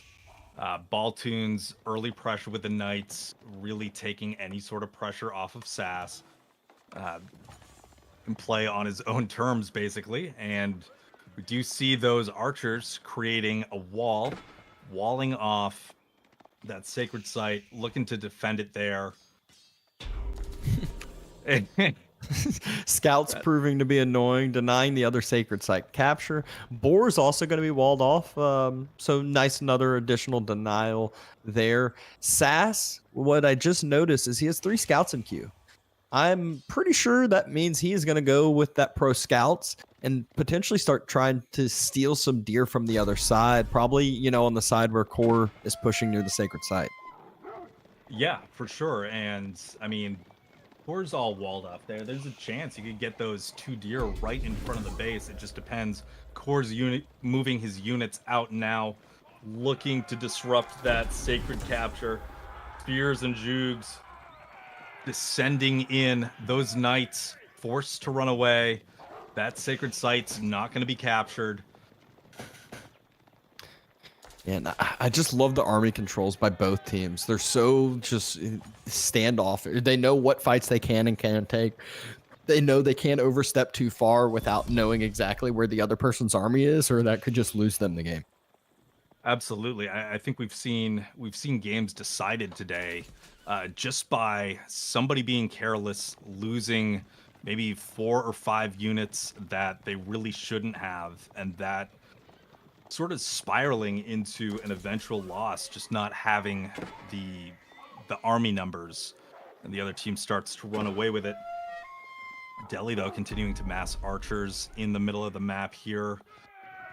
South of that, you do see a pack of roving knights potentially looking now to secure that sacred site. Great scout control by Core there, just constantly trying to have vision of that army, have control of that army. But all of a sudden, Baltoon, he's moving away with his knights, and Sass is building a wall and walling his units out of position, actually, where Core's closing the gap, but fast builds a gate. He's going to be able to get through if he wants. Oh, we will see. Turns around, starts the engagement, but those archers caught in a tricky spot. Meanwhile, Baltoon engaging into the Roost Knights. Here's our first large engagement of the game. Delhi archers looking to thin out the spear count, but both Baltoon and Sass on the retreat. Sass gonna lose another scholar here. Yeah, Sacred Site Trickle, though, for Sass is going to provide him a ton of gold. Scholar counts up to 10. He's stopped producing them. So the question is he going to build up that gold for Castle Age, which is what it's starting to look like? Is he going to trade it off for more Feudal Age units? I'm thinking he's going to all of a sudden go Castle and get all of those techs in so fast because he has so many Scholars. Yeah, it is such a power spike. You do see he's got 22 on food right now, 23. So likely gearing towards that Castle Age. He still has 8 on gold as well. We will likely see Castle Age coming in soon. Core has got his units right outside that sacred site, right behind the wall. And the southern one getting decapped by Alona Scout. Knights just chilling now for Baltoon. Looks like he's going to make a Castle Age play too. They're both like, all right, we got enough units now. We took some all right trades. I think, they're like, we think we're in an all right position enough to just go get their upgrades through and then take the next big engagement, the next big fight. Yeah, that seems like the play here. Core as well, taking a look at his macro. Also potentially eyeing the Castle Age. House of Learning coming down for Sass. Baltoon not too far behind here. The big problem for Team Core Elio is that there's only 17 knights versus 21, and those knights are about to be an age up as well as having the numbers. Yeah, and it's going up with the Royal Institute as well. So we see 15 still on gold. Gonna get those royal bloodlines as well, if possible. As soon as you get to Castle, that additional HP gonna make a big difference. Core's got the Shaolin Monastery. He's full up on Zhug News right now. Meanwhile, Sass is just getting all of those techs in for free, and he just needs a little bit of time. And then all of a sudden, he's gonna be there. Yeah, he's feeling good. He's got those 12 scholars in there, making those techs go faster. We do see first elephant in production for Sass. Core Looks like reaches Castle as well. Monks are moving. All these upgrades are coming through for everyone, but the question is when does the fight get taken? Yeah, those archers, it felt like they were in the dark, marching their way towards a bunch of knights, but the knights moving around need to support Core here against Baltoon's own knights. Do you see Royal Bloodlines on the way? So Baltoon waiting, delaying that engagement just a little bit. Want to get that tech in. It's nice and slow. Front gold gets denied. It does look like Sass is going to maybe start moving out and getting relics with all the scholars he has. Now that some of the immediate necessary techs are coming through. It looks like he has one on the back scholar. I'm not sure though. Or back relic. I'm not sure though. It's ready and waiting. He's thinking about it. He is stealing some of the deer from the other side though, like we talked about earlier. And Core... Yeah, Core's mass needs to back away, kind of getting buggy next to that wall gap. Can't really get through too efficiently. No rope, yeah. They're trying to go through that one tile gap, which just, it's a crowd crush on the wall. Those knights able to take out those units and pass through pretty easily themselves. Now Alana and Core on the back foot here, pushing back into their base. Zhug's turn around doing some damage, but the knights just continue to run. Castle Age finally comes through, but no upgrade is going to be through yet as it takes time. Knight Mass just getting Royal Bloodlines. Zhug's outside that gate, able to run to safety. Couple more picked up, but now Core Elo behind their own walls here on a very, very defensive stance.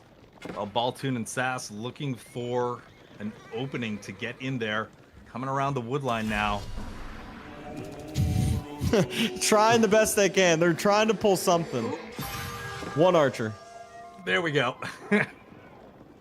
Not as fun as potentially pulling that elephant, but it worked. They got a unit. Monk still has the relic. Knights descending now into the Roost base. Waiting for the engagement, waiting for Core to catch up. I feel like these are one of those points where now Baltoon's like, I am immortal with 29 Royal Bloodlines Knights. The only thing that can help against that's 18 spears, and he would wreck that in a fight regularly. So he's feeling pretty good. The Knights win the Knights pretty hard. There's an elephant even here to help out in the fight. Chooks aren't going to be doing too much damage even with upgrades. And so Baltoon and Sass look to again be taking a winning fight and a potential game deciding fight here as Core doesn't even let the fight finish as it... Ugh. There it is. Thrown in the towel. Yeah. As soon as those Knights were able to break through the front line, that was it. Baltoon and Sass and the Oiling Boil, they are winning this one. 3-0. I mean, again, I'm just going to say that is a testament to, you can tell Sass, Baltoon, they put in the work, they put in the practice. Baltoon been playing team games for quite a while. He's always been a team game player, even with, playing ones, as always enjoys it. So knows the meta and makes it look pretty easy at these timing attacks, knows when to pull the trigger and close the gap. Yeah, for sure. Yeah, they played so well together. We'll take a look at the military graph right now. And I mean, it doesn't show value because Baltoon, that is all just Royal Knights there. Core with a lot of Zhugs, but as soon as that last fight tipped into Oiling Boil's favor, that was it. That was GG. Yeah, and even in those early fights, you can see on the graph where at first, red and blue, the both knights are fairly even with their knights. It's exactly how it kind of should be. And then there's all of a sudden this point that Baltoon just makes that break upwards, and like you said, he's going up to Castle Age, had like 7-8 more knights at that point. Yeah, and beat Roost to Castle by a good amount, able to get that Castle upgrade, able to get the Royal Bloodlines, have the beefiest knights around, and we're gonna see that crowd crush again. These poor Zhugs just cannot get out of there as the knights squish them against the palisade wall. Yeah, that's one of those hindsight 2020 ones where he's like, I should have just run around the wall. He had so many spears, he could have torched that side panel once and broken it all. But it is what it is. Another fight starting to go down here, and this is again where the Knights just get to be the wrecking ball. They get to do whatever they want. They wait for the elephant to arrive to officially take the fight, but they know it's over from there with the upgrades they have, with the numbers they have, and army quality so much in Oiling Boil's favor at that point, and Alanya and Core knew, like, after this, there's just no coming back. What do you do at that point? Yep. But that was our second series of the day. We're halfway through, which means it's our little bit of a break time. Get a quick snack here. Be back in a couple minutes. And so we'll be back, though. We have 2 more sets. We are starting with Vortex Lucifron versus Banter Boys, which I believe will be Maria and Nugify. And then followed by Puppy Paw and Wham versus the VES squad. Yeah, a couple of good series coming up. Don't miss it. We're going to take a break now, but we will be right back. Going for the dive. This is a beautiful choke point, absolutely marvelous of a choke point here. And this is just so difficult for Mokomi and Arakan to dive into. They at least sniped the Rams here, but I don't know if they want to stay and fight this one. Knights charge in, but they're being debuffed by the camels. Crossbows will pick them apart. Then, sure enough, you might clean some of these, but I feel like the price to pay is just too much for Mokomi and Arakan. Yeah, there's just too much front line and way too many crossbows in the back line. They just clean this up. They just didn't have the numbers for it, like. And it looks like Blid lost track of all these knights. Love the way that Lash is using that scout to acquire targets. And this is the one raid they needed. Perfection from Lash. The first time he gets a raid going, it's a dozen villagers going down. Compensate for the loss of those dervishes. That was such a big drop. I was saying, like, the longer you keep them alive, the more value you get, the better that wing is. But they have gotten a lot of value regardless. It does feel bad, but they have gotten value. But man, that was a big pickup for Blid and Xlob right there. Well, as you're saying that the villager casualties are now mounting up here for Blid. We talked about this. You know fully well how important this position is because that's... Blid committed 20 plus villagers to wall this off. And now they have to stand and fight to preserve whatever few villagers Blid still has left. Hey, it would be ambitious, but you never know. That's a lot of camel riders as well. And one thing that I don't really see right now from Sanish and Senpai are spearmen. Camel riders are debuffing this cavalry, and the archers will get absolutely annihilated by all these javelin throwers. Now they could get pinned on the other side. Gulp's coming in here to heal up these troops, but even the Catapract trample is not enough. A bit of a surround coming in from cavalry, but it feels like it's just not there. The numbers are just lacking over here right now for Senpai and Sanish. Yeah, this is a huge fight. And those jabs, as long as they stay alive in the middle, that is the DPS, and you can see the poison effect as they have or go up in age. The more he delays that choice, the more those resources are just dead in the water. As we see raids in the back of this as well. And there's nothing that deals with the Foot Samurai right now. The Catapracts are also trampling their way through this army here. Some archers on the back line as well, but really it's the Foot Samurai that make this happen. A couple of Musafati are coming out here for KJJ, but is that going to be enough? Fortress of the Huntress coming in as we speak. Units from Senpai and Sanish looking to torch their way through the walls. They will do just that as the Onabugeisha also help out from the back line. I don't know if Warspite and KJJ can hold this. Army count is looking better and better for Hawks.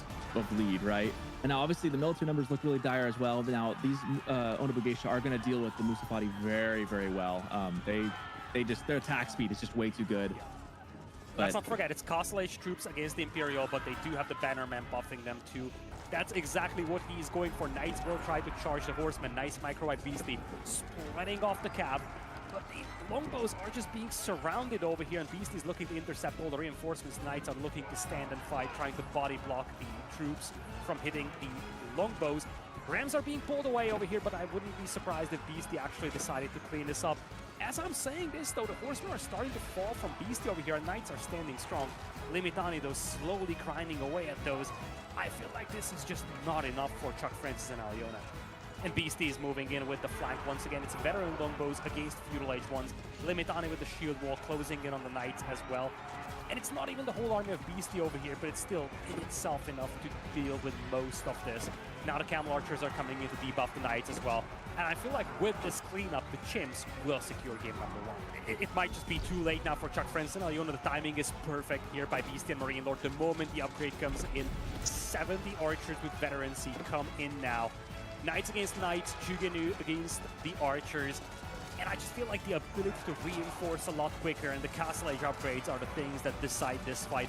Beastie and Marine Lord, they are looking to hold. And once again, men-at-arms are mixed in. I just love that so much. Marine Lord is picking off the crossbows from the backline with the Horse Archers. And once the crossbows are gone, the men-at-arms, they do such a good job tanking up the damage. Marine Lord, he is cleaning this up all by himself. Beast is slowly getting those Desert Raiders going, but I mean, by the time they arrive, Marine Lord is going to be done with the whole game. Now the Onamusha are pushing up. Desert Raiders doing really well against them. They got to switch into melee mode if they want to fight the Knights. At the same time, the TC needs to complete here. You cannot concede this position. TC will complete just in time here. Villagers will jump inside. It's a highly fortified position. We've got crossbows in the meantime, getting all the XP. And there's the heal. Oh, that's such a good time to use that. This is a critical fight. We were talking about we needed one big fight to make it all the difference. And, you know, they need Nugify back on the eco. Remember, his eco was so bad a couple of moments ago. And I don't think this is a good fight for them. The Onamusha are focusing down the Knights. They are absolutely eviscerating them. And the Camels, they have not been really good in this fight so far. But crossbows, they do arrive in large numbers now to repel all these Knights. There's a big heal coming in. But this is a huge momentum shift here because Nugify finally has a massive army converging on this location. And it's an army that can essentially hard counter this force we have here from B and Cat. Numbers are looking better and better for B and Cat though. Emergency keep being constructed over here by Nugify. They need to hold this position until that keep is finished. Yeah, that keep should have been up about 5 minutes ago, honestly, but they're holding on to it as best they can. We're seeing the Japanese power slowly coming into play. B is collecting resources for Imperial, and this is a difficult position to push into. Towers, a keep, a mangonel. I don't think Nugify and Maria should be pushing this, but they might feel a little desperate here. Seeing the cavalry, they pull back, but I feel like they're running out of options. Yeah, it feels like it's slowly slipping away from them. They felt like victory was almost imminent at one point for them, where they just had such an advantage, and they were just really keeping up on the tempo. But it feels like that momentum has now shifted entirely back to B and Cat. They have held just long enough. The eco, I think, is a difference. Now you have Royal Bloodlines on these knights here, but it's down center fire as well. Jugenu on the back line. And I just don't think that those Turkish horse archers added anything to this fight. It's a cleanup, and B and Anathan, just like in game number 1, they stall this game out until they are essentially recovering. A switch coming in here for Anathan, but it takes some time to get the key upgrades, biology, elite horsemen as well. The mentor went down, however, so you do not have that attack buff anymore for Maria. Army count is still neck and neck.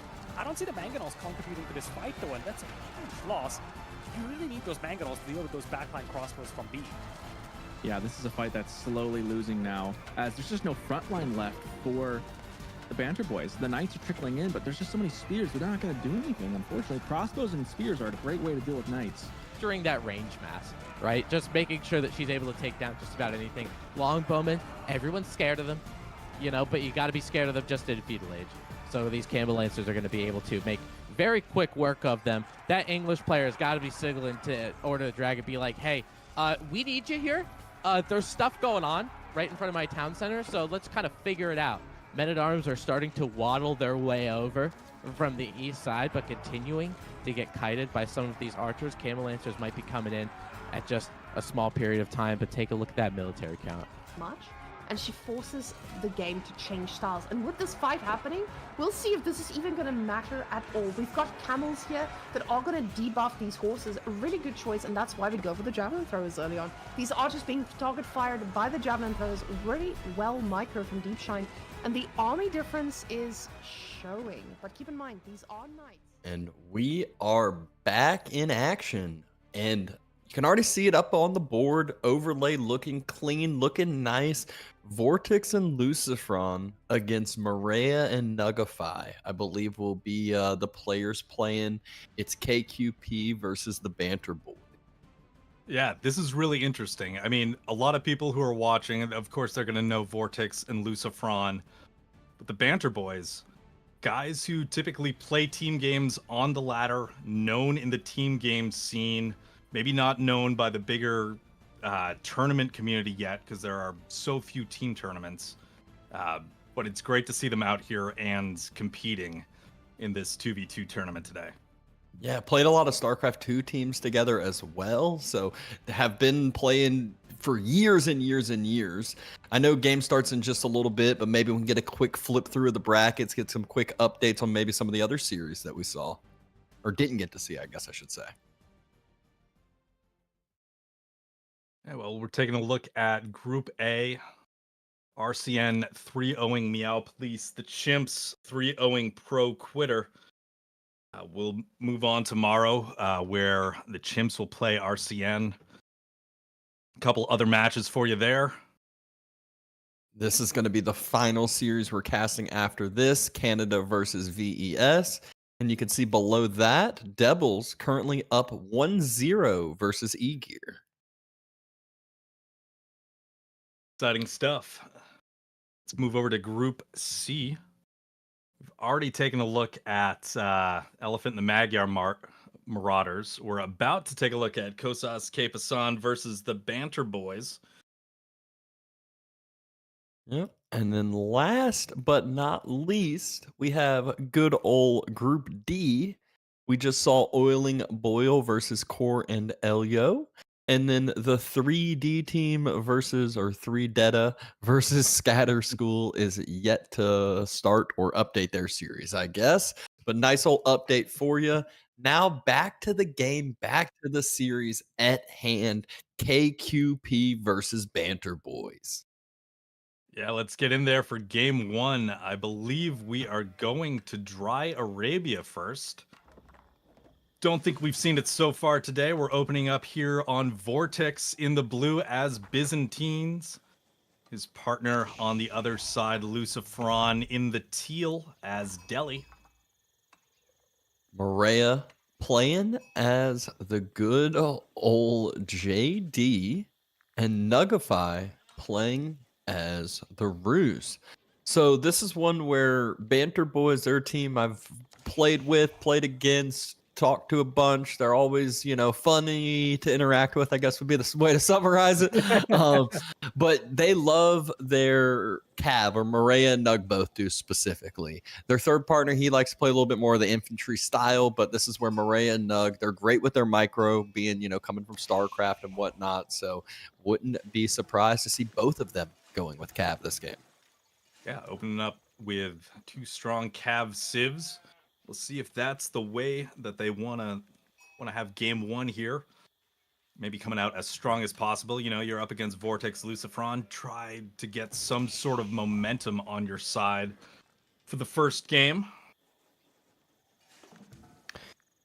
And Lucifron, though, Lucifron and Vortex, they are known in the AoE4 community. They're known in a lot of the communities, the RTS community especially, but they're known for their aggressive play styles. Their timing attacks. We're going to win this game at this minute and not after that. If it gets to, a little bit long, like they can play later on, no problem, but they know they're going to end it at, minute 12 here with this Civ combo or whatever. Yeah, well, let's see how this one shakes out. First few Feudal Age landmarks coming down. Skulakav for Maria, Grand Winery for Vortex, Golden Gate for Nugify, and Dome of the Faith for Lucifron. Yep. Lucifron, wouldn't be too surprised to see him starting with the Ghazi Raiders, just pumping a ton of those numbers, just constantly utilizing that micro, pulling back the low health ones, having those scholars jump out, heal them on up to full again. Absolutely, yeah. And Grand Winery, we'll see what Vortex wants to go with for his mercenary choice, whether or not it's going to be, we've been seeing Keshiks all day just because they're such a mobile unit. Big sheep delivery coming back into Vortex's base. Now, of course, Feudal Age landmarks. Yeah, exactly. Feudal Age landmarks going up. You can kind of assume what most of these civs are going to be going based off of the landmarks. I say most. We never know what Merc House is going to be chosen, although lately everyone's all hype about quote-unquote Jiggly build or the Gulp build.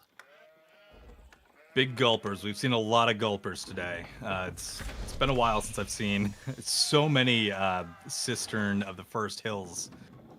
Don't see that as much in 1v1s, but we've seen the power of Cataphracts with Gulp and how that just gives them so much survivability, able to tank like crazy. Yeah, you clearly don't interact with Jiggly like I do because I hear about it all the time. I feel like it's all I hear about on a daily basis. So you're lucky at that. But here we go. Now that the Feudal Ages are starting, this is when the action starts to unfold. This is when knights start roaming. The good thing for Nugify, he's got 3 scouts out and about. Going to have a lot of good vision, a lot of good information to know what to expect, know where to watch. He's sitting on the gold. He sees, okay, Blacksmith down first from Lucifron. And needs to spot, what are the production buildings from the opponents? What's Vortex going? Is he going with the fast castle build, or is he going with more of the Feudal Age here? Yeah, it's one of those benefits of being Roos, just able to create those extra scouts and get that vision. Try to determine what's coming down at you soon to know what you should be building towards. Golden Gate certainly offering a variety of different tactics you could use that for. Certainly, you could see fast castle from it. Not sure if that's going to be the case. We do see that first Joan Knight on the way to the Byzantines base. Tiny little wood wall is going to block off that access point. Yeah, makes it real easy when you have those double front wood lines. It can also be a very detrimental thing at times if you lose those double front wood lines, but it makes it really easy to wall. Night raids become very difficult. Wouldn't be surprised to see another shorter wall. JD going to take the boar, wants to get the XP, trying to see where the other boars are further out on the sides. So we'll see if Maria wants to just go take some more XP that's free for the taking, or if he wants to get JD grouped with the army more. We'll see what happens. I mean, those spears in position just gonna prevent Maria from doing anything. Vortex, good defense there on the berries. Those knights are not going to get any value from that angle of attack. They're going to have to move around, maybe find something else. You can see Nugify bringing in some deer on his Pro Scouts. Yeah, Pro Scouts is spotted out, though, by Lucifron. Night Raid is successful, able to pick off a villager, circle back out, and not too much damage done either. Obviously, both knights took about a quarter health, a third health or so. But Nugify, looking at his build, it exactly fast castle. He might. The question is it going to be horse archers? Are we going to see some hype fans in the chat? As I know some people love some horse archers. Deer getting dropped off. He can just sell off some wood from the Golden Gate or sell off some extra food if need be, and just in a blink of an eye he'll have enough gold. Yeah, certainly there with food. You see Maria circling around the berries again, not able to get in there, but now Joan has joined in to help, shooting a couple shots off at those spearmen, doing some damage, but still not enough. There are just too many spears. Joan able to pop the scout, though. Pops the scout, gets a little bit of some free XP for herself. The key thing here is just keeping up the pressure, putting Vortex. Vortex is usually on the front foot, not the back foot over here, but not like he can't play this well. First set of longbows just popped out. This makes it so much more difficult for JD to move forward. Yeah, just multiplying the defensive capabilities of the Byzantines at home. Nugify, high trade house on the way. There's that fast castle. He's going to get there soon. You can see his scouts continuing to pick up deer. Getting harassed by the Ghazi Raiders. Lucifron diving in. He's got quite a few Ghazi Raiders here. Now another pack looks to be potentially on the outside of Jones' base. We'll see if they circle around and target the Rus.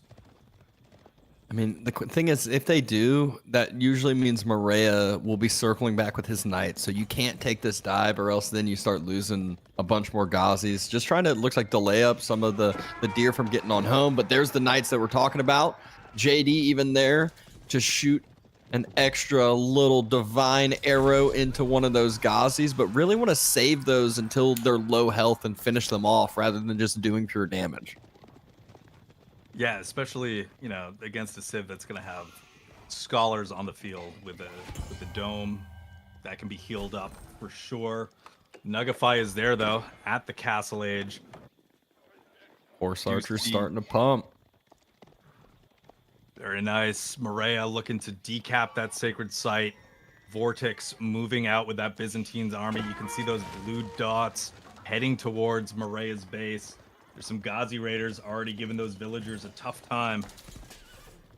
Yeah, gold's starting to be denied, and it's going to be a lot more aggression after that. There's no way that gold's going to be able to be resecured, but I wouldn't be surprised to see Maria just run on right over to Nugify's gold and maybe, you know, drop an outpost there, rely a little bit on some Nugify horse archers and whatnot to defend on up as well. Yeah, Nugify certainly, as the Rus, really banking on a lot of that passive gold income. Not sure exactly how much he's mined of his own from his gold mine, but the pressure is still there. You do see the Vils moving over. Horse archer number trying to climb on up. Longbows, though, I feel like there's enough longbows to still snipe out the horse archers and not allow them to be really effective at all yet. Yeah, numbers not there for the Banner Boys. And we see that right here. Yeah, and Vortex and Lucifron are in that position where they're starting to drive that wedge, get in the middle of both of these bases, and start forcing some 2-on-1s. Here's an engagement. Longbows picking off some more horse archers. Maria's knights can't really contest with that massive spears there. Yeah, Vortex isn't even allowing the horse archers to get any shots off. Like, it feels like they're just dying, and Nugify can't even shoot anything. Finally, we might see a Ghazi go down from the horse archers in the base, but it doesn't even look like they're able to secure that. No, able to get out of there on low health.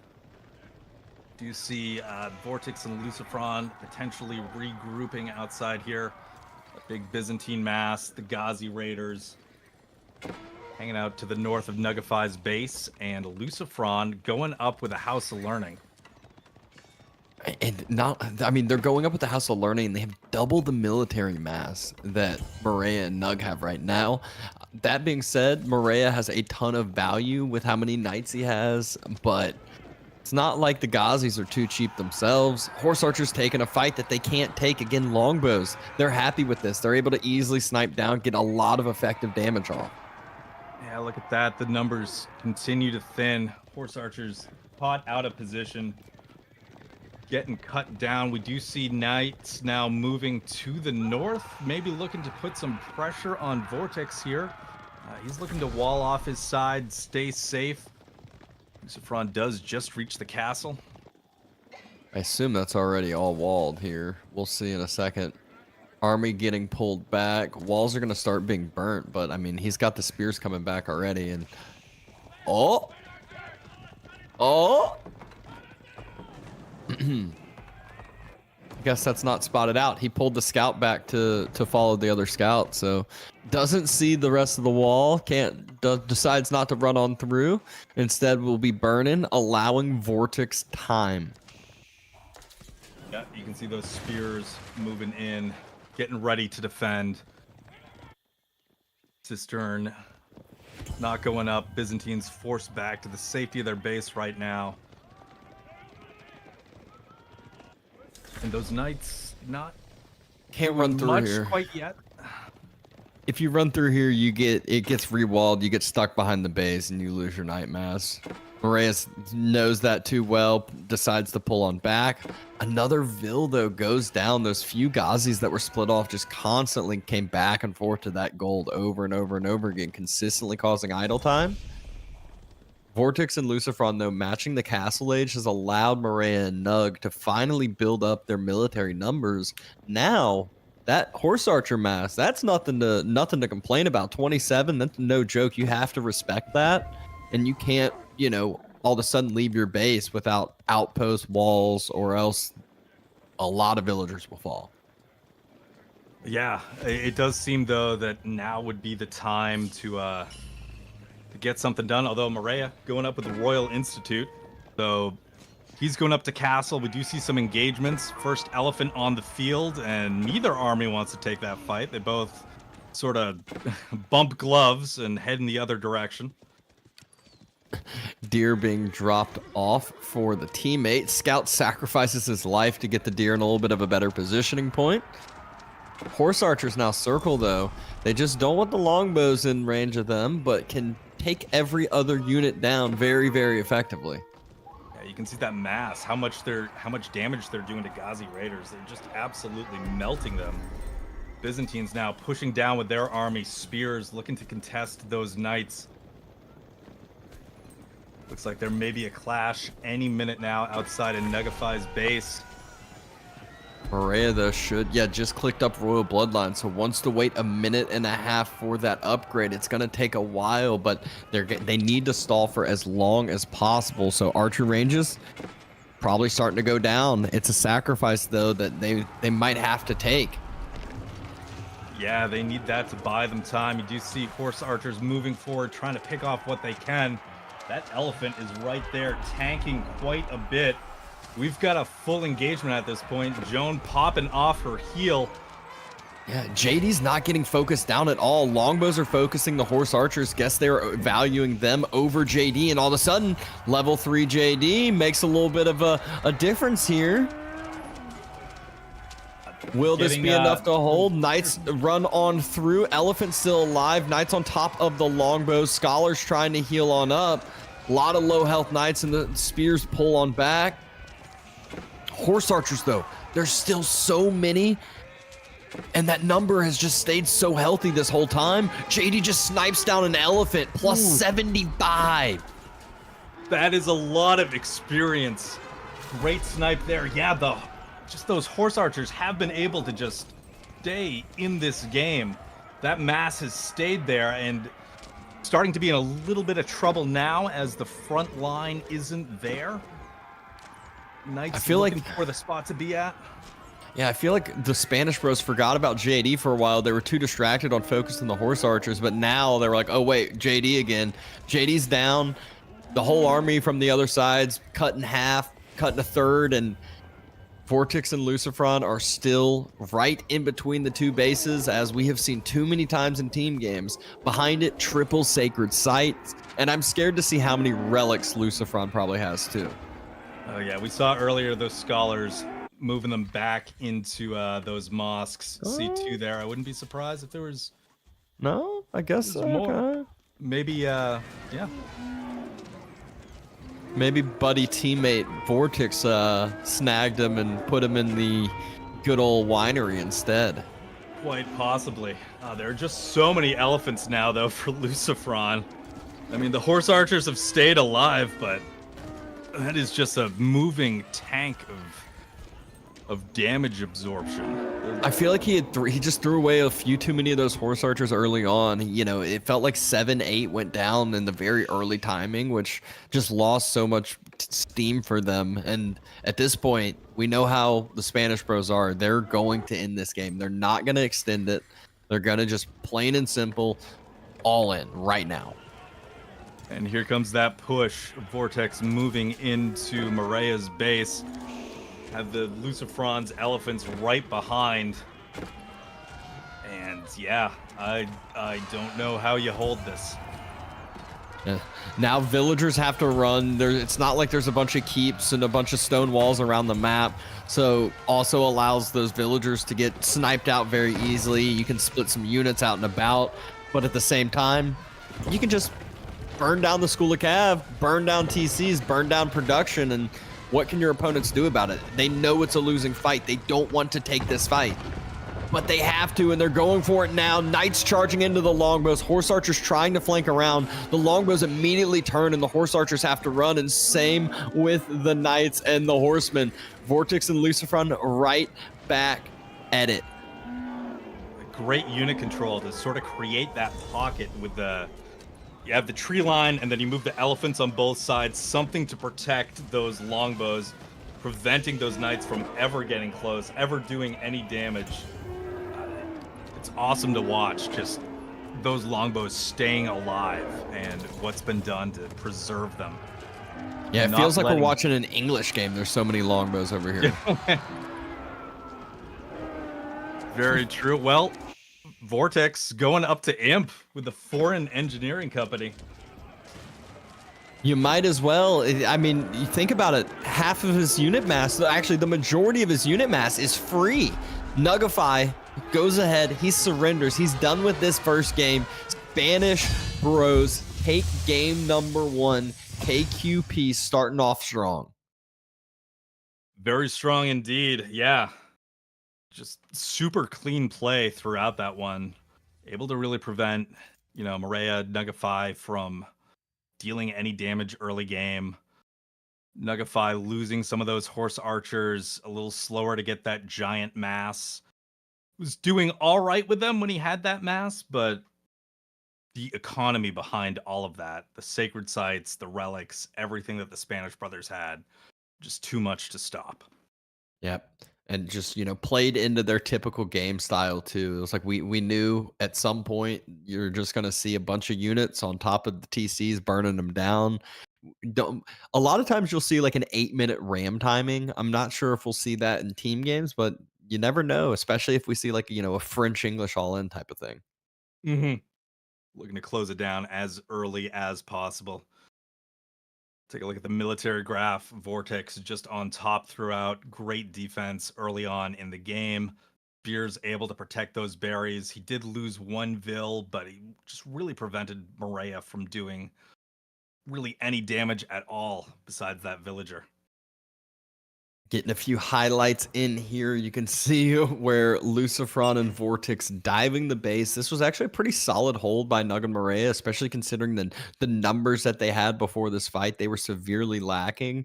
Horse Archer is able to kind of stay alive for a while, but still just proved that KQP had too many numbers here. And it's not like no damage was done. Nugify still lost probably 5-10 mils. Yeah, and now looking at the push that closed out the game here. So many elephants bearing down on that school of cav. Got the knights running around. There's no good spot to engage. Longbows in the back. You're gonna see as soon as the knights come in, they're gonna move over. They're gonna be kept safe. Really not gonna be much damage done to the longbows. Elephants cutting that off. Not much they could do at that point in the game. Yeah, I feel like the biggest thing in that game, it wasn't really like highlightable, but it was just something to talk about. It's just how good longbows do against horse archers. They constantly were just getting picked off 1, 2, 3 here and there. It would, if we look back and counted how many just horse archers got taken out without even firing an arrow, it'd be in the double digits easily. But Be quite a few, yeah.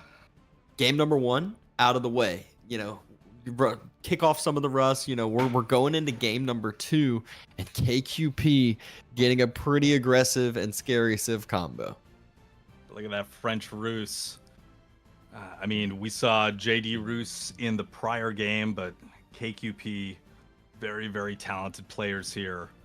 We'll see that aggression, especially on Gorge, where from like the two bases, both of the front bases not that far away. You can get those knights over there. You can start dealing some damage really early on this map. Interesting to see Ottomans coming out again. Seen them a couple times today. See how that works out for the Banter Boys on Gorge. Yeah, you don't have a ton of space to expand that's like nice and close to your base. You kind of see a lot of people will build behind the second player near the backwood line if they need something safe and secure.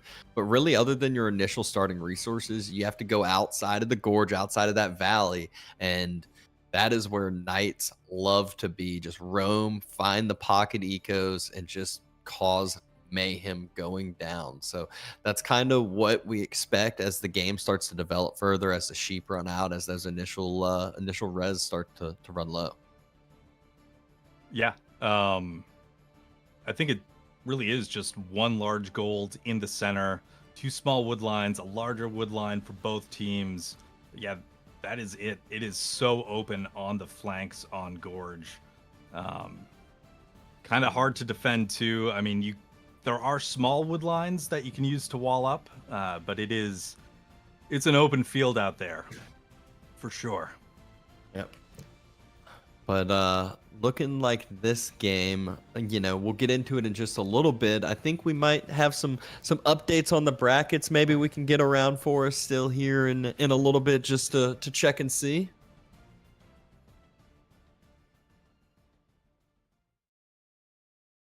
We saw the double 3-0s, Chimps and RCN. They will be matching up in a best of 5 next week, and then Pro Quitter will be facing against Meow Police in the elimination round. Fantastic name. Meow Police, top tier team name. We're taking a look at Group B right now. We will have the Canada versus VES cast coming to you later. Taking a look at the update, Devil's still 1-0 over E-Gear right now. Yeah, probably battling hard. You never know how some of these team games can develop. Some of them can get real long. We just showed you the first game of KQP versus Banner Boys, and we started the day with Elephant versus Magyar Marauders. We didn't see the typical Louis CSO team. We saw good old Louis and Scarlet. Was it Scarlet Devil? Yeah, Scarlet Devil coming in as the sub, taking CSO's spot for today, doing a great job off the bench, securing that 3-1 win for their team. Taking a look at Group D right now. 3 Data, 3D, and Scatter School still yet to start, but we did see Oiling Boil and Coralona in the previous series that we casted today. Yeah, it looked like a clean game. You could tell Baltoon and Sass had been putting in the work, had been grinding it on out. We see the timer got reset for this game, so now we're closer to getting y'all the action. One thing to always kind of highlight about the drafts, because I felt like we've been able to jump into these games rather quickly, which is a huge blessing. We've definitely been able to get a lot of action very quick and back to back. But the drafts, it really narrows the field once you get into the later stages of a series. And so you have to really think about it as not only, as the series go on, but also with what maps are left. Are you going to pick HRE and then all of a sudden now you're not going to have one of the best hybrid civs or civs you can kind of utilize for any map at all earlier out, and HRE still keeps getting sniped. Yeah, or are you going to forego HRE and then lose that map and then not even make it to the map that you were going to save them for? Certainly a lot of strategy going into it. You can also see if you didn't tune in last weekend, you'll notice those little crosshairs over civ icons there. So both teams will draft 3 civs apiece. They can't use any duplicates that they've already used during the series, and then the other team bans one of those civs out, and the remaining 2 get played. And it's a pretty interesting strategic thing where your team comp, the last person who has a say in your team comp is actually your opponent, is saying like, okay, you might have some ideas of what you want to do, but what your actual comp going into the map, that's what we decide.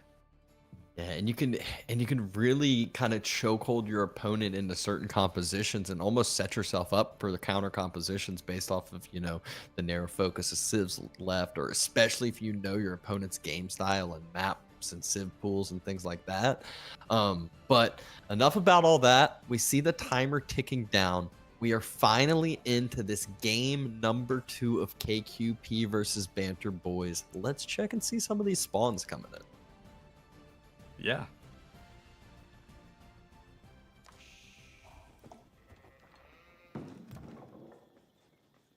Well, we are taking a look now. We got Vortex in the back as the blue as the Roos. And in front of him on Gorge, we got Lucifron in the teal as the French. On the other side, it's the Banter Boys. It's Maria and Nugify. Nug in the orange playing as Byzantines. Maria in the red playing as the Ottomans. Don't see any stone being gathered. It is a no military school opening, which you can't do anything with that spear on your opponent's side. Where I usually see it happen is you start pushing in the deer all the way to your TC, and you kind of force your opponent's scouts to idle out and stop your deer push. Yeah, I think we saw that in one of the games earlier today. I think it might have been Louis who had those early spears, and there were like 3 deer packs between him and his teammate, and just going out with those spears, pushing them a long distance into the TC, getting that additional, eco bonus from having those safe deer. They would go on to win that game in the end. Yeah, and it's not like you're gonna delete those spears. They're useful later in the game. I mean, looking at this game, your opponent's French. If French doesn't make a knight, I would pay everyone. I'm not going to say that, because knowing this would be the game that like Lucifron's decides to go like fast castle like Arbs or something. But French is going to go knights, so it's like you might as well have some spears out and about. And that being said, it does lack some timing for your earlier age ups, and Maria might have a whole different game plan from this. Yeah, we'll see. No surprises really on the Twin Minaret being dropped down. That Grand Winery coming out in the back to take those safer berries. Meanwhile, Roos dropping the Golden Gate. Haven't seen any Kremlins today. And Lucifron with the School of Cavalry. Yep. So Knights will definitely be coming out from Lucifron. I'm wondering if Vortex is going to try to go with the Fast Castle Horse Archer build, and we'll basically see the same strategy we saw Maria and Nugify try to pull off, and they'll just say, hey, we're gonna do it better. We're gonna execute it even better. Speaking of all that spear talk, Maria dropping a barracks. All right. Getting that initial production building up. Yeah, no, it would be, if it is fast castle into horse archers, just the complete Uno reverse card of like, let me show you how this is done. We will show you, like, you made some mistakes in the previous game. We're just going to beat you with this, and maybe you can learn. We'll see if that is the case going forward. Those scouts moved across the map. Roos, those early scouts able to get that additional vision on whatever the opponent is planning on doing. See those deer nice out and about. I'm wondering if either of the Spanish bros are going to go for pro scouts, as I've, again, seen both of these civs go for it quite often. But Lucifron, I would think, just wants to continue to pump knights and more knights and let the back pocket guy do what he pleases and, you know, help set him up further. Maria, though, is the one to help support the front guy. He's helping support the Byzantines over here with his spears. Yep, spears coming out from the Ottomans, hanging out by the Grand Winery, by the berries, while that outpost goes up. You're taking a look. There are 2 knights on the field right now. I'm looking for those teal dots making their way over. Oops, sorry. There's 1 knight on the field. 2 scouts. 2 scouts. 2 knights in queue, maybe. Now 1's knights out. The scouts are just chilling, ready. Yeah, I knew this had to be a pro scouts one, and I love seeing this finally. Like, I feel like so many times people get pro scouts and they're like, oh, I need to get my initial deer to like start gathering it fast. I'm like, no. You know what's much better is just taking your opponent's deer. If your opponents can't take deer, and we know how timing attacks are for Vortex and Loose, their timings just go straight down the drain. Forces an earlier farm transition, struggles because they don't have as good of a food gathering rate as well as the deer do, and it becomes a super safe, easy resource for you and your teammate. Yeah, the benefits are doubled, basically. It is such a disruption when you're looking to expand outside of your initial base, start taking those pocket deer on the map, and all of a sudden they are not there for you. Could put you in a bit of a pickle, and 3 more getting scooped up, heading home. 2 scouts, 2 spears from Maria, but they're not going to be able to take on those 2 knights. They're going to have to retreat to safety. Oof, good body blocking there by the scout, allowing the knight to get a couple extra attacks off. Keshik finally pop out though. And now the knights have to fall back, and that was just a bait and switch as Woodline starts to get dove. And all this time, now the deer gets stolen free and clear. Yeah, they continue to coming on back to the Roof's base here. You see another drop off under the TC. Looks like economy's certainly set up for some sort of fast castle play. Also see Nugify banking quite a bit of food himself. He's trying to do the gulp build for sure. I know he'll get mad if I say jiggly build. He's trying to do the jiggly build. Well, we do see those Keshik scout getting taken out by those French knights. Spears, Keshik not going to be able to catch up. Knights looking for an area to break through here. Turning around, there's the charge. Canceled. Meanwhile, Vortex just says, all right, I'm going to go back for some more of those deer. Mm-hmm. Spears are there. He's going to have to outmaneuver. He probably just dropped the deer and run on away. Keshik's versus Knight is always Knight favored. And especially if the Knights have the numbers, which they do because all these Keshiks are free. Makes it to where you can't quite pump the same numbers. High trade house being built on the backside. First one going up to castle. Vortex. Cistern of the first hill, though, not far behind. And Nugify is right there keeping pace as we see another carcass get stolen out right under the spears running in nuts. Where did that go? They just got juked so bad. Ankles broken. Knights looking for targets in the middle of Banter Boys base here. Spears coming over to Keshik as well, trying to drive these knights away, and we see another carcass on the way home. Keshik, will they realize there's spears there? Looks like one is going to get taken out. Oh, scout dies.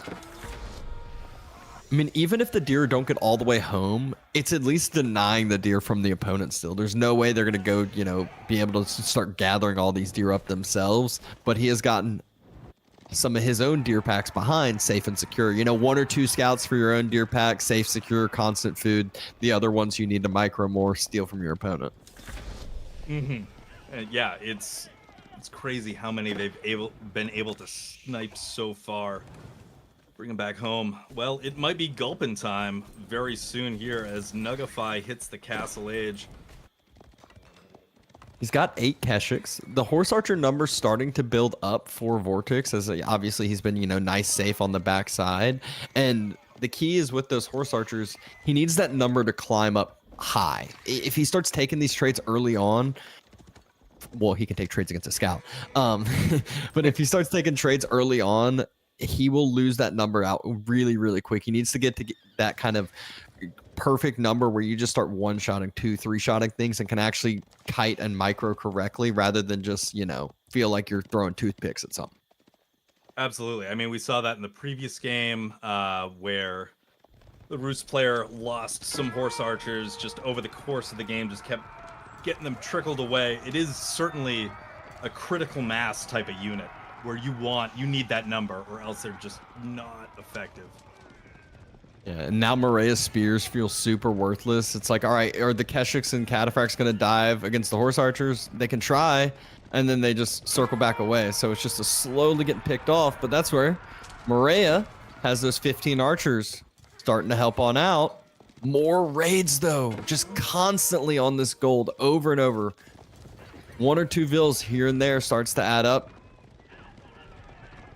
Yeah, that is so brutal. The constant pressure of those raids on your gold, wandering around. You can't even really stop the other team from taking the deer at this point. Plus, you're trying to just whittle down those horse archer numbers. You've got these little skirmishes going on in the middle. Horse archers turn around, able to take out a spearman.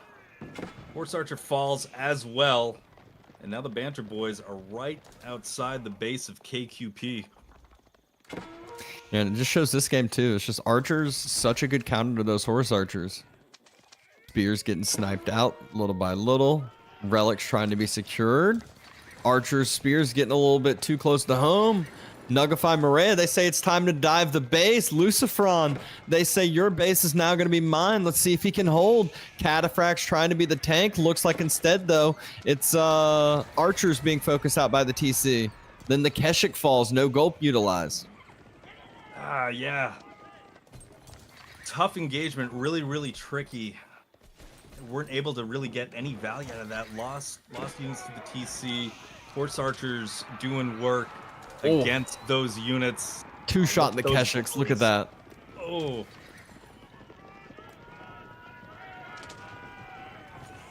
Archers feel like they have to turn, but they can't because if the archers turn, it just allows Lucifron's knights to A-move in.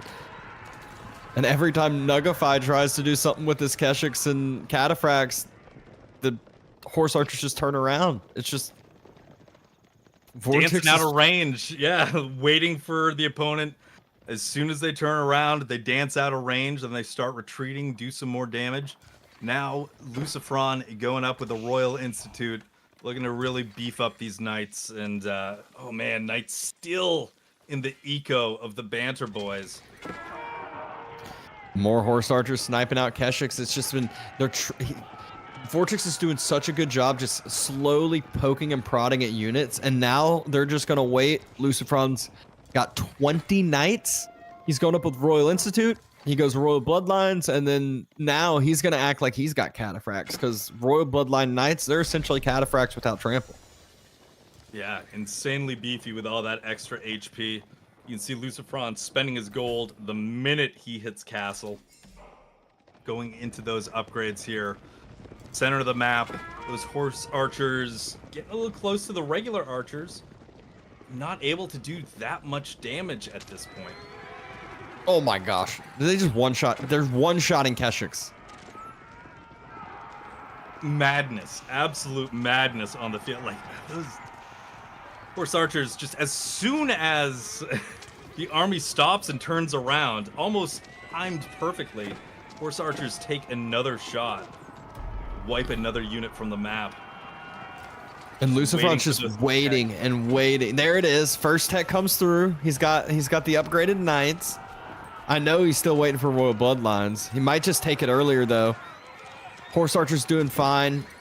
Cataphracts trampling on through, trying to do a good bit of damage to those frontline knights, but still just not going to be enough. Horse archers are the main damage while the knights are the front line, and just continuing to kite on back. Cataphract number thinning. If the archers get left alone, they are as good as dead. It's all about the cataphract staying alive right now. And there it is. There was an opening. Those knights get in onto the archers. Look at the massive damage on that surround. So many archers going down, others being baited towards the TC. Knights able to clear out quite a bit. Horse archers basically untouched this entire engagement. Now there's only cataphracts on the field, and Nugify calling it at this point. Yeah, first one to call it rather quickly after that loss.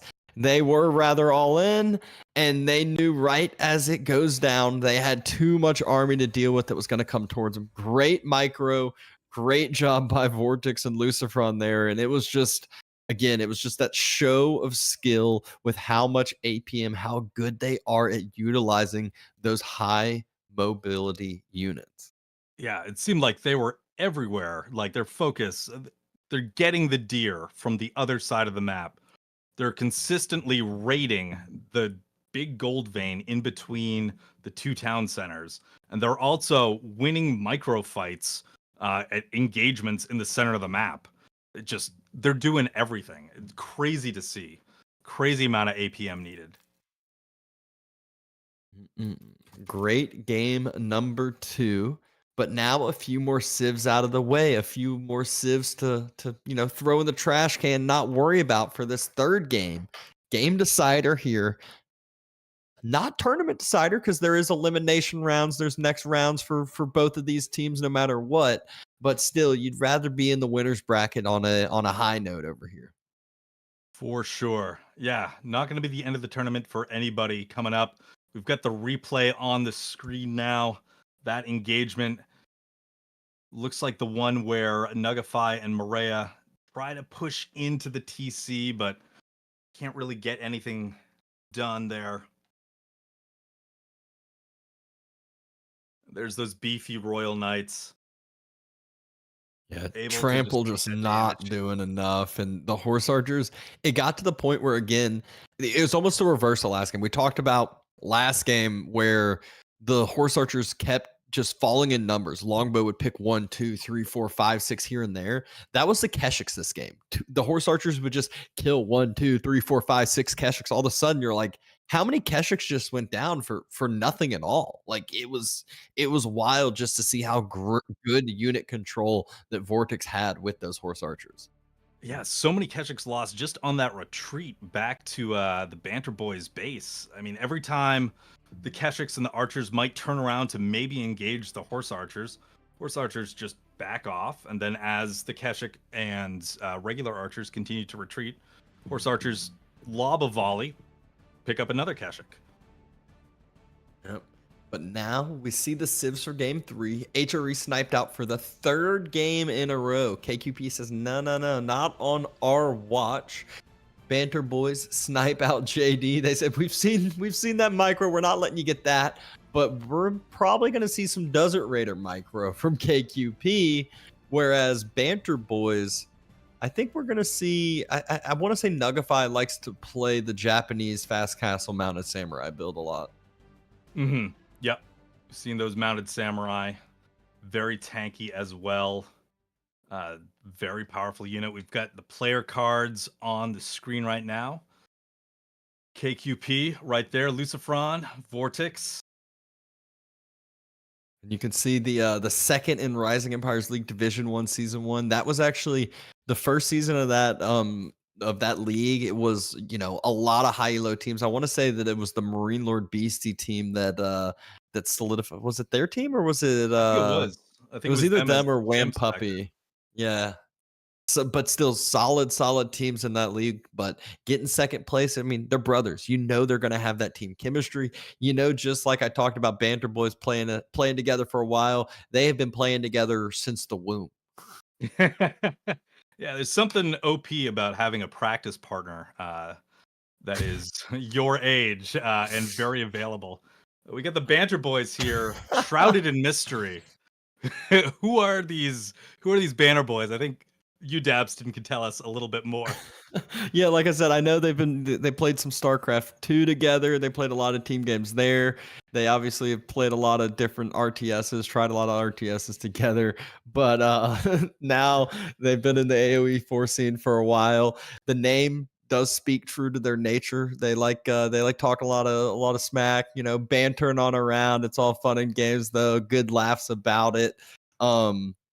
I mean, obviously the flags, you got 2 Americans and the Maria down there, not too far away, but no pictures. I have no idea what they look like either, I will say. So I wanted to know. I was excited. I was like, maybe we'll get a look at it.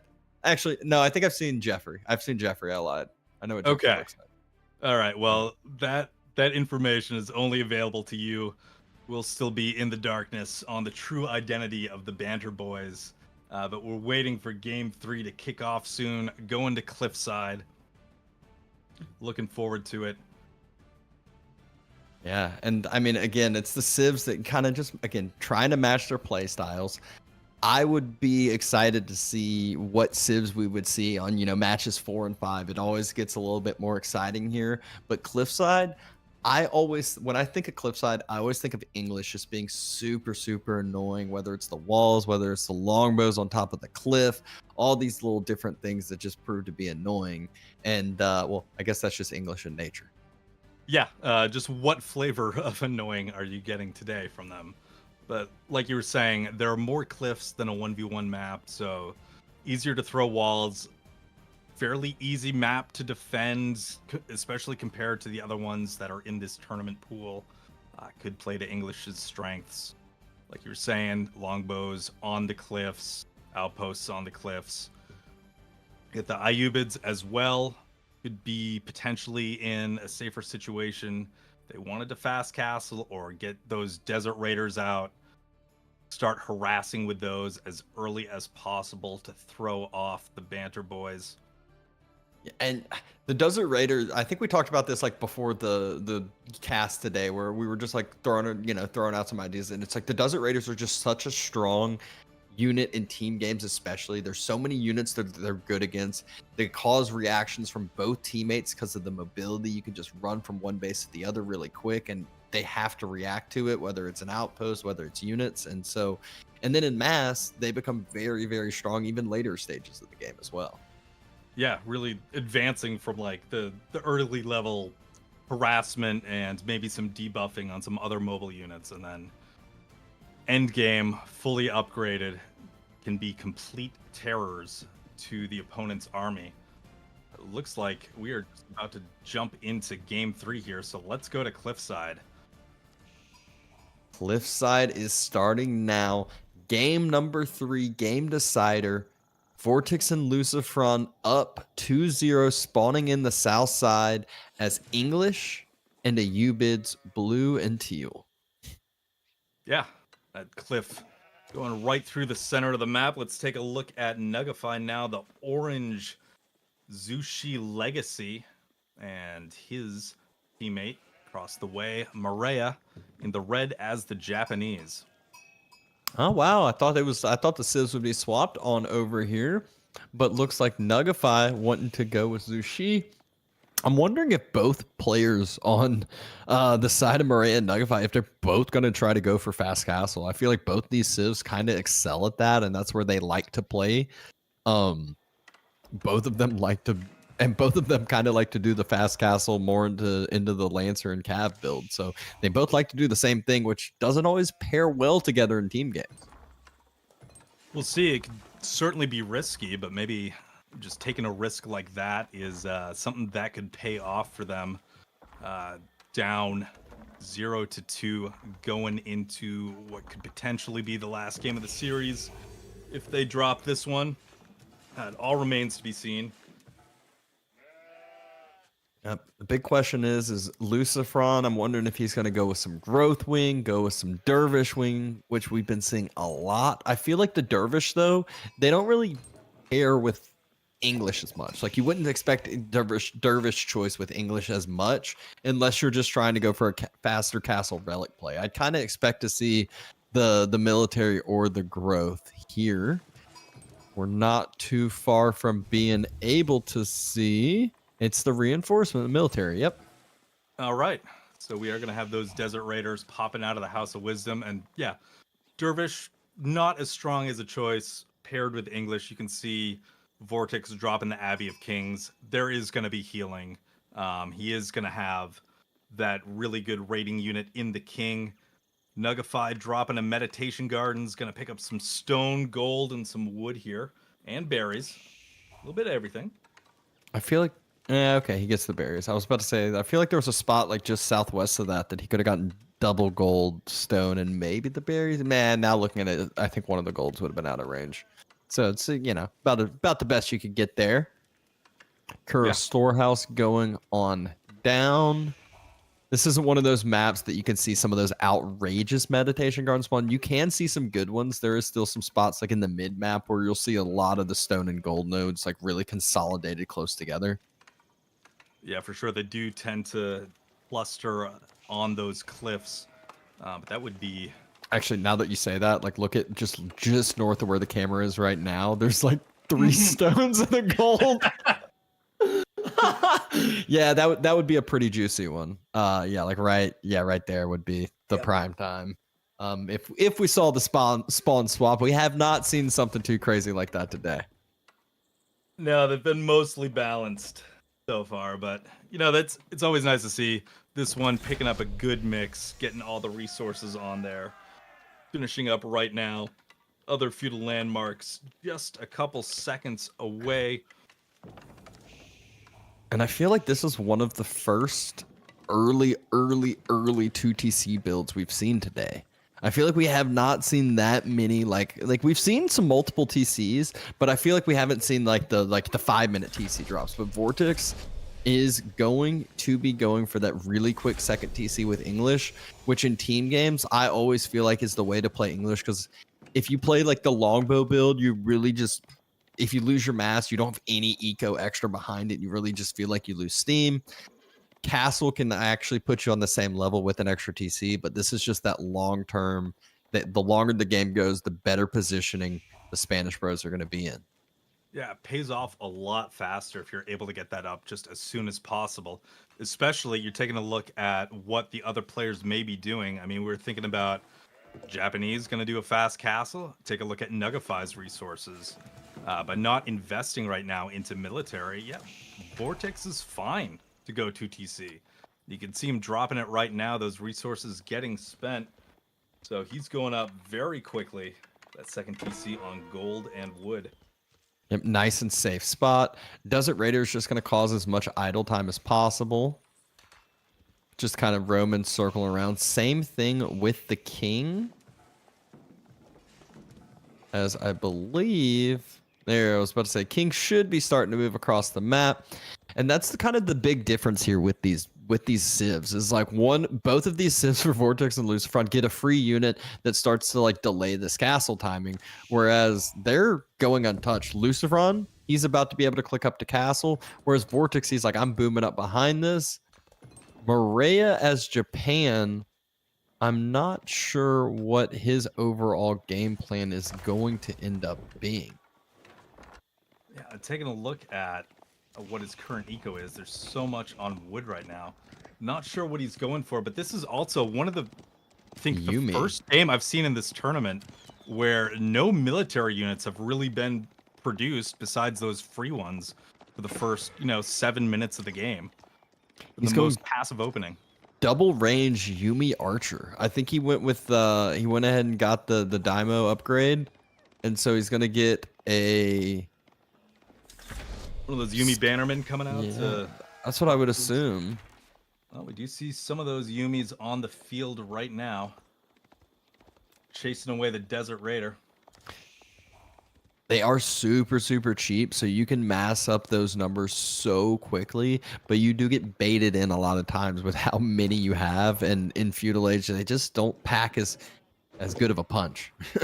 Yeah, certainly weaker, for sure, but not a unit to be underestimated. They are certainly competent archers, especially once they do get that bannerman with them, boosting their damage output. Then they're ready to compete with your normal archers for sure. Yep, Desert Raiders not able to do too much because of those Yumis, so they're serving their purpose, doing their job perfectly. Relics should try to be secured from both sides, I'd assume. I know that Nugify already has a monk out and about trying to grab those on up. Yeah. Ooh, what a good pickup. Those Desert Raiders just were able to just Feudal Age, just absolutely crush a Castle Age Lancer, just being that correct counter unit. Yeah, look at that. You can see one of those Lancers in the mix, also just very injured as well. Yeah, those Desert Raiders feel so good in games where most of the players are going to be building some sort of cav unit. There we go. Double stables from Lucifron. Who's surprised? Not me at all. Going to be relying on mobility, relying on those cav units like he already is with some of those Desert Raiders he's been getting for free. The King's been out there. And you can see the eco numbers, but obviously Lucifron went up with Growth Wing, so he's even with his brother who's spent 2 TC. But both of them being at 38 Vils is just already starting to get scary, and it's just only going to get worse and worse unless Maria and Nug can find some damage with this push right now. Yeah, they got to find it. They got to find it fast. Coming in now onto that gold mine, but there's no damage to be done. Vill's back inside of the outpost. A couple of Lancers coming around, but there's a Camel Lancer in place to cut this off. King getting a charge out. But no damage as of yet. Some other Yumi rallying to the other side, but we just saw some longbows starting to pop up from Vortex, going to cut off that rally point. Maybe a few Yumi get a couple shots off on the berry bush, but I don't think they'll get anything more than maybe one villager, and all the other units just having to kind of back away now. Yeah, it feels so rough. I mean, because you know that this is the time to move in. You've seen the second TC. Maybe you guess out that it's going to be that Growth Wing. You know that the eco is just going to be something completely insurmountable for you if there's no answer with military right now. Yeah, and the scary point that I would be afraid of is all of a sudden Vortex is going to be coming with like 30 longbows. It's only at 10 now, but he's probably on triple range, maybe quadruple range here in a second. And it's just constantly going to climb and climb, or he might even just choose to go castle and make a swap into a full different unit comp. Yeah, we'll see what his choice is. We did see some of those longbows heading across the map, and it's been something this entire series where Maria and Nugify can't really find the time to engage. It seems like Vortex and Lucifron always have the correct units and the correct number of units in the correct place throughout the entire length of the game. Just there's no good engagements that the Banter Boys have been able to take. Yeah, I mean, the Spanish bros, they just react so well. It's just like they know exactly what to do, it feels like. You see times where Maria and Nug, they'll have double the military mass, and they'll be pushing towards the base, and then it's just like, oh, we'll just, move these units over here, move these units over here, and then all of a sudden you blink, and the Spanish bros aren't down as much, and they had a TC fire and they had an outpost fire and they killed out reinforcements. Like all these different things you can do to just slow down the game, make it harder for your opponent, and let your eco numbers continue to climb, continue to build. Yeah, you get that eco advantage and then just never give that opportunity. There's no weakness, there's no place to poke or prod or do any damage. It's all closed up, and Vortex and Lucifron just gonna let that economy really kick off and You're going to see military just really outpace the Banter Boys at some point. White tower being dropped in between the TCs. Nice and pretty base. You know, he's got the farms nice square next to it in between the TCs. But now you're going to see double English TCs and a white tower all together. Good luck diving that.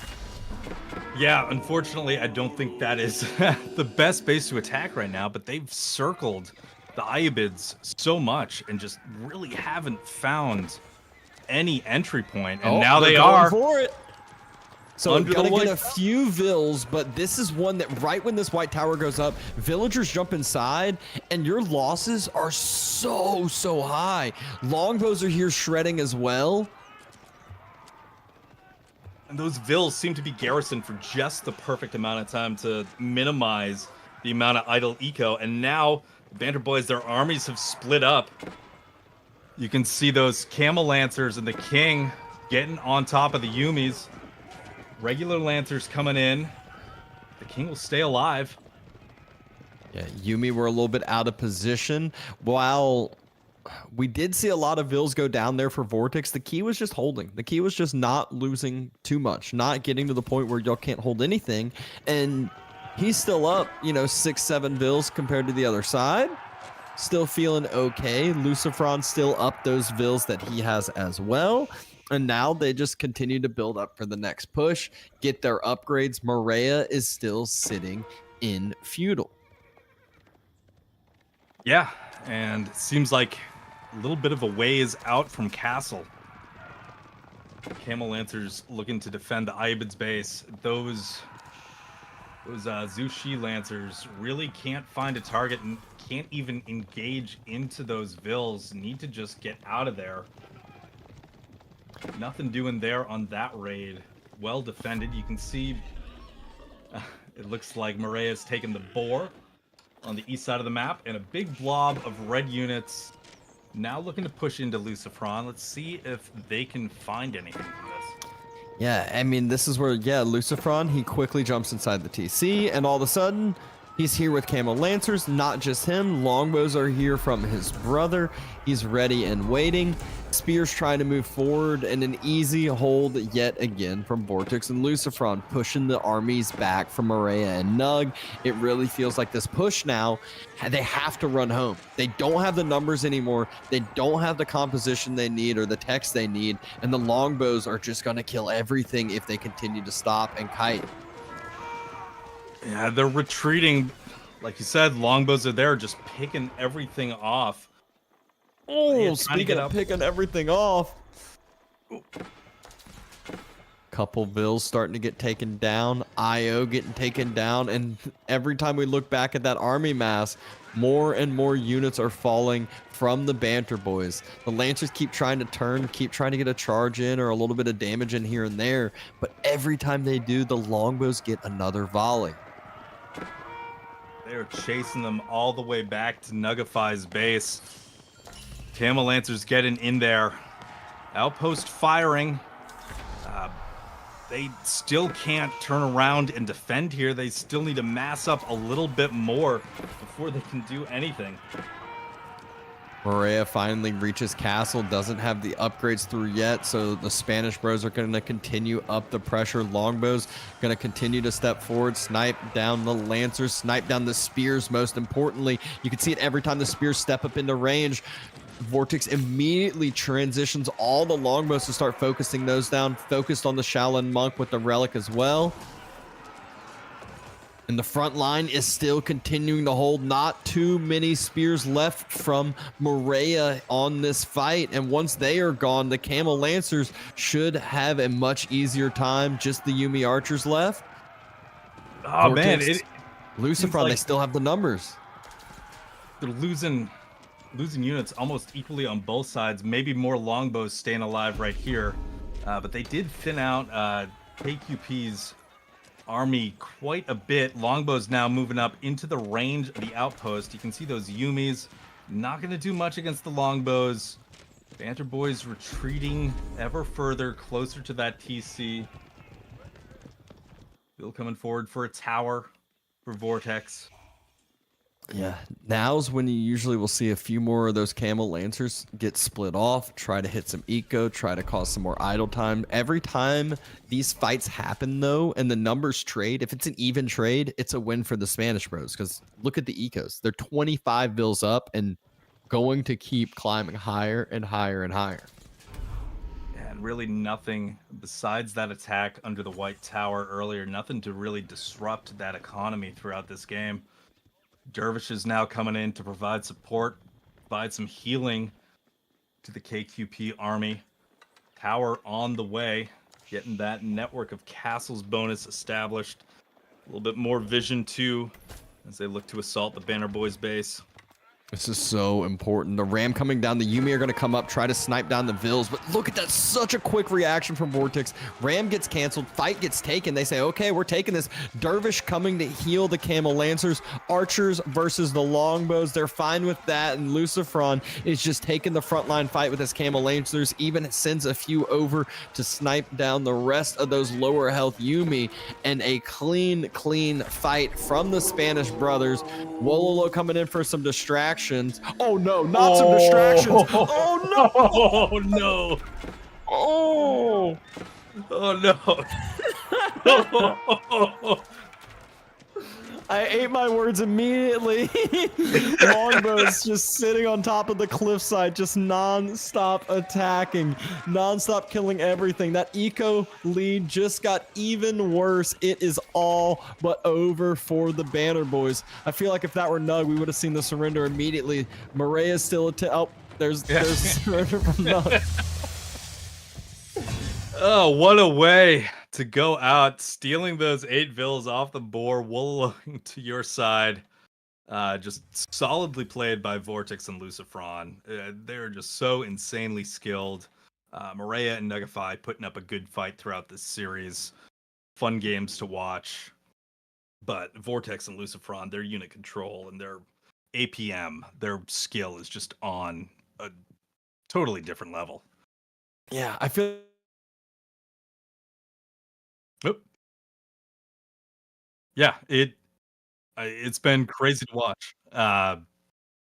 Yeah, what I was saying earlier with Vortex and Lucifron, just the ability to deny any sort of weakness, either in your army comp, in your eco, preventing your opponents from just doing anything to you, and waiting until you know you've got that mass, you're ready to win the game. We saw it in the last game where Vortex, Lucifron setting up on the hill, ready for the fight. The fight came to them, and they agreed. They're like, okay, we can take this now, and closed that one out as well as the series.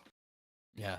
Both team comps had like similar styles, but the key with Vortex and Lucifron, they both had free units to kind of cause idle time, cause more damage, cause more annoyance, and get them on the better foot for when they went to Castle, or more importantly, Vortex went second TC early and never got punished for it really until this is what you see the most damage he took, which at that point, he's fine with losing some bills, losing a little bit that lead, and then equalizing the military count, equalizing that number.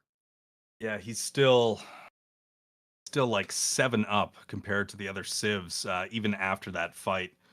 The early naked second TC really paying off. A pretty slow opening to the game. Didn't see a lot of military until about the 7-minute mark. We had some fast castle. We had some 2 TC plays going on. Oh, what a game from the Spanish Bros, just making it look easy, although not the easiest. Murray and Nug definitely had the numbers a few times. Made sure that they at least had them sweating for a little bit, not making it the easiest of games, but still a very clean series by them. Yeah, they 100% put up a fight.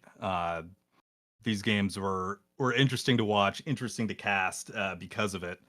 Certainly wasn't completely one-sided, but yeah, those Spanish brothers on a whole different level here. Super fun to watch. We see the Ram getting built. We're gonna see the Wololo at some point, I think, here in the near future. That was really what caused this fight, though. This was so cool because it was almost like two 1v1s. The longbows are fighting the archers, the camel lancers are fighting the lancers, and then it's just like both sides for Vortex and Lucifron are winning. Their camel lancers win their fight, split off, go hit some of the Yumi, and the longbows are just, running rampant. At that point, they just had too many to deal with. Wololo comes in, and I mean, there it is. There's the highlight play.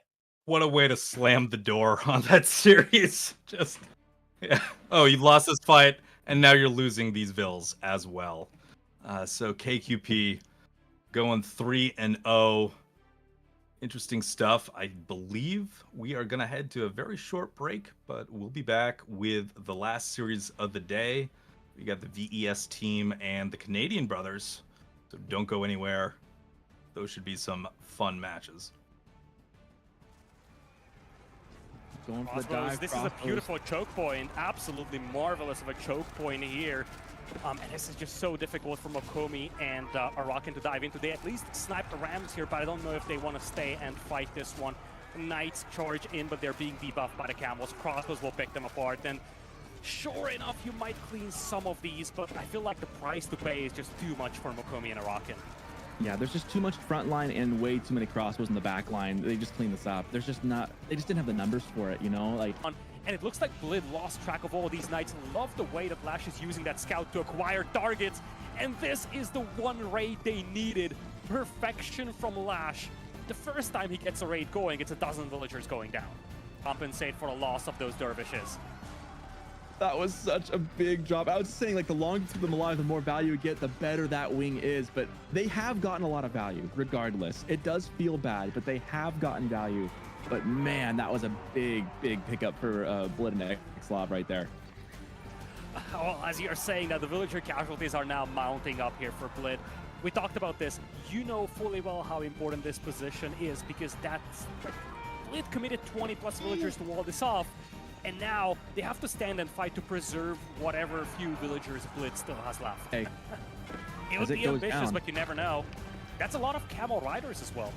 And one thing that I don't really see right now from Sanyush and Senpai are spearmen. Camel riders are debuffing this cavalry, and the archers will get absolutely annihilated by all these javelin throwers. Now they could get pinned on the other side. Gulp's coming in here to heal up his troops, but even the Cataphract trample is not enough. A bit of a surround coming in from cavalry, but it feels like it's just not there. The numbers are just lacking over here right now for Senpai and Sanyush. Yeah, this is a huge fight.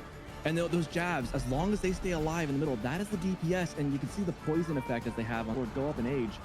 The more he delays that choice, the more those resources are just dead in the water. As we see raids in the back of this as well. And there's...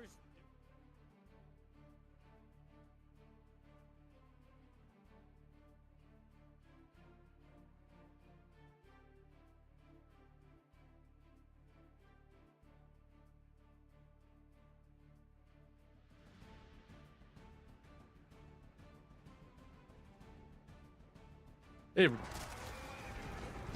Going for the dive. This is a beautiful choke point. Absolutely marvelous of a choke point here. And this is just so difficult for Mokomi and Arakan to dive into. They at least sniped the Rams here, but I don't know if they want to stay and fight this one. Knights charge in, but they're being debuffed by the Camels. Crossbows will pick them apart. And sure enough, you might clean some of these, but I feel like the price to pay is just too much for Mokomi and Arakan. Yeah, there's just too much front line and way too many crossbows in the back line. They just clean this up. They just didn't have the numbers for it, And it looks like Blid lost track of all of these Knights. Love the way that Lash is using that scout to acquire targets. And this is the one raid they needed. Perfection from Lash. The first time he gets a raid going, it's a dozen villagers going down. Compensate for the loss of those dervishes. That was such a big job. I was saying, like, the longer you keep them alive, the more value you get, the better that wing is. But they have gotten a lot of value, regardless. It does feel bad, but they have gotten value. But man, that was a big, big pickup for Blid and Xlav right there. Well, as you're saying that the villager casualties are now mounting up here for Blid. We talked about this. You know fully well how important this position is because that's... Blid committed 20 plus villagers to wall this off. And now they have to stand and fight to preserve whatever few villagers Blitz still has left. Hey, It would as it be goes ambitious, down. but you never know. That's a lot of camel riders as well. And one thing that I don't really see right now from Sanish and Senpai are spearmen. Camel riders are debuffing this cavalry, and the archers will get absolutely annihilated by all these javelin throwers. Now they could get pinned on the other side. Gulp's coming in here to heal up There's his the troops, Gulp. but even the Catapract trample is not enough. A bit of a surround coming in from cavalry, but it feels like it's just not there. The numbers are just lacking over here right now for Senpai and Sanish. Yeah, this is a huge fight. And those jabs, as long as they stay alive in the middle, that is the DPS. And you can see the poison effect as they have on go up in age. The more he delays that choice, the more those resources are just dead in the water. As we see raids in the back of this as well. And there's nothing that deals with the Foot Samurai right now. The Catapracts are also trampling their way through this army here. Some archers on the back line as well. But really, it's the Foot Samurai that make this happen. A couple of Musafati are coming out here for KJJ, but is that going to be enough? Fortress of the Huntress coming in as we speak. Units from Senpai and Sanish looking to torch their way through the walls. They will do just that as the Onabugeisha also help. What is good, everybody? We are back. Final series of the day, not the final series of the tournament, as there is still a lot of action left. But you can see the Canadian bros slash Blade. But you know, Blade I think is just here to be more of a cheerleader versus VES. Providing some support there. Yeah, they used to be Team NA, but it's going to be Wham and Puppy, so it's Team Canada now. Taking a look at these map selections, we got Archipelago in the mix. We got Pigeons Valley in the mix. I don't think we've seen a game on either of those maps so far this tournament. Pigeons Valley, really interesting one. We'll see if that gets chosen. But we are starting off at Kurlager. Saw earlier today, those two rivers that you can put land units on. You can build docks in the middle of them. Did see some Imperial gunpowder ships going up and down the river, wreaking havoc. We'll see what happens in this match. Yeah, you might think that that the Pigeons Valley and Kurlager look similar by the picture, but they are not played similarly at all. I think I saw VES play Pigeons Valley last week, and they tried to pull a little bit of cheese. They did some proxy archery range things, some shenanigans like that. So I'm wondering if it's one of their home maps that they have that as their game plan. That would be so fun to watch. I do hope we get to cast a game on that map. You can see Kurlager, both players on a team spawn in that middle. On Pigeons Valley, both players start on a separate flank, and that middle is open except for those wood lines blocking easy travel. Looks like almost like a jousting field kind of map, to be honest, where you've got more of a 1v1, harder to help your teammate out kind of thing. Yeah, and so Puppy and Wham have HRE and Japan on their side, whereas VES has Byzantine and Delhi. So I feel like this is, again, one of those where we're going to see HRE play a little bit more in the feudal age. We're going to see Japan probably go for the castle, and we're going to see Biz probably try to go for castle, or Delhi plays in feudal age. But only time will tell, because water matters a lot when it comes to Kurlager and what the builds will actually end up being in the playstyle there. Absolutely. Well, let's jump into game one. I think the game is ready to bring up on the screen here. We got Team Canada versus VES. Right now, we're taking a look at Mahoto's base in the orange as the Byzantines. His teammate pretty close by in the red, Dragavan, as the Delhi. On the other side, it's Wham in the teal as the HRE. He did start with a dock, it looks like. And it is also his brother, Puppy, as Japan in the blue. And he also looks like he started with a dock. So we got double docks on this side, and I believe double docks on the other side as well. Yeah, I see an orange dot in the water there. Let's take a look at... There it is. There's the dock for the Byzantines, and there's the Delhi dock with the deer pushed in. You know, just showing that little bit of extra APM, that little extra bit of micro. You know, got to do something for the crowd. Mm-hmm. Absolutely. Dragavan, you know, that interesting change with the deli. Now you've got that initial scholar starting at the dock. You don't have to waste the wood on building a mosque, slowing yourself down on water maps.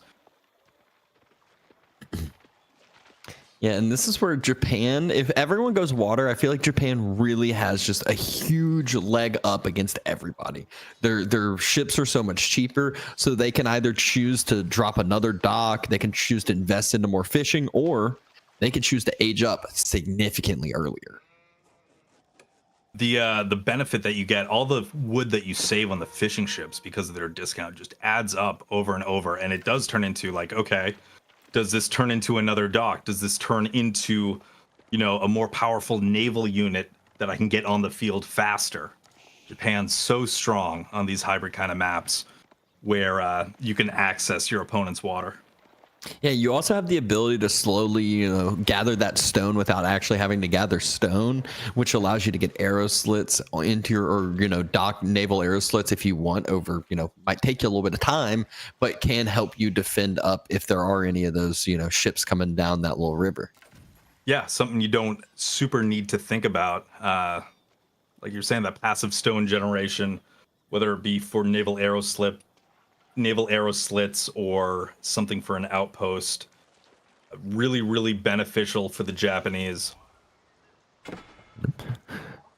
So far, though, eco numbers basically even. VES up one, or they were up one a second ago, and then of course, you know, right as I say that, the TCs and the docks produce, and it ties it on up, and then it goes over to the other side. But yeah, we'll call it even in the ecos, even in the scout numbers, as both players have a scout and both teams have a prelate / scholar. Yep, and we're starting to see our first feudal age landmarks.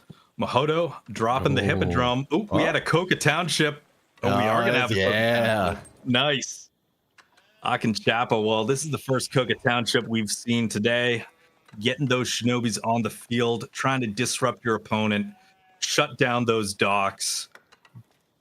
You know, snipe a villager. The shinobi, very, very fun unit to watch. Yeah, and I feel like the shinobi are a little bit more effective when it comes to the river maps compared to some of like the deep sea maps. And so, you know, you can not only go and disrupt your opponent's dock, you can also just go hit the gold mine, do your little blink on top, onto the other side, all these different things. And they also trade really well into a lot of units that you might not expect them to trade as well into. And certainly hold their own in feudal against, yeah, a lot of feudal military units. They are strong. Their attack is slow, but they pack a punch when they connect. Yep. Tower of Victory, about a quarter of the way, third of the way on up for Dragavan. He is getting those free technologies in already with the mill on his berries. There's Puppy Paw getting up. So we should see, yeah, you do see those two shinobi in production right now from the Coca Township. Prelate running on over to the chapel. That economy just gets so much better for the HRE. And now the fun part of trying to monitor all the crazy stuff going on in the map with shinobis coming out and with the horsemen now on the way from the hippodrome. Things are going to get chaotic very fast here. I mean, you know, Dark Age dock openings a little bit slower to get set up, but once you're into feudal, things get nutty really quick. First horseman coming over to attack a scout. You see a dock getting denied by another scout. Dragavan needing to retreat there. Yeah, and for some players, it's not even that, you know, feudals really when things start to open up. Some players with water maps, it's like, hey, you're about to be castle already. And that's kind of what we're already seeing this game. Mahodo is about halfway to castle resources. Puppy Paw already about halfway, actually over halfway to castle age resources. So we're just going to wait about a minute and we will see those landmarks starting to be dropped on either side, I bet. Absolutely, yeah. And the first naval units getting across the map here. You can see one of those docks is disabled by Puppy. Wham coming in now with the springled ship to disrupt Dragavan's fishing. Dock right in the center, hard for that springled ship to navigate past it. Another disabled dock on the other side. Mahodo not able to create anything from there. Delhi, their fishing ships have arrows, not doing too much. Able to get their own sprinkled ship out. And looking at the picture-in-picture, we got a Shinobi just taking a fishing ship head on. Demo. It's debating what to do. Oh, it's not going to be enough. The fishing boats can go heal the sprinkled ship as well. Exactly what Dragavan does. Good micro there from Dragavan, making Wham waste a demo and forcing the archer ship on back as well. Yeah, really cool to see the fishing ships on one side of the dock and the Springle on the other, and saying, okay, what's your choice? What are you going for? And now we can see Shinobi doing a lot of damage to a scout. Another demo coming in. Oh, look at the body blocking. And by body blocking, the ship blocking. Still, demo able to connect. Fishing boat still alive and well. But the sprinkled ship does fall for Dragavan. Cistern of the first hill on the way. So we got Castle Ages, like I said, coming out for Puppy Paw and Mahodo. Meanwhile, Wham and Dragavan are having a little bit more of this this fun little river battle. Yeah, another flaming ship on the way down the river, looking to blow up something in Dragavan's base. You see, looks like spear coming out for the Delhi. Yeah, I feel like the key difference behind this, though, is Dragavan's going Spear Archer. Meanwhile, Wham is just going Pure Archer. And the Pure Archer with his movement speed is going to win in that battle. Yeah, absolutely. We keep cutting over to that Shinobi, just throwing torches at a fishing ship. I can't tell if it's healing back up or if he's actually making progress at taking them out. I feel like there was more than 3 fishing ships at the start of the match. Yeah, it's down to just 2. Mahodo hasn't really responded to that one Shinobi that is just sat underneath the dock and throwing torches. What happens is once one gets low, he'll throw it inside the dock and then pop the other one out. Gotcha. So he'll casually, shouldn't lose any, but he loses the gathering rate to 1 over time. He's constantly having 1 idled usually. But Cataphract coming on out. We're trying to see the Gulp build come into play. There's just, I feel like, so much extra economy already out on either side. That does include Mahodo having a lot of extra economy too. But it just feels like it's not quite the same crazy timing. He didn't have these Keshiks out early that, you know, are taken out, that are, you know, diving gold and already causing damage. It was just straight into Cataphracts. Yeah, his attention was elsewhere. I mean, he had the Hippodrome for the Horsemen, never did go into Keshik. And now we see an engagement. It looks like VES needing to retreat here. Great micro there by Wham. Every single spear just got sniped out. So while the Mounted Samurai were hesitant at first on taking the fight, now free reign. Like Cataphracts, yeah, not that big of a worry when you have 3-4 Mounted Samurai, a Bannerman, and all the supportive archers behind you. Yeah, really opening that up for the Mounted Samurai. We're taking a look. The battle continues on the river. We've got 2 Shinobis throwing torches at fishing. We've got Wham being pretty oppressive on the water, and now on land, those Mounted Samurai moving up, giving chase to the Cataphracts, letting the archers catch up, keeping everything together. We're going to have a demo explosion on a bunch of fishing ships. Springled, stay safe for the time being. That picture, we finally have the dock getting put onto fire. And that's actual fire. That's not just the Shinobi sabotage. So the dock should end up being denied now from Mahodo. A little bit of less economy for him. So these numbers are going to start to tilt into Wham and Puppy's favor even more than they already are with the military trades that we've been seeing. A big explosion on some of Puppy Paw's military. Those Mounted Samurai really don't like those springled shots either, chunking quite a bit of their health. You can see them retreating up to the north there. Cataphracts looking for a target outside of Mahodo's base. Gonna find nice a Mounted Samurai. Trample in the Gulp, so it's not going to be the greatest trades there. You can see how effective that Gulp is.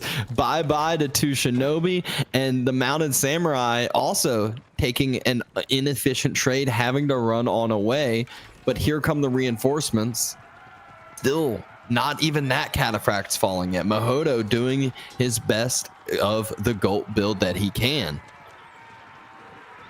Yeah. Look at that, surviving there, taking the last bit of damage, couldn't quite get away. Now the pressure coming in. Team Canada moving in on land into Mahodo's base. You can see Wham on the side, being annoying on the river. Mounted Samurai with their torches out on the outpost.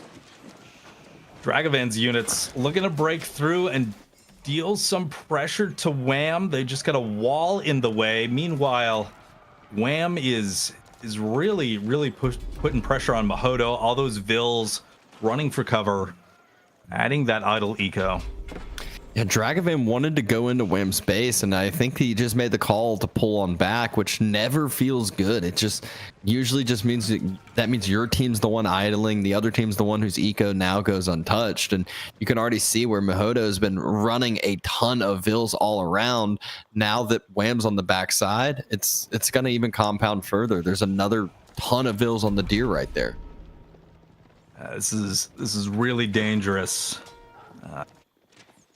They're back there, run around the backside of the wood line. A couple reinforcements getting caught before they can join up, but there's a good amount of mounted samurai in the mix. You can see those mounted samurai circling the wood lines, not finding anything quite yet. Seems like Dragavan's got his production just rallying forward, though. And here's going to be the key difference. While both players, they've kind of had these different two people went fast castle, two people stayed feudal, made a lot of military. Now Wham's going to be the one to jump up to castle, and he's also going to play with this timing. They get upgrades, then they can take the fight. All of a sudden, his archers trade so much better into just moving in general, whether it's the cataphracts, whether it's the spears, whether it's the keshiks. Veterancy providing a huge upgrade once he gets that. Dragavan and Mahodo chasing away the Canadian brothers. Those spears, though, getting picked off every time they try to get close. We got to trample through. Though. Followed up by the Gulp. The mounted samurai, though, they're moving, and there's so many mounted samurai here. There just aren't enough cataphracts. You can see Mahodo just decided to turn and run, but the archer numbers, they did get thinned out quite a bit. But Team VES tucked their tail, and they're headed for the hills. They're running back on home, and that's as Wham's aging up. Yeah, it seemed a little painful, that trample. Those cataphracts moved right to the center of everything. Sure, they did a lot of damage, but they certainly sustained quite a bit of casualties as well. Castle age for Wham. There's the mounted samurais trying to engage. Spearmen there as well. Cataphracts trying to hold, trying to be that wall, but those numbers are thinning out. Gulps coming in. Mounted samurai is now able to get in onto the archers, and VES losing a lot of military here. Yeah, and this is where I laugh at the overlay where, like, you see the numbers, you're like, oh, it seems close. It's like, nah. There's 5 cataphracts. There's 23 mounted samurai. The numbers on VS's side are in archers. There's even a lot of military in a few of the ships, just because they count for a lot of population space. And so here we go with the mounted samurai getting to just run into the base and just move. And Dragavan throws in the towel, followed up by Mahodo. Canadian bros take game number 1. Yeah, there was just nothing left. Those mounted samurai cleared everything out, marching right into the main base, and there was just really no resistance. Dragavan and Mahodo knew that was it for them on game 1. We'll get set up on game 2 in just a second, but really interesting game 1 here. Love the Shinobi play. Love that we got to see some craziness with the water as well. Some demos hitting some land units. I always like when there's, some crossover with naval and army units. Yeah, that was one of those maps that, like, I laugh. We talked about feudal age, with water coming in a little bit late, and then all of a sudden you blink and 2 people are castle age, and then everything's just happening all over the map. You're having all the docks attempting to be burnt. You're having fights on, the river. You're having fights with the shinobi everywhere, and just slowly the Canadian bros are able to just eke out that victory, eke out that lead. Yeah, absolutely. So well played by the Canadian Bros. We are going to reset, get into game Oh. 2. Archipelago. Let's do it. And look at Team Canada. We're going to have Mongol and Order of the Dragon versus a Ubid and HRE in game number 2. And like you said, it's Archipelago. So we got some islands, we got some water. This map has developed a lot from what it used to be. Yeah, as far as I know, this is more of a rebalanced map. I think this is EGC Archipelago with some changes made to make it more of a competitive map and not just a crazy meme map. But we're going to see the most naval combat out of any match today here on Archipelago. It is going to be boats forever. Yeah, this is the first time we've seen this map get picked today of the series we've casted. Speaking of series we've casted, let's check in on some of the ones we haven't casted. Maybe some of the series that were in the midst got completed over here. So we'll swap on over and give y'all some updates on the brackets here.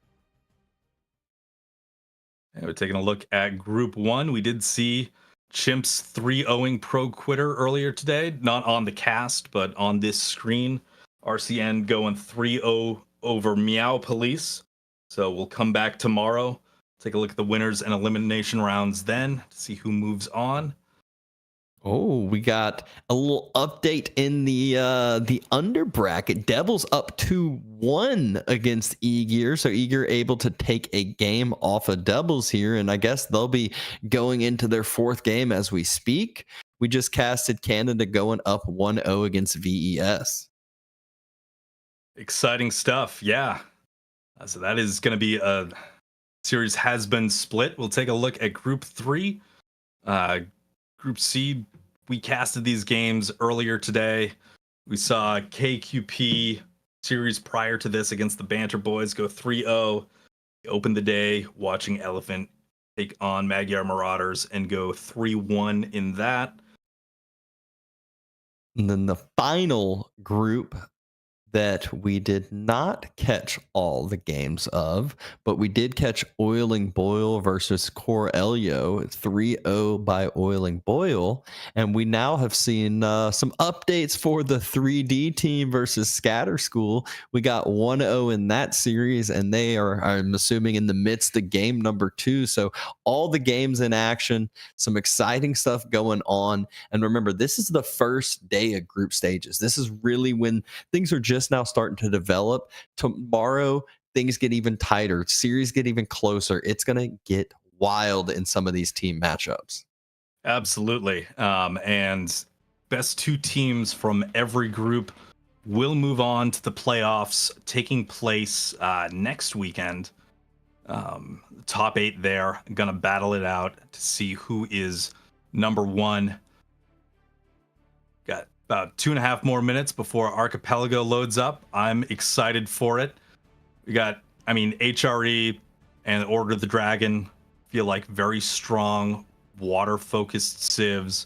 Ayubids, they can do some timing things if they want to take that advancement wing, be able to get some naval units on the map sooner than anybody else. And the Mongols are just a bunch of pirates. The Mongols are our pirates indeed. Yeah, a lot of times you mentioned the Ubids going up quick. A lot of times you'll see like not even a mining camp get dropped on the gold. They'll just go out with 3 villagers, long gather right off the bat, and then just go, okay, great. All I need is food. They go drop a dock. They get a military ship out super, super quick. Its timing's crazy, and it really just totally nullifies one of the other person's fishing, and it really kind of slows down that other person's age up. But the big thing I'm interested to see is, will we get the piracy upgrade this game from Mongols since it's big water map? That was on my brain for sure. We'll see if that actually gets chosen. I'd love to see Mongols flying the skull and crossbones on the Archipelago today, but it remains to be seen. That upgrades, it's super expensive, but it's one of those that, like, if you get to the point where you got 8-10 ships and you're gonna have this huge naval fight, it ends up paying off so quickly. For sure. And on a map like this, I mean, there are other hybrid maps where potentially you're not going to have that level of naval combat, or the game is going to be over. It's going to be completely decided by then. But on a team game, there's always, they're going to be building large navies here on Archipelago. The focus is going to be on water. Yeah, even in the minimap, you can see how many deep sea fish there are. And speaking of the minimap, we are about to check on the team highlights here. VES, you can see the whole squad there, Mahodo, Dragavan, and Ramen, all with pictures, unlike our last series. Yeah, we've got Team Canada on the screen, Wham, Puppy, and Blade. Very strong team here. Canadian brothers. Super skilled. Always fun to watch. And now game is ready. We are going to be going on in game number 2, Archipelago. And the Canadian bros are up 1-0, spawning in the east. Take a look at that. We've got our camera focused on Puppy Paw as the Order of the Dragon. Getting that initial look at the resources. I don't think I've seen this version of Archipelago before. You got that large gold, large stone, maybe one wood line, berries, deer, and that's it. You're going to be pushed out to the corners to expand as this game goes on, and those islands feel super small. Like, you could be surrounded and just not be safe at any point on land in the middle there. Yeah, it's usually you can, have enough room to gather your gold safely and your wood line for a bit safely, and then once you start getting deeper in, it gets real scary. Usually at the start, it's all about, we see what's happening right now. You use your scout for the deer pushing, as there's not a lot of map to start searching right now. Yeah, Scout's not really going anywhere. Stuck on the water, on the island for now, in the middle of all of that water. Yeah, I remember there was a time where it was like very quickly you'd just delete your scout, and it was like, oh, you save yourself that little bit of timing for pop space. I was never one that, thought that made too much sense. Getting vision later on in the game helps a ton, especially once you transport ship across, or even just having it near the side you don't have a dock on to provide some extra vision. It seems like one of those crazy optimization tricks that, I don't know if there would be like a big benefit to it, but certainly people trying to figure out, what to do when there's not much going on at the start of the game. Everybody can find their own islands here on the Archipelago. We do see first feudal age landmarks on the way. He didn't go water? I'm so confused. There's no ship at all. Yeah, I don't have an answer for you. I don't see a dock either. I mean, yes, he gets an inspired eco, but you have no water here. So your opponents in the next couple minutes, this is only minute 3, and we're already seeing a 6 economy difference in minute 3. It's going to get a lot worse.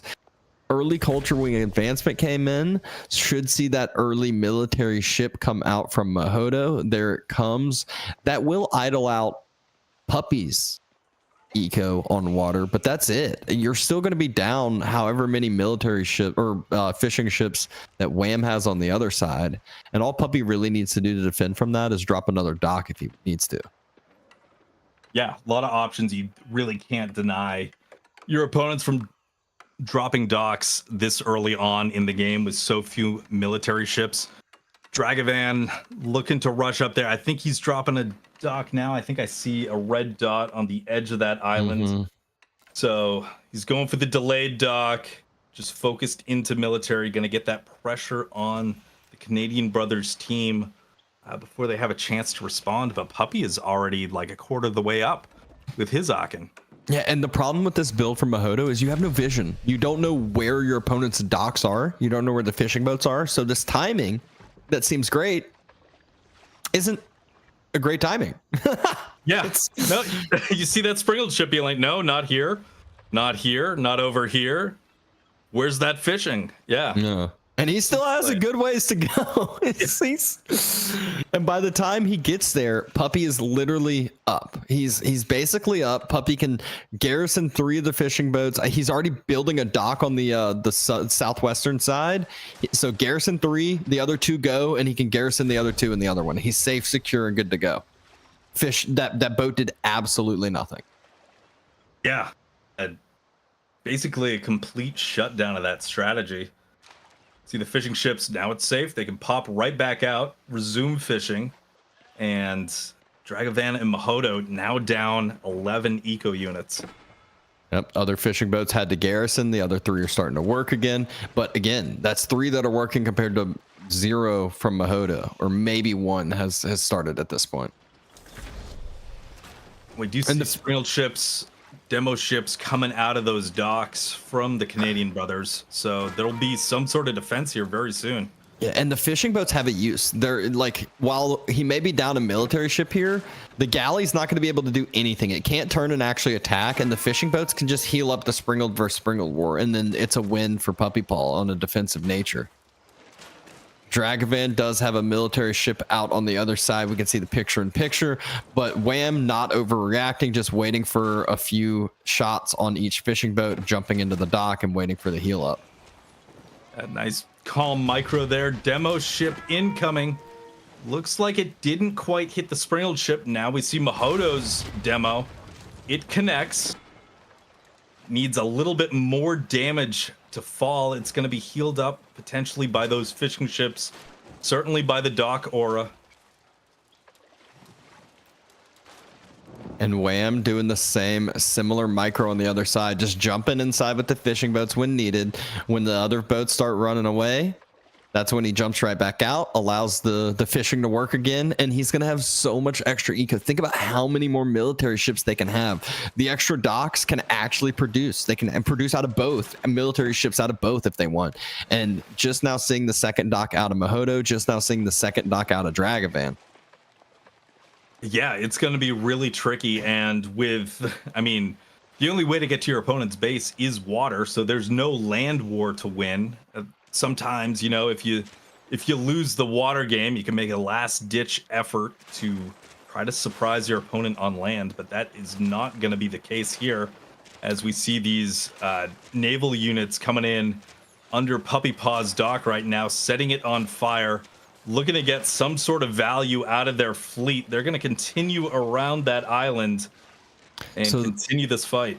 So they 2v1'd 1 dock, and they brought all the Dragavan stuff over.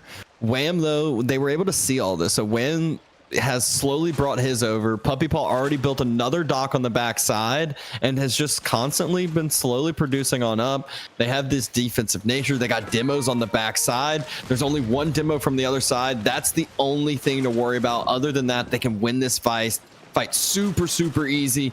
There's the support from Wham on the way. Demo still chokeholded. Now Demo dead on that side.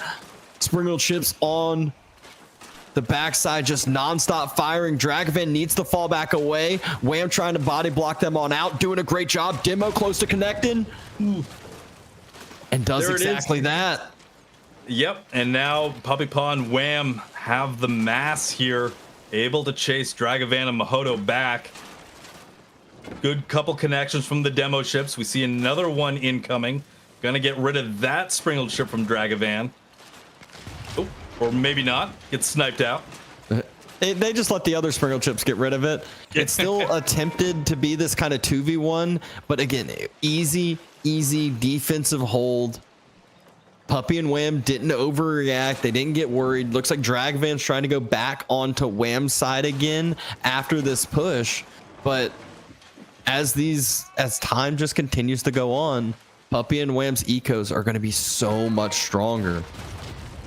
Yeah, you're down in production, down in eco. What is the answer? You're seeing units explode everywhere. You're losing your navy, and you just can't, on their level, produce. Yeah, and that trade that Puppy and Wham were just able to take right there was really the one that I feel like flipped everything over.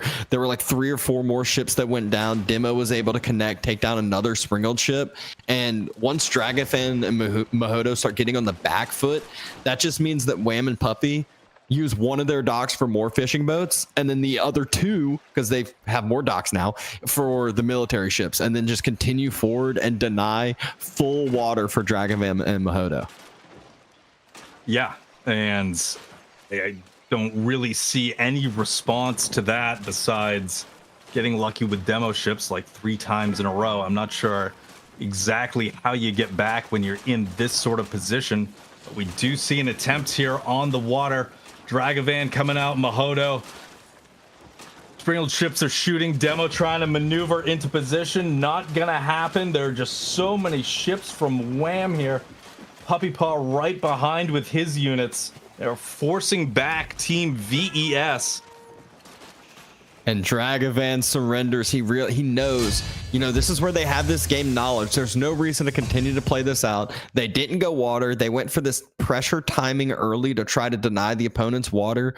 Wham and Puppy held, and just a good solid job. We'll see on the graph here in just a second how much the eco is going to be different. Villagers, yeah, Puppy's behind because he's order, but the eco graph is really going to be scary.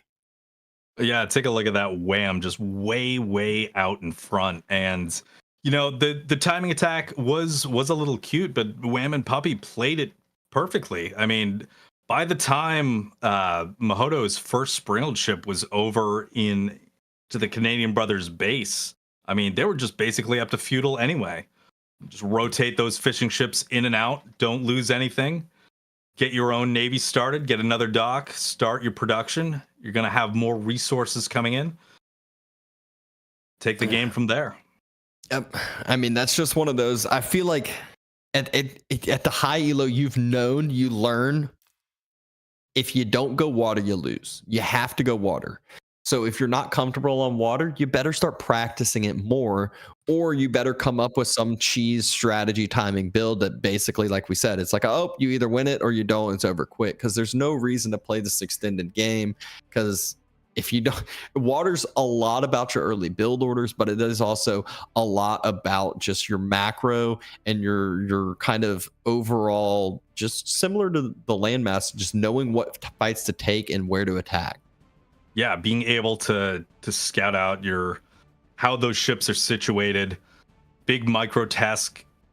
Can you get those demos into position? Can you use your galleys to protect against enemy demos? It's difficult. I know why a lot of people don't particularly enjoy playing water maps, because there's so much going on, the water game on top of the land game. But we're going right back to dry ground for round 3 here, going to Gorge. Yeah, and Gorge is that, map that we know and love, being a very typical feudally aggressive map. People love all-inning on Gorge because it's so easy to just snowball it. If you win the fight and you start winning the fight on the front side of the base, it's the front side of both bases. So you just keep going and you just win the game from there. They can't move out and take the outside resources. But Mali, it's a civ we see a lot on Gorge. That's one of the choices for Wham and Puppy. The other one, Byzantine. Byzantine, we've been seeing a ton today. Very strong civilization. And on the other side, we can see the English and ABBA pick. Yeah, that's interesting. I know we had an English and ABBA game earlier on today. Haven't seen Abbasid too much during this tournament.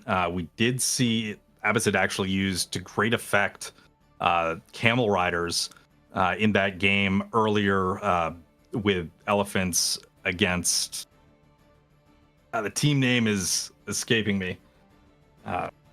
Which one was earlier in the first series today?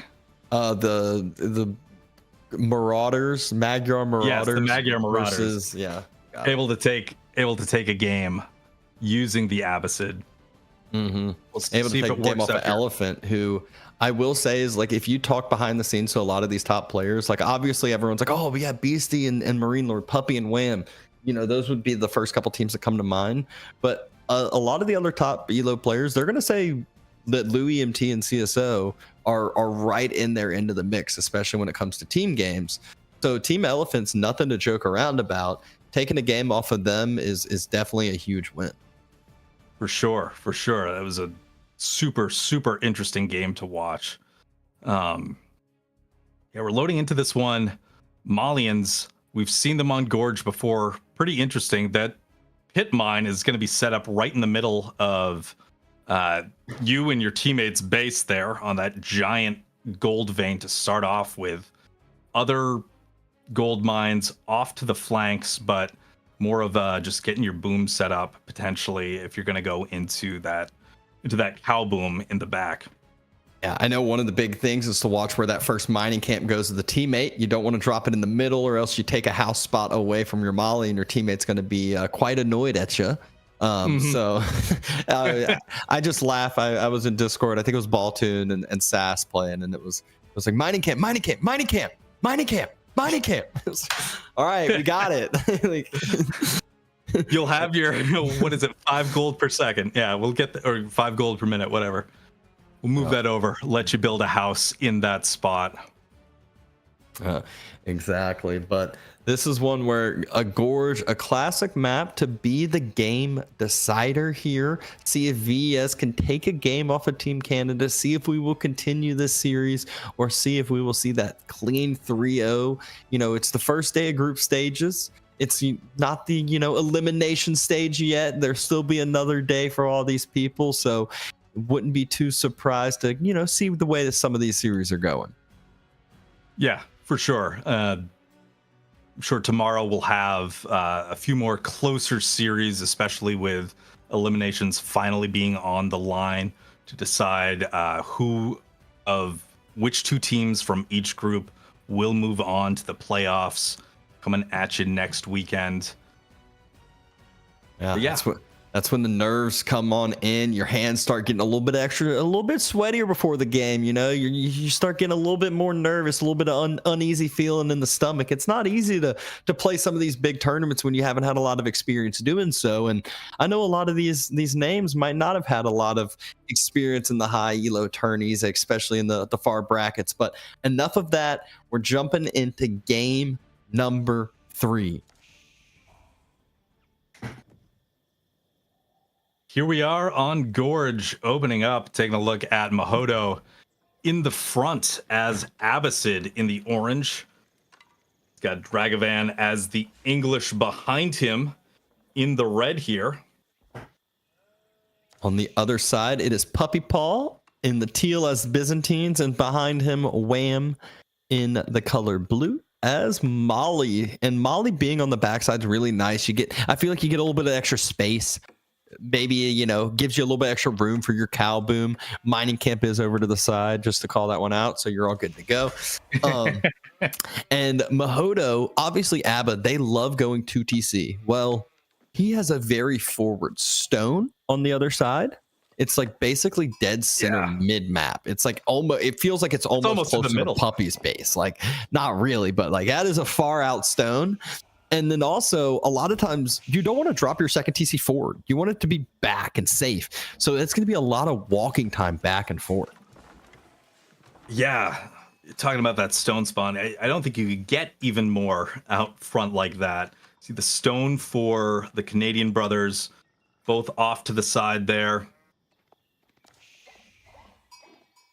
Honestly, knowing Mahodo, they might just go for like some like military school timing all in. Like I feel like they might just go for some little cheese build, try to go with this timing attack. And on Gorge, it's a map that kind of stuff can pay off that much more on a map like this.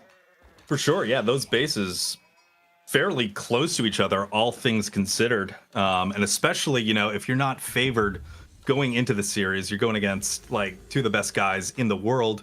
Maybe you do think about having some cheese in your back pocket to pull out and try to catch your opponents off guard. Try to take a game off of them, if at all possible. Yeah, Abbey of the Kings is the choice from Dragavan, though. So no longbows to start out, which would have been my expectation if you're going for this all-in strat. But instead, we'll have a nice king coming out. Military wing units will be popping out in the near future. Meanwhile, on the other side, we got the Hippodrome.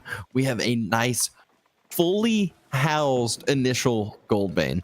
That is one that's why you can see Wham's age up a little bit later. He's got a lot of gold in the bank though, and it's just one that he's going to have a lot more gold income over time, passive gold income. Yeah, able to get that surround on there. Very nice. Get that income going. Military wing. I feel like Gorge may be the only map where this really makes sense to me in a team setting. Because to me, the military wing, you get those early units. Map size is maybe a little bit smaller on 1v1. You can start that initial pressure with that timing. Seems like most 2v2 maps are just too big to get too much use out of the military wing. Although it does give you boot camp eventually. Going to give you better, more healthier units for later feudal fights. Yeah, I mean, you are the front, so maybe he's worried about where, you know, I honestly, I feel like it's just still because it's the cheese. I was gonna say it's like, oh look, you're scared of where you put the second TC. You know, that's what a lot of times it is in ones. There's certain matchup where you're forced to go military wing instead of eco wing for that exact reason. But I think in this one, it's just he wants a little bit of extra umph right off the bat. He can drop a barracks, he can drop a range, get the spear upgrade, and then, you know, start building rams if he wants early, or just keep it going. And I mean, did we not call the cheese? We called the cheese. Look at that. That is some rank, smelly cheese right there. Look at that proxy range coming up, hiding behind the wood lines, looking down into the valley on the base of Puppy and Wham.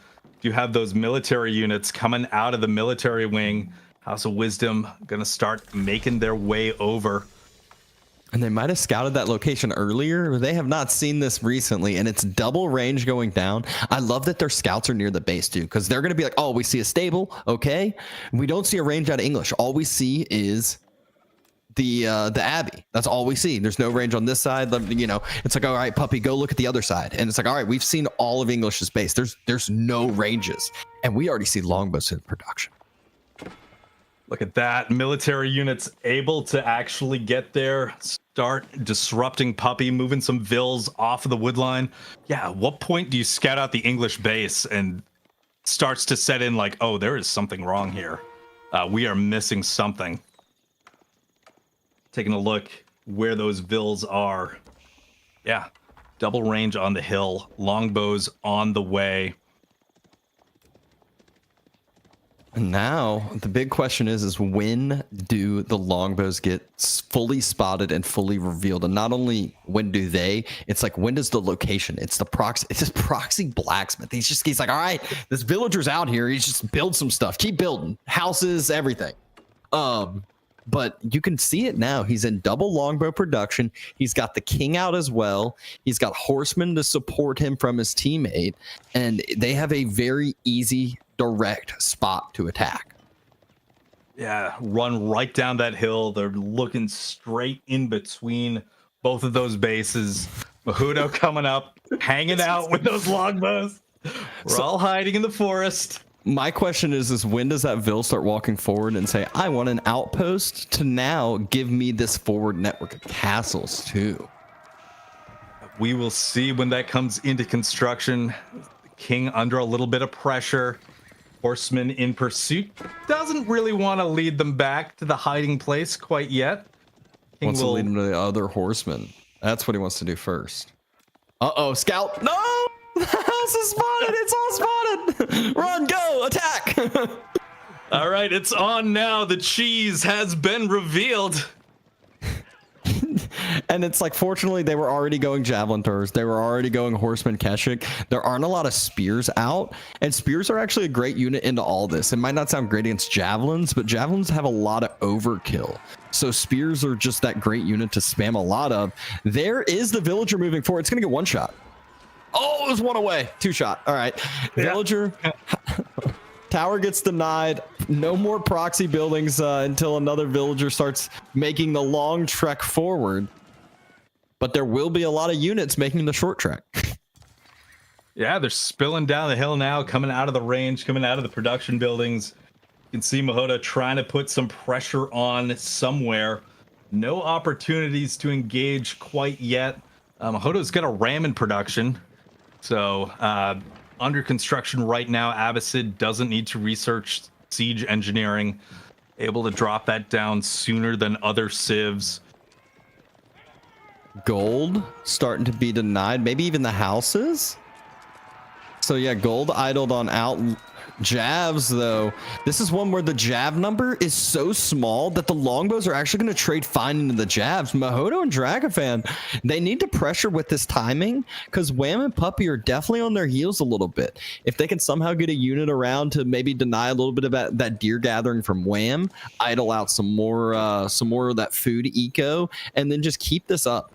Allow the Rams to go on in because they need to pressure this timing. If you allow a little bit longer to go down, the jab number becomes too. And look at that. That's what I was saying. The long them off. Yeah, they're two-shotting the jabs, almost one-shotting them, and that just means that the jabs aren't taking efficient trades, even though they're the counter unit. However, look at the horseman number with Triumph. There are no spears here right now. I think they're building the Rams. Where are the spears? Aren't here. I have no idea where they're at. This is looking pretty bad for VES now. Oh, all those units super exposed. Finally, the 2 spears coming down the hill way late. Ah, those Byzantine horsemen just did a number on that entire army. Longbows eaten up. And it was a valiant cheese, but I don't know how much further it's going to go at this point. Yeah, I mean, yeah. Once this a cheese like this fails, there's usually nothing you can do because not only do you lose your army mass, you lose all the resources that you put into all those production buildings. You no longer can produce out of those ranges. The houses should end up getting burnt down. The blacksmith will no longer be there in a couple minutes, or shouldn't be there in a couple minutes. It means you need to drop another one for the later stages of the game, and so. That's another, we'll call it 700 resources down the drain. Yeah, things looking pretty grim at this point as the military is just getting cleaned up for VES. Jav throwers coming in to sit on the English ranges. You've got those Byzantine units just picking off units as they come out. Yeah. Keshick's healing up, horsemen healing up. Look at the army numbers now for Wham and Puppy. The eco might be dead even, but it is 29-6 after that failed all in. Yep, very, very dire here. Keshick's able to take down the knight on the retreat. Now they're turning around, engaging into those horsemen, letting the jav throwers catch up, deal some damage. Shoop. Once you start that animation, you're good to go. Villagers having to force drop off and run on away. That front wood line is no longer safe. Wham finally moving out to another gold vein, and I love this. Both the gold veins that he's on for the pit mines are the massive 8K gold veins. That much more effective. Yeah, that's true. It's huge, and they can get more gold per minute. A second TC this late? This is bad. Oh no. Oh no. Game over. Sorry. 3-0. Not that this wasn't already over. Villagers are getting pulled. They're pulling the shivs from Orange Mahodo. He says, I'll come help you. Don't worry. Oh no. We don't have any military, but this has got to get up. Not enough to fully garrison. All right. So how long now does it take for that second TC to pay off? And just equalize the vill count number. He's down 10 villagers now, so that's like 3.5 extra minutes of TC timing at least. Yeah, I mean they're just getting their time in on this series for sure. Oh, that feels so bad. And now Puppy just has that unit mass with the Triumph that he can keep diving. He can burn all these buildings like we talked about. I don't know why longbows are still being produced out of there, because that's just, again, more wasted resources now. And I'm not sure how much longer this will go, but there's always a way, If we have seen a tree fall on Puppy and Wham's internet before. I was going to say, yeah, act of God is the way that they come back into this one. We did see it. We've seen disconnects in this tournament, but I think I don't think there's anything logical left that's happening right now. Javelins pushing away the horseman unit. I just realized that Dragavan has 0 military units out at all. I was like, oh, let me see what's up at the top. There was nothing in queue even. I was like, oh, there's literally nothing out for Dragavan. He has 36 villagers. He did build a stables back there, so he's gonna start trying to pump some horsemen out. Yeah, he can try. Is able to secure some deer for the moment. Wham on the way to castle with a corral. And he's going to have full Calboom behind this too. So it's not just the small Vil lead that we see. It's also that Molly is full Calboom now, has fully online pit mines, has probably, well, can just drop a bunch of production depending on what he wants to go. I'd love to just see a sofa swap now at this point. Yeah, and why not? Get those mobile units, get that imported armor. See Mahodo take out a couple of Vils, but he's losing so many. He's like, look, Wham's like, look, I'll take this trade. I lose 3 Vils. How many are you gonna lose though? Oh, that Vil getting absolutely murdered by a hail of 20 javelins to the back. That's one of those you see the death cam and it's literally like 70 spears in him. It's like that guy did something really wrong.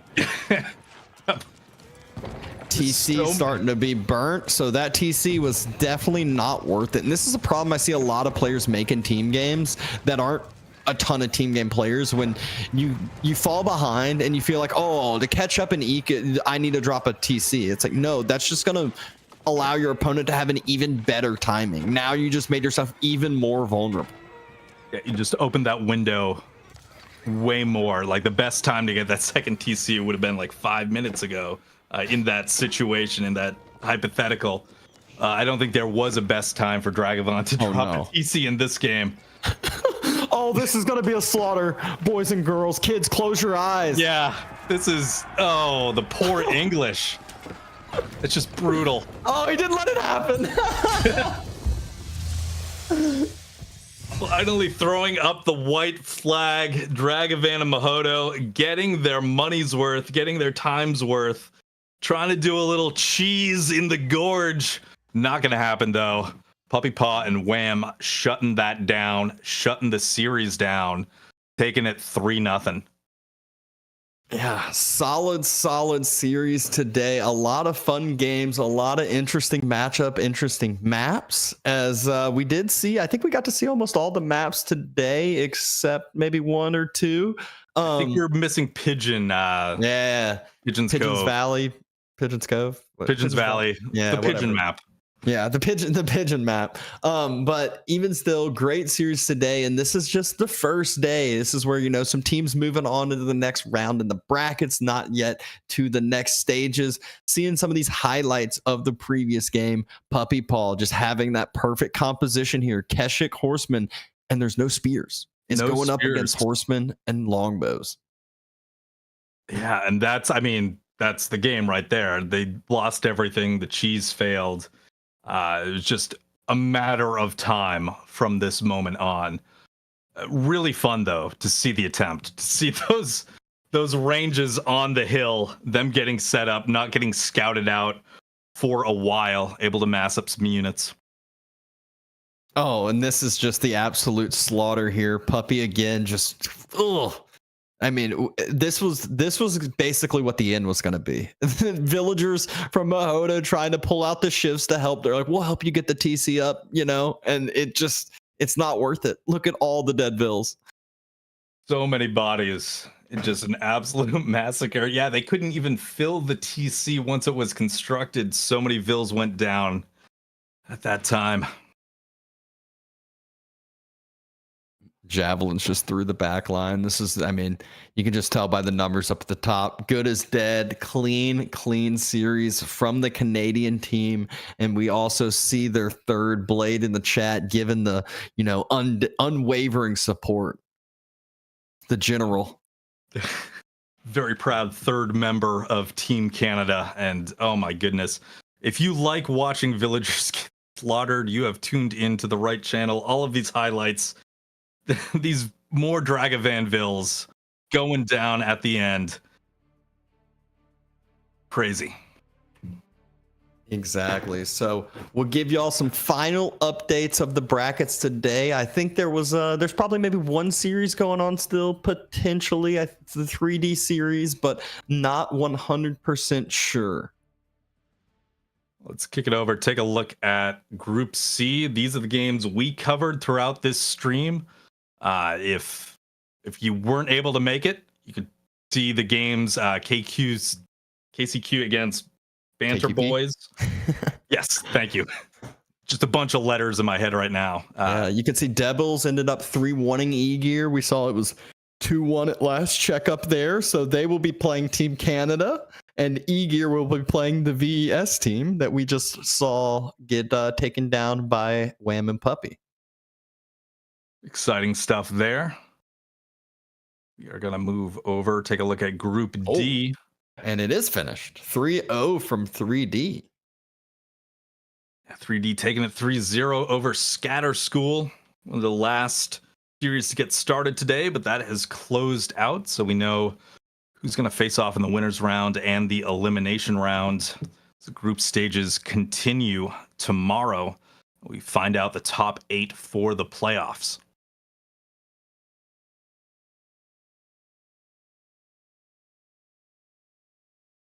And the last Group A that I think we saw this update one quite quickly, both 3-0s, but Chimps will be playing against RCN and Meow Please will be playing against Pro Quitter. Yep, some series that were first to finish up today. Forward to some of those getting casted tomorrow. But I believe that is it for us today. Yeah, so good final series, good games today. Exciting first cast from you on the other side. Hope you enjoyed it, as it is always good casting with you, as it had been a little bit since King of the Rockies. Yeah, super great to cast with you, man. Always a fun time. Super happy to be here on EGC, the big stage. King of the Rockies was a blast. It was so awesome to meet you in person, meet a lot of these players in person, and be there, the production in one spot at a LAN. But I'm more than over the moon to be here on EGC covering this tournament. There you go. Well, speaking of King of the Rockies, I believe we will be done for the day and throwing the raid on over to the Rising Empire squad. So thanks everyone for the viewership, for the support today, and go continue the support on the Rising Empires channel over there.